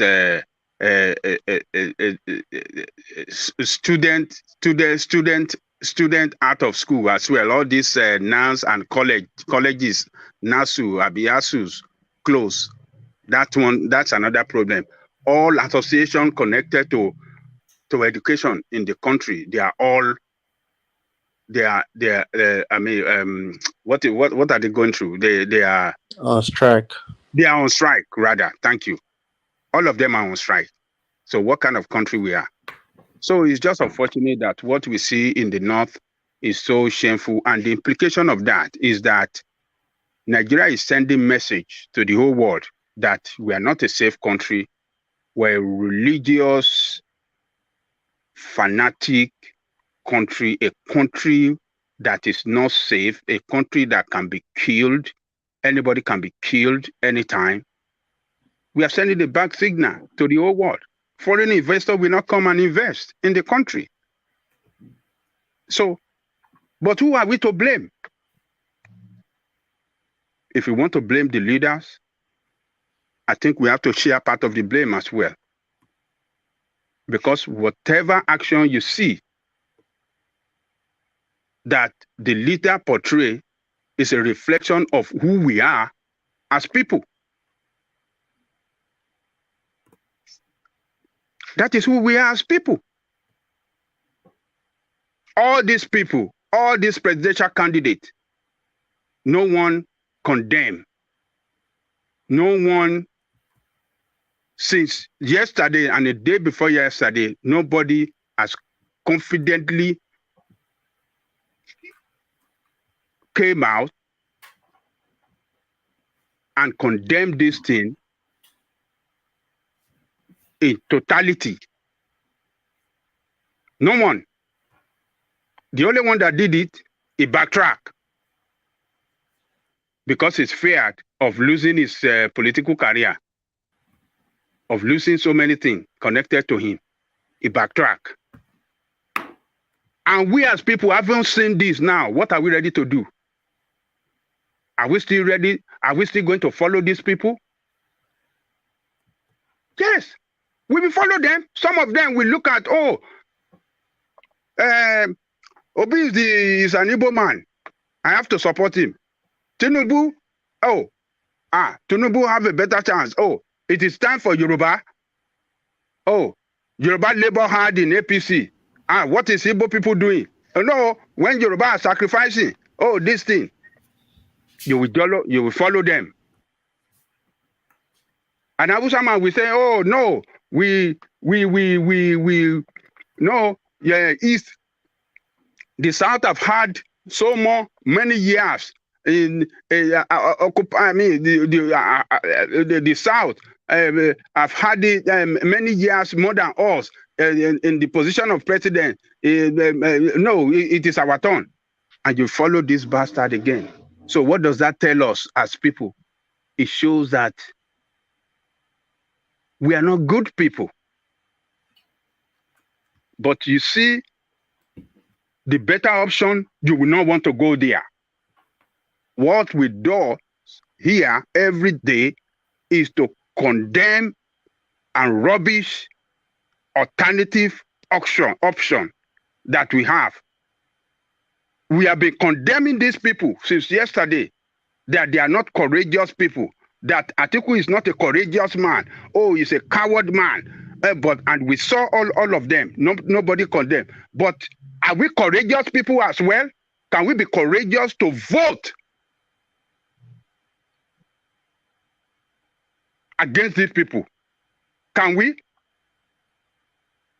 We are not courageous people. So the leadership we have across the country is a reflection of who we are as people. We have to check ourselves before we start condemning all these people. Sometimes check ourselves. Are we ready to vote against them? If we are not ready to vote against them, we should just keep our mouth shut. We are problematic people. We are problematic people. One man. Let me ask you another question. One man, you now this whole thing that is going viral that has turned Nigeria upside down right now. Had it been that it was not videoed, but it was reported? Like we've been hearing of so many news, maybe we never got them on video, but it was reported, and we see this lackadaisical attitude on the part of the federal government. They don't even say anything about anything. Even they said there were 100 people that were killed in a bus, and they make it look as if there was nothing to it. Do you think if this girl's video had not gone viral, they had not videoed it live when they were doing it, do you think the nation would have been on the edge the way it is, like we've been seeing for the past 48 hours now? I don't think so, no. And this really adds a new dynamic to the solution to the problem. You know, technology is part of the solution. We were talking about reorientation. Huh? Exactly, I said, go on. Yeah. Yes, we're talking about reorientation. So everybody has, no matter how cheap the phone is, a phone that can video capture. And people are using that tool now to video capture. But the mass of the country, they have internet data. So they just pop it online. And we're seeing more and more of these things. You remember that this was what broke the back of SARS in Lagos. It was social media. Yeah. You know, and when even they as a people, when they are seeing, because when they also read it somewhat in the news and they are distant from it and they are sharing it. But when they see it visually in video capture, as human beings, you would want to imagine that even they would recoil from it to say that, no, this is not right. So a lot of that adds to it. About no, to answer your question, if it wasn't captured on video, we probably wouldn't even, you will skip it because you think that, oh, that's not strong enough in news to discuss. Because about 200-300 has been killed since that girl. Can I speak now? Yeah. Let's hear from you, Bob, please. Yes, I greet everybody. I've been listening to everybody saying their opinion and what we should do. Yeah, we are right. But the angle I want to speak from is at least you have said everything possible that anybody can say.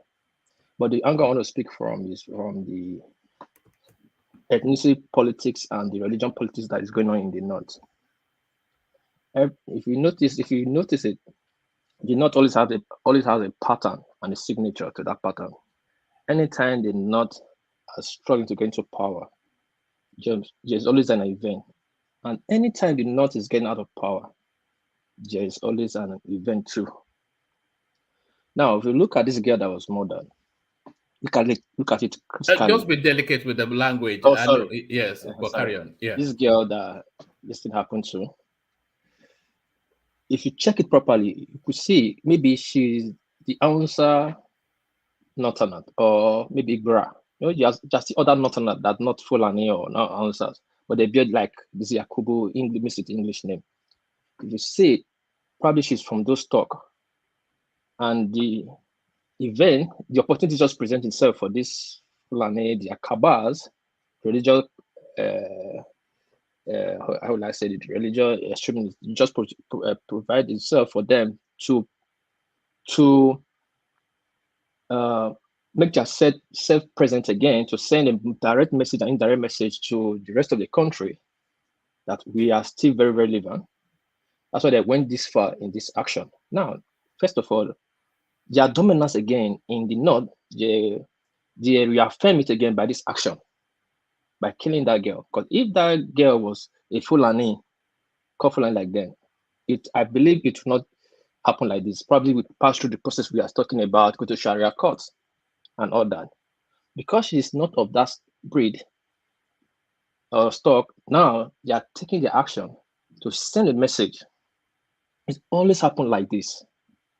That's the ethnicity to oppress, keep oppressing the Hausas and the other ethnic groups in that region. Then the political section of it is the religious section of it is to tell the religion back with the political section of it is to reaffirm their status again in Nigeria. They are very, very relevant by taking this action because Buhari is getting out of power. The start is coming soon. So they have to do something that will make the rest people still have that fear and respect for them. Because if you look at it in all angles, this second riot is not supposed to take place. It's not supposed to take place at all. We can say the governor is not doing anything. Atiku was afraid. The leaders are not speaking. We can say all we want to say. But what's really playing on the ground is the same leaders sending their messages to the rest of the south of Nigeria that we are still very, very, very relevant. That's my take. Thank you. Did you see Tambo when you read that thing? I think it was you that showed it now. Was it you? Yeah, carry on.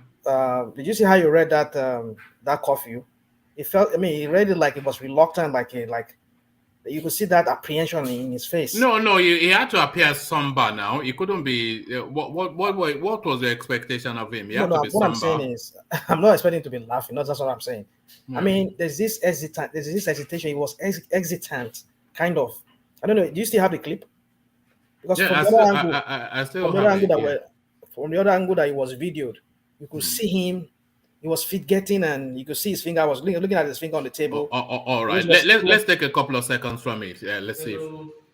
Citizens of Sokoto State. Following the sad incident that happened at the Shagari Private Education Sokoto on Thursday. So, what are you condemning about that? No, I'm not condemning anything. Well, I don't think that I'm always here to condemn. No. Yeah, we know you're anti-North now. Contrarian. He's anti anything North. He will but rational mind. That's how Tamboa used to be, even as the Speaker of the House. So rational mind. So that space you were talking about, that they burned some people inside the bus. You know, the people that burned inside the bus were Hansas. That's like like I said, answered Northern. They were, I know. When they were counter-attack, we don't have that base to know if they were. Hold on. When there was counter-attack for that action, what happened? The government quickly sent military to protect the Fulanis and even compensate the families. So there's this. I don't know. That's unverified. I don't know where you're getting that from. We have to only say as we know. In Plateau, there's a counter-attack that they killed some people coming from. Just be mindful of the language. Sorry, they attacked some people coming from. Some people coming. I think they were a student too. They were attacked. 20-something of them were taken out. The government quickly declared curfew, and what happened? Before a week or two, they compensated the families of those people, and those people were all Fulani. So there's this struggle that's going on in the north, always, and most of the leaders wait for the opportunity to play it out, and they just got it.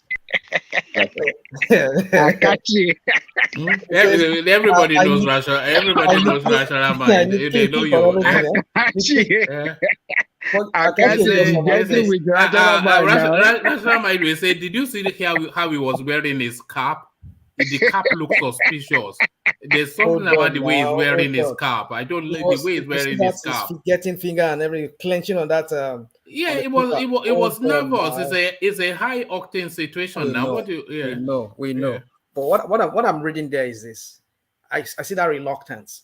Like, should I even do this? I don't know the back. My presidential ambition is on the line. Yeah. Should I read this thing? Do you think this somewhat damages his presidential ambition? Does it not? What is it? It's not going to presidency. The last time this such riot happened was during Abacha regime, and Abacha sent the guy. I think the commander that Abacha sent was an Igbo major. that announced that they should shoot anybody above 2 feet 5, both Christian and Muslim. That first of all calmed the situation down. Then Abacha went after the imam and the cleric that was involved. So if the government wants to do something about it, they can. But they are not doing anything because they want sponsoring them. So when we're talking about these things, we have to look at it very, very, very, very, very from a very different perspective. You know, Mikey. People have sourced you out, rational mind, but thank you. Let's get back to Ajan Lekoko to round off his thought on that space. Ajan Lekoko, back to you. Okay. What I am trying to suggest here is that we have seen it all. We have seen what the leaders of Nigeria, how they cannot stand up against killing of a young lady. They cannot make a statement to condemn it because of their political ambition. What does that tell us as people? That tells us that these are people that will never guarantee your security in that country. That is what it tells me. None of them can secure life and property when they get to a position of power. They cannot do it. This is a test period for them, and they ought to have jumped out and condemned this thing in totality, all of them collectively, no one left out. But who among them have we seen? Even the best one that we are championing, that if he get a very good record in Anambra State, when he get there, Peter Obi. Did he make any statement? Because they are all scared of their political career. They're scared to death. So, can we do the right thing as a people? Can we, do away with these people and their party? Are we courageous people?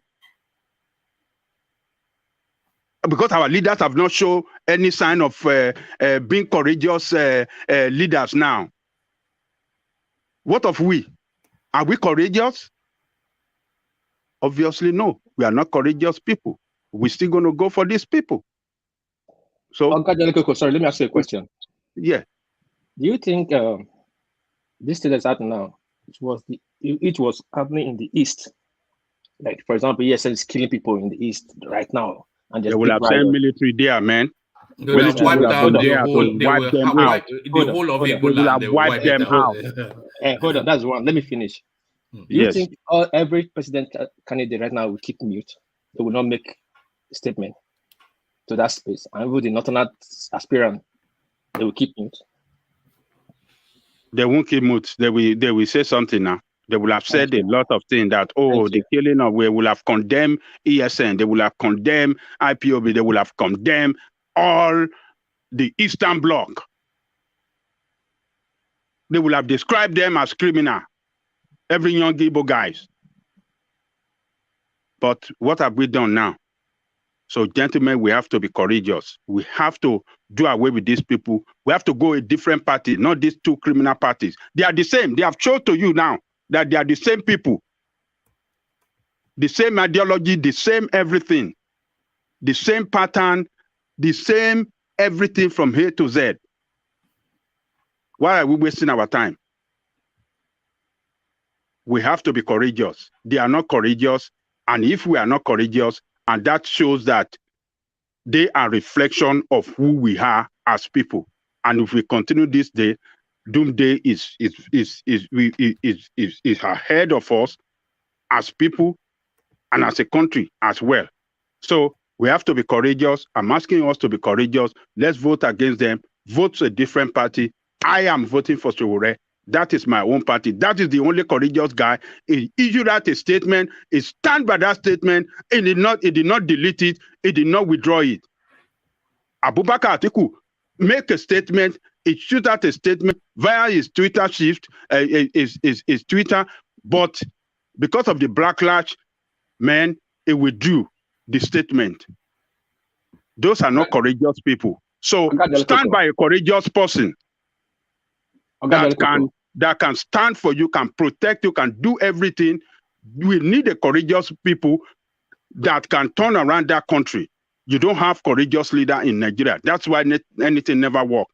For country to get better, you must have courageous leaders that are ready to do big things for the people in that country. And Sowore will do it if you stand by him. And not all this crap that you have as your leader, that you are parading about, you are backing all the time. Take it back. Yes. Only take it back and do it.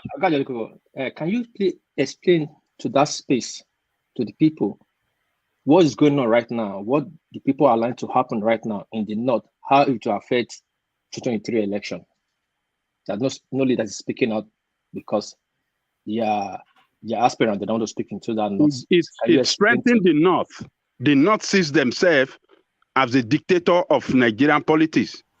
Thank that you. They dictate Nigerian politics. This strengthens them. This shows to them that every Nigerian politicians have to pander them, have to bow to them, have to, succumb to them, to their wishes, to their way of life. Even if it is barbaric, you have to succumb to it for you to have your way. Is that not shameful? This is what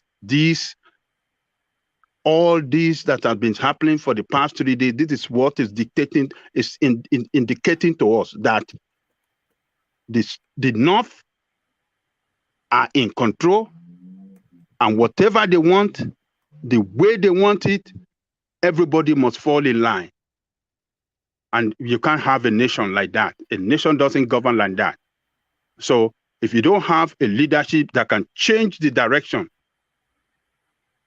and say it the way it is, when it is wrong, you say it is wrong. This is wrong. I'm not accepting this.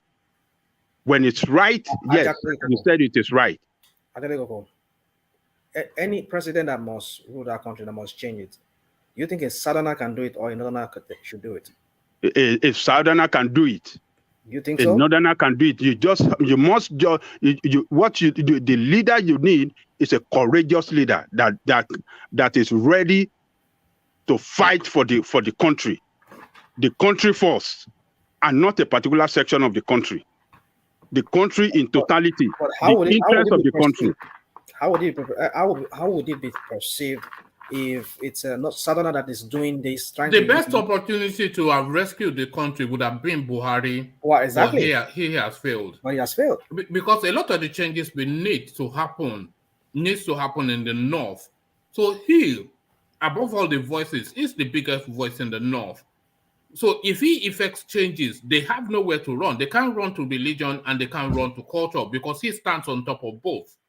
But if Goodluck Jonathan tries it, they will run to religion and culture. If Obasanjo tries it, they will run to religion and culture. And if TINUBU even tries it, they will run to religion and culture because they don't even consider him a Muslim. So the best opportunity really for that country to have change was Buhari, but it failed spectacularly. Exactly. So we need a courageous leaders to lead us. Those are the ones that can turn things around and make big changes in that country that will make that country work for everybody. All the people you have here now, you have seen it all. They have shown to you that they are not courageous men. They cannot defend the interests of a girl, a lady, just one person. Just one person brutally eliminated and bombed. Oh man, that is sad. It's a no-go country. Nobody, look, majority of the people that travel in this world are Westerners. They take money to everywhere. The Russians, the Chinese, those are the people that travel more than any other part of the world. And when they travel, they move their money, they take their money. And we're talking about investment, huge investment into countries around the world, Westerners. You think they're going to come to your country? They're not coming. Talking about investments. Look at Morocco. Look at Egypt. These are two Arab countries in the North Africa. Man, look at how they are doing economically.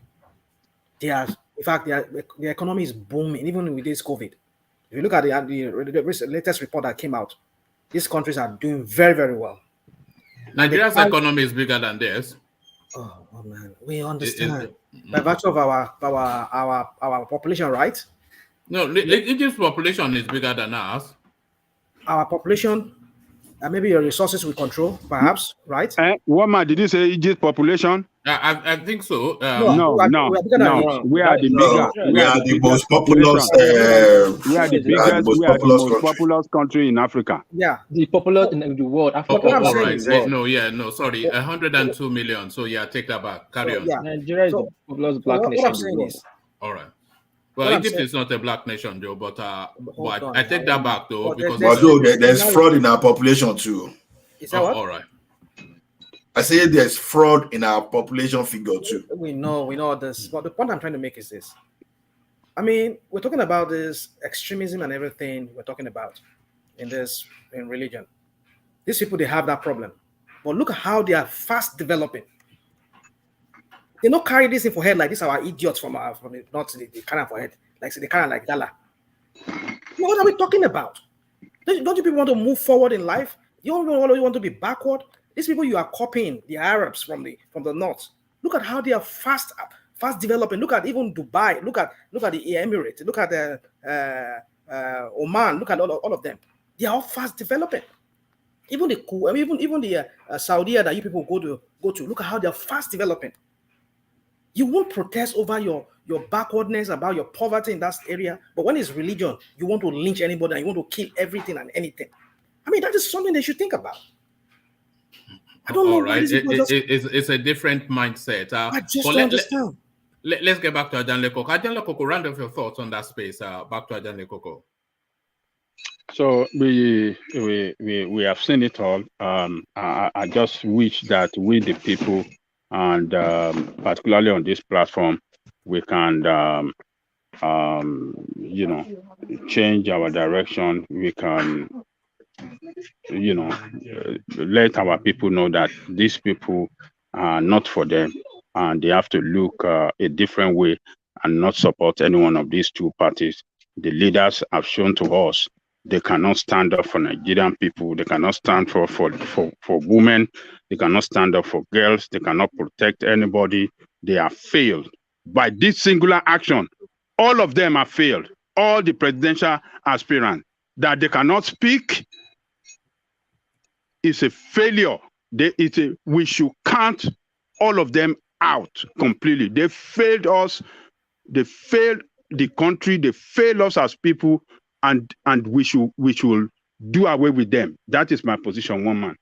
All right, thank you, Ajanle Koko. So that was brilliant. So that was Ajanle Koko. He came laterally, but still as potent as ever. So that was Ajanle Koko. And gentlemen, with your permission, that has been the session. So I'll seek to start to round off here. So with your permission. So closing remarks, of course, but if we can condense it just succinctly so that we wrap it up nicely, only to reconvene tomorrow. So we start off the closing remarks and we kick it off with X0, who I suspect long gone, but just to fulfill righteousness. X0, are you there? No, I didn't imagine you were. So thank you, X0, for your company. We didn't even get to hear that much from X0. He'll probably complain next time he comes that, oh, you didn't let me speak enough.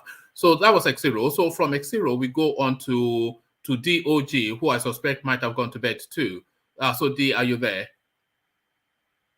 No, yes, D has gone to bed. So thank you, DOG. At least we had plenty from DOG. So that space was fulfilled.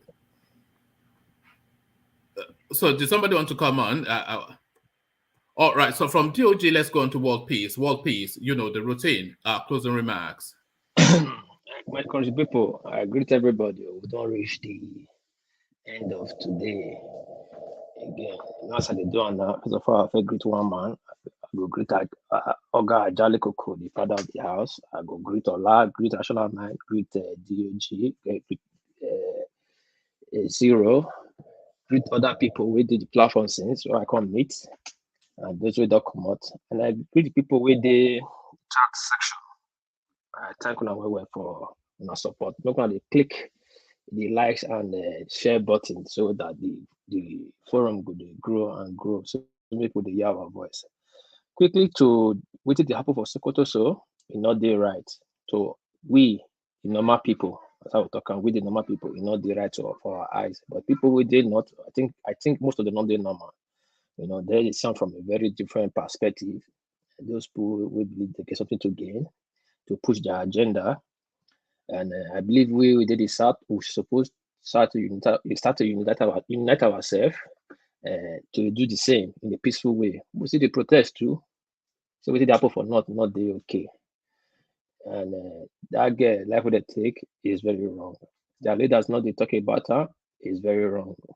But it still depends on us with the South, we unite ourselves, fight against all this nonsense. Then going to that of Oga TINUBU, when they see the space, they very it sees the matter, they very clear to them. Say these Fulani people no give a ticket. Make it not a struggle himself, make it go on that new party. They don't form new party now for North, where they call NPP. And you see the Northern they come, they go that place. They have to show their unity. So if the camp go a new party like SDP, they go straighten their power there, not the only APC and PDP in Nigeria. You know, make it move before these Fulani people come disgrace them. I see your guy TINUBU. And that one to say now bring him at work, not be need to run. Then at the same time we see for Buhari and see what happen now. A weak person a very dangerous thing. You know, you need to be fit and sound to run the country like Nigeria. You should be like a madman myself, because Nigeria before waiting normal person will rule. It takes a madman to control mad people. So assuming I see that space. So I thank everybody. For stop. Thanks. All right, thank you, World Peace. So that's World Peace is juggling, spending time with us with nursing just a newly born son. So well done, keep up the good work. Daddy of the Year, World Peace. So Daddy of the Year, World Peace to Rational Mind. Rational Mind closing remarks. So just a succinct, short closing remarks. Yeah, thank you, one man. Thank you, everybody. Ajale Koko, Ola, World Peace, DOG, and the rest of them.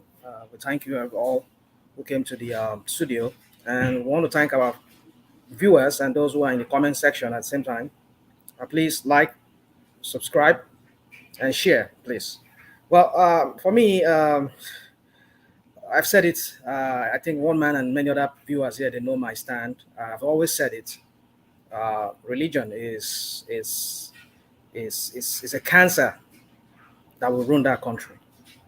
And until we fix that problem by going fully secular, not promoting any religion, let the country be secular. Don't bring your religious madness to civil service. Don't come and start displaying your fanaticism at work, casting and binding devil and whatever. Don't do it at your home. Come to work, go. If you are a military officer or police officer, no barracks for you for your religious. Go outside and do your Allah Wakuba or your Jesus. Go and do it outside. Don't bring it in. That way, we are making it secular. We're not promoting any religion. That is the only way to go about this. Because any way we propose to these people, they will reject it. But I think the federal government can do what I just said. Make it the law. In civil service, police, do not bring anything into there. Do your religion outside. We respect everybody. Constitution guarantees everybody to have religion, but not while you are working, not within the working place. I think if they do that, if they go that route, that could curtail this extremism to some extent. And maybe from there, whoever becomes the president, if he can take that advice I'm giving him right now, let him do that and move from there, asking those 12 Sharia states to Sharia themselves. And if they don't do that, come to a compromise with them. Sorry, Rational Mind, if you can condense it a little bit. Okay, so, well, that's just all I have to say. I just hope whoever becomes the president will be able to do that. And that's all I have to say. I hope to see the rest of you and everybody in the next session. Good night, good morning, and good afternoon. Oh, all right, thank you, Rational Mind. So that was Rational Mind. So, Ola, you know the routine, just a really condensed closing remark. Ola, your. Yeah, thank you everyone for your time and your audience. If there's any reason that I think there is hope of the way forward, whether as a separate nations or as the same country, you are the one, because your engagement now is beginning to spread across the country, whether we like it or not. I can see the content of this forum going somewhere. So I thank you. I can tell you that our situation is not hopeless, so we can always find a way forward. So please thumb up, share more, and let's bring more people on board to discuss the way forward. And I hope to see you later. Thank you, everyone. Thank you, Ola. So thank you, Ola. So that was Ola, one of the regular staples on the platform. So the voice, of course, no other, the mighty one, Ajanle Koko, the final word. Thank you, woman. I thank everybody that came on the platform this evening. Your contribution are quite meaningful. I want to speak to the TINUBU statement today, chastising other candidates, other aspirants. I mean, that statement he made is so childish. It shows that he's not a uniter. It's a divisive fellow. The statement he made against others is a divisive statement. It's not, even if it's the one leading in the race, it should be making statement that can bring unity within the party. A statement that if at the end of the day he becomes the nominee, others will be willing to join him and support him and work for him, and not making a ridiculous statement against them that he made governors, he made councillor, he made commissioners and all the rest. It's a very, very reckless statement. It's not a statement that you come from somebody that is in a position of leader or somebody that positions himself as a leader. It shows that he's not a leader. It shows that he is an opportunist. He didn't do anything in whatever he did. He's claiming that he did in Lagos. We know those that he empower. He empowers thugs. He empowers MC Oluomo, and they empower all the thugs and thuggerism in Lagos to advance his political career and his protect his political empire. That is what we know that he did in Lagos. So he shouldn't be bragging and talking nonsense before Nigeria. He should have talked. He should have made a statement in respect of the lady that was killed. He failed to do that, but rather he was attacking aspirant within the same party with him. It's so unfortunate, and that statement is doesn't show that he's a leader that can unite, but rather a leader that is arrogant and irresponsible leader. That is what that statement picture him to be. Other than that, let me thank those of you that have been chatting since the beginning and listening to us to this very time of the day. I thank you all, our brother Alessandra Gomez, chairman, board of trustee, One Man Went to More. I thank you. Thank Akashi. We are still expecting you to come and brief us your experiences in Nigeria when you were there some few weeks back. And my sister, Bonksma, I can see that you are a full member on YouTube. One Man Went to More. That's very courageous of you. You are even courageous than all those people that are in position of leadership in Nigeria today. Thank you so much. And thank Ask Google, I thank Kem, I thank Oladiti, I thank Adewale, I thank Riz Ortiz, and every other person's Jaja, Flashman Khan, all of you, and everybody. I think we have a lot of people on the program today, over 300. That is fantastic. I thank you all that are listening around the world. God bless you all. So come back tomorrow and let us do it again. We have to do it all the time. We have to do our own part to save that country. We are doing it well, and I thank you all. And let me thank one man, the driver of the program that brings us together every time. So I hope tomorrow, one man, the eagle will bring it again tomorrow. I will land again tomorrow with good tidings, and we will join him in expatiating on it. So thank you, one man. We'll see you tomorrow. Thank you all. All right. Thank you, Ajanle Koko. So thank you, Ajanle Koko. When Ajanle Koko is around, he rounds off the program. So it's just as simple as that. So thank you, Ajanle Koko, for your words and your company. So that was Ajanle Koko. And thank you, everyone that has been the session. As Ajanle Koko was hinting, this is probably one of the most concurrent views we've had. I'm not sure if it's the highest, but I'm certainly one of the topmost. So which is an indication that all that push that we are pushing, that you should thumbs up and click on the like button. You don't have to take my word for it. You can see it on your screen. So you've seen the trajectory of the channel, but we're not even where we should really be, because we really should be getting in the high thousands to the 5 digits. So there's no reason why we shouldn't be averaging 10,000 per session. And all of that still wrapped up in that thumbs up. So if you thumbs up the stream and you, so to thumbs up is to click on like. So if you click on like and you click on subscribe, which is at no cost, so that then just help propels the YouTube, the platform of the YouTube algorithm, as we have seen demonstrably on your screen now.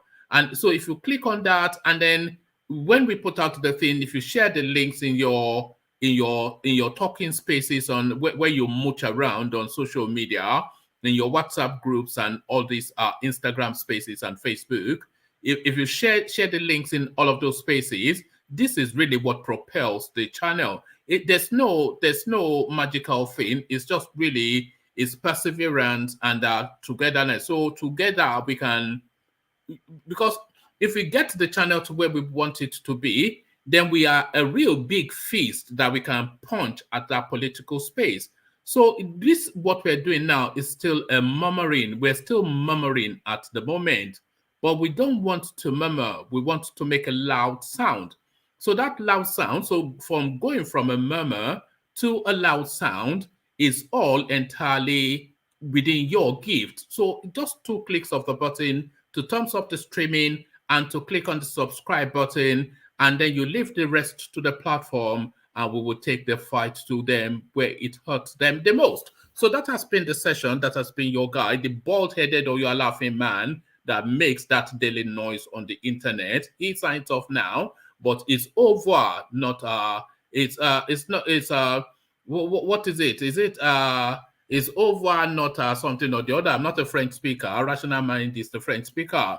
So it's goodbye, it's over, not goodbye. Yes, that's the phrase. So it's over, not goodbye, which is over means see you later, and goodbye means bye-bye.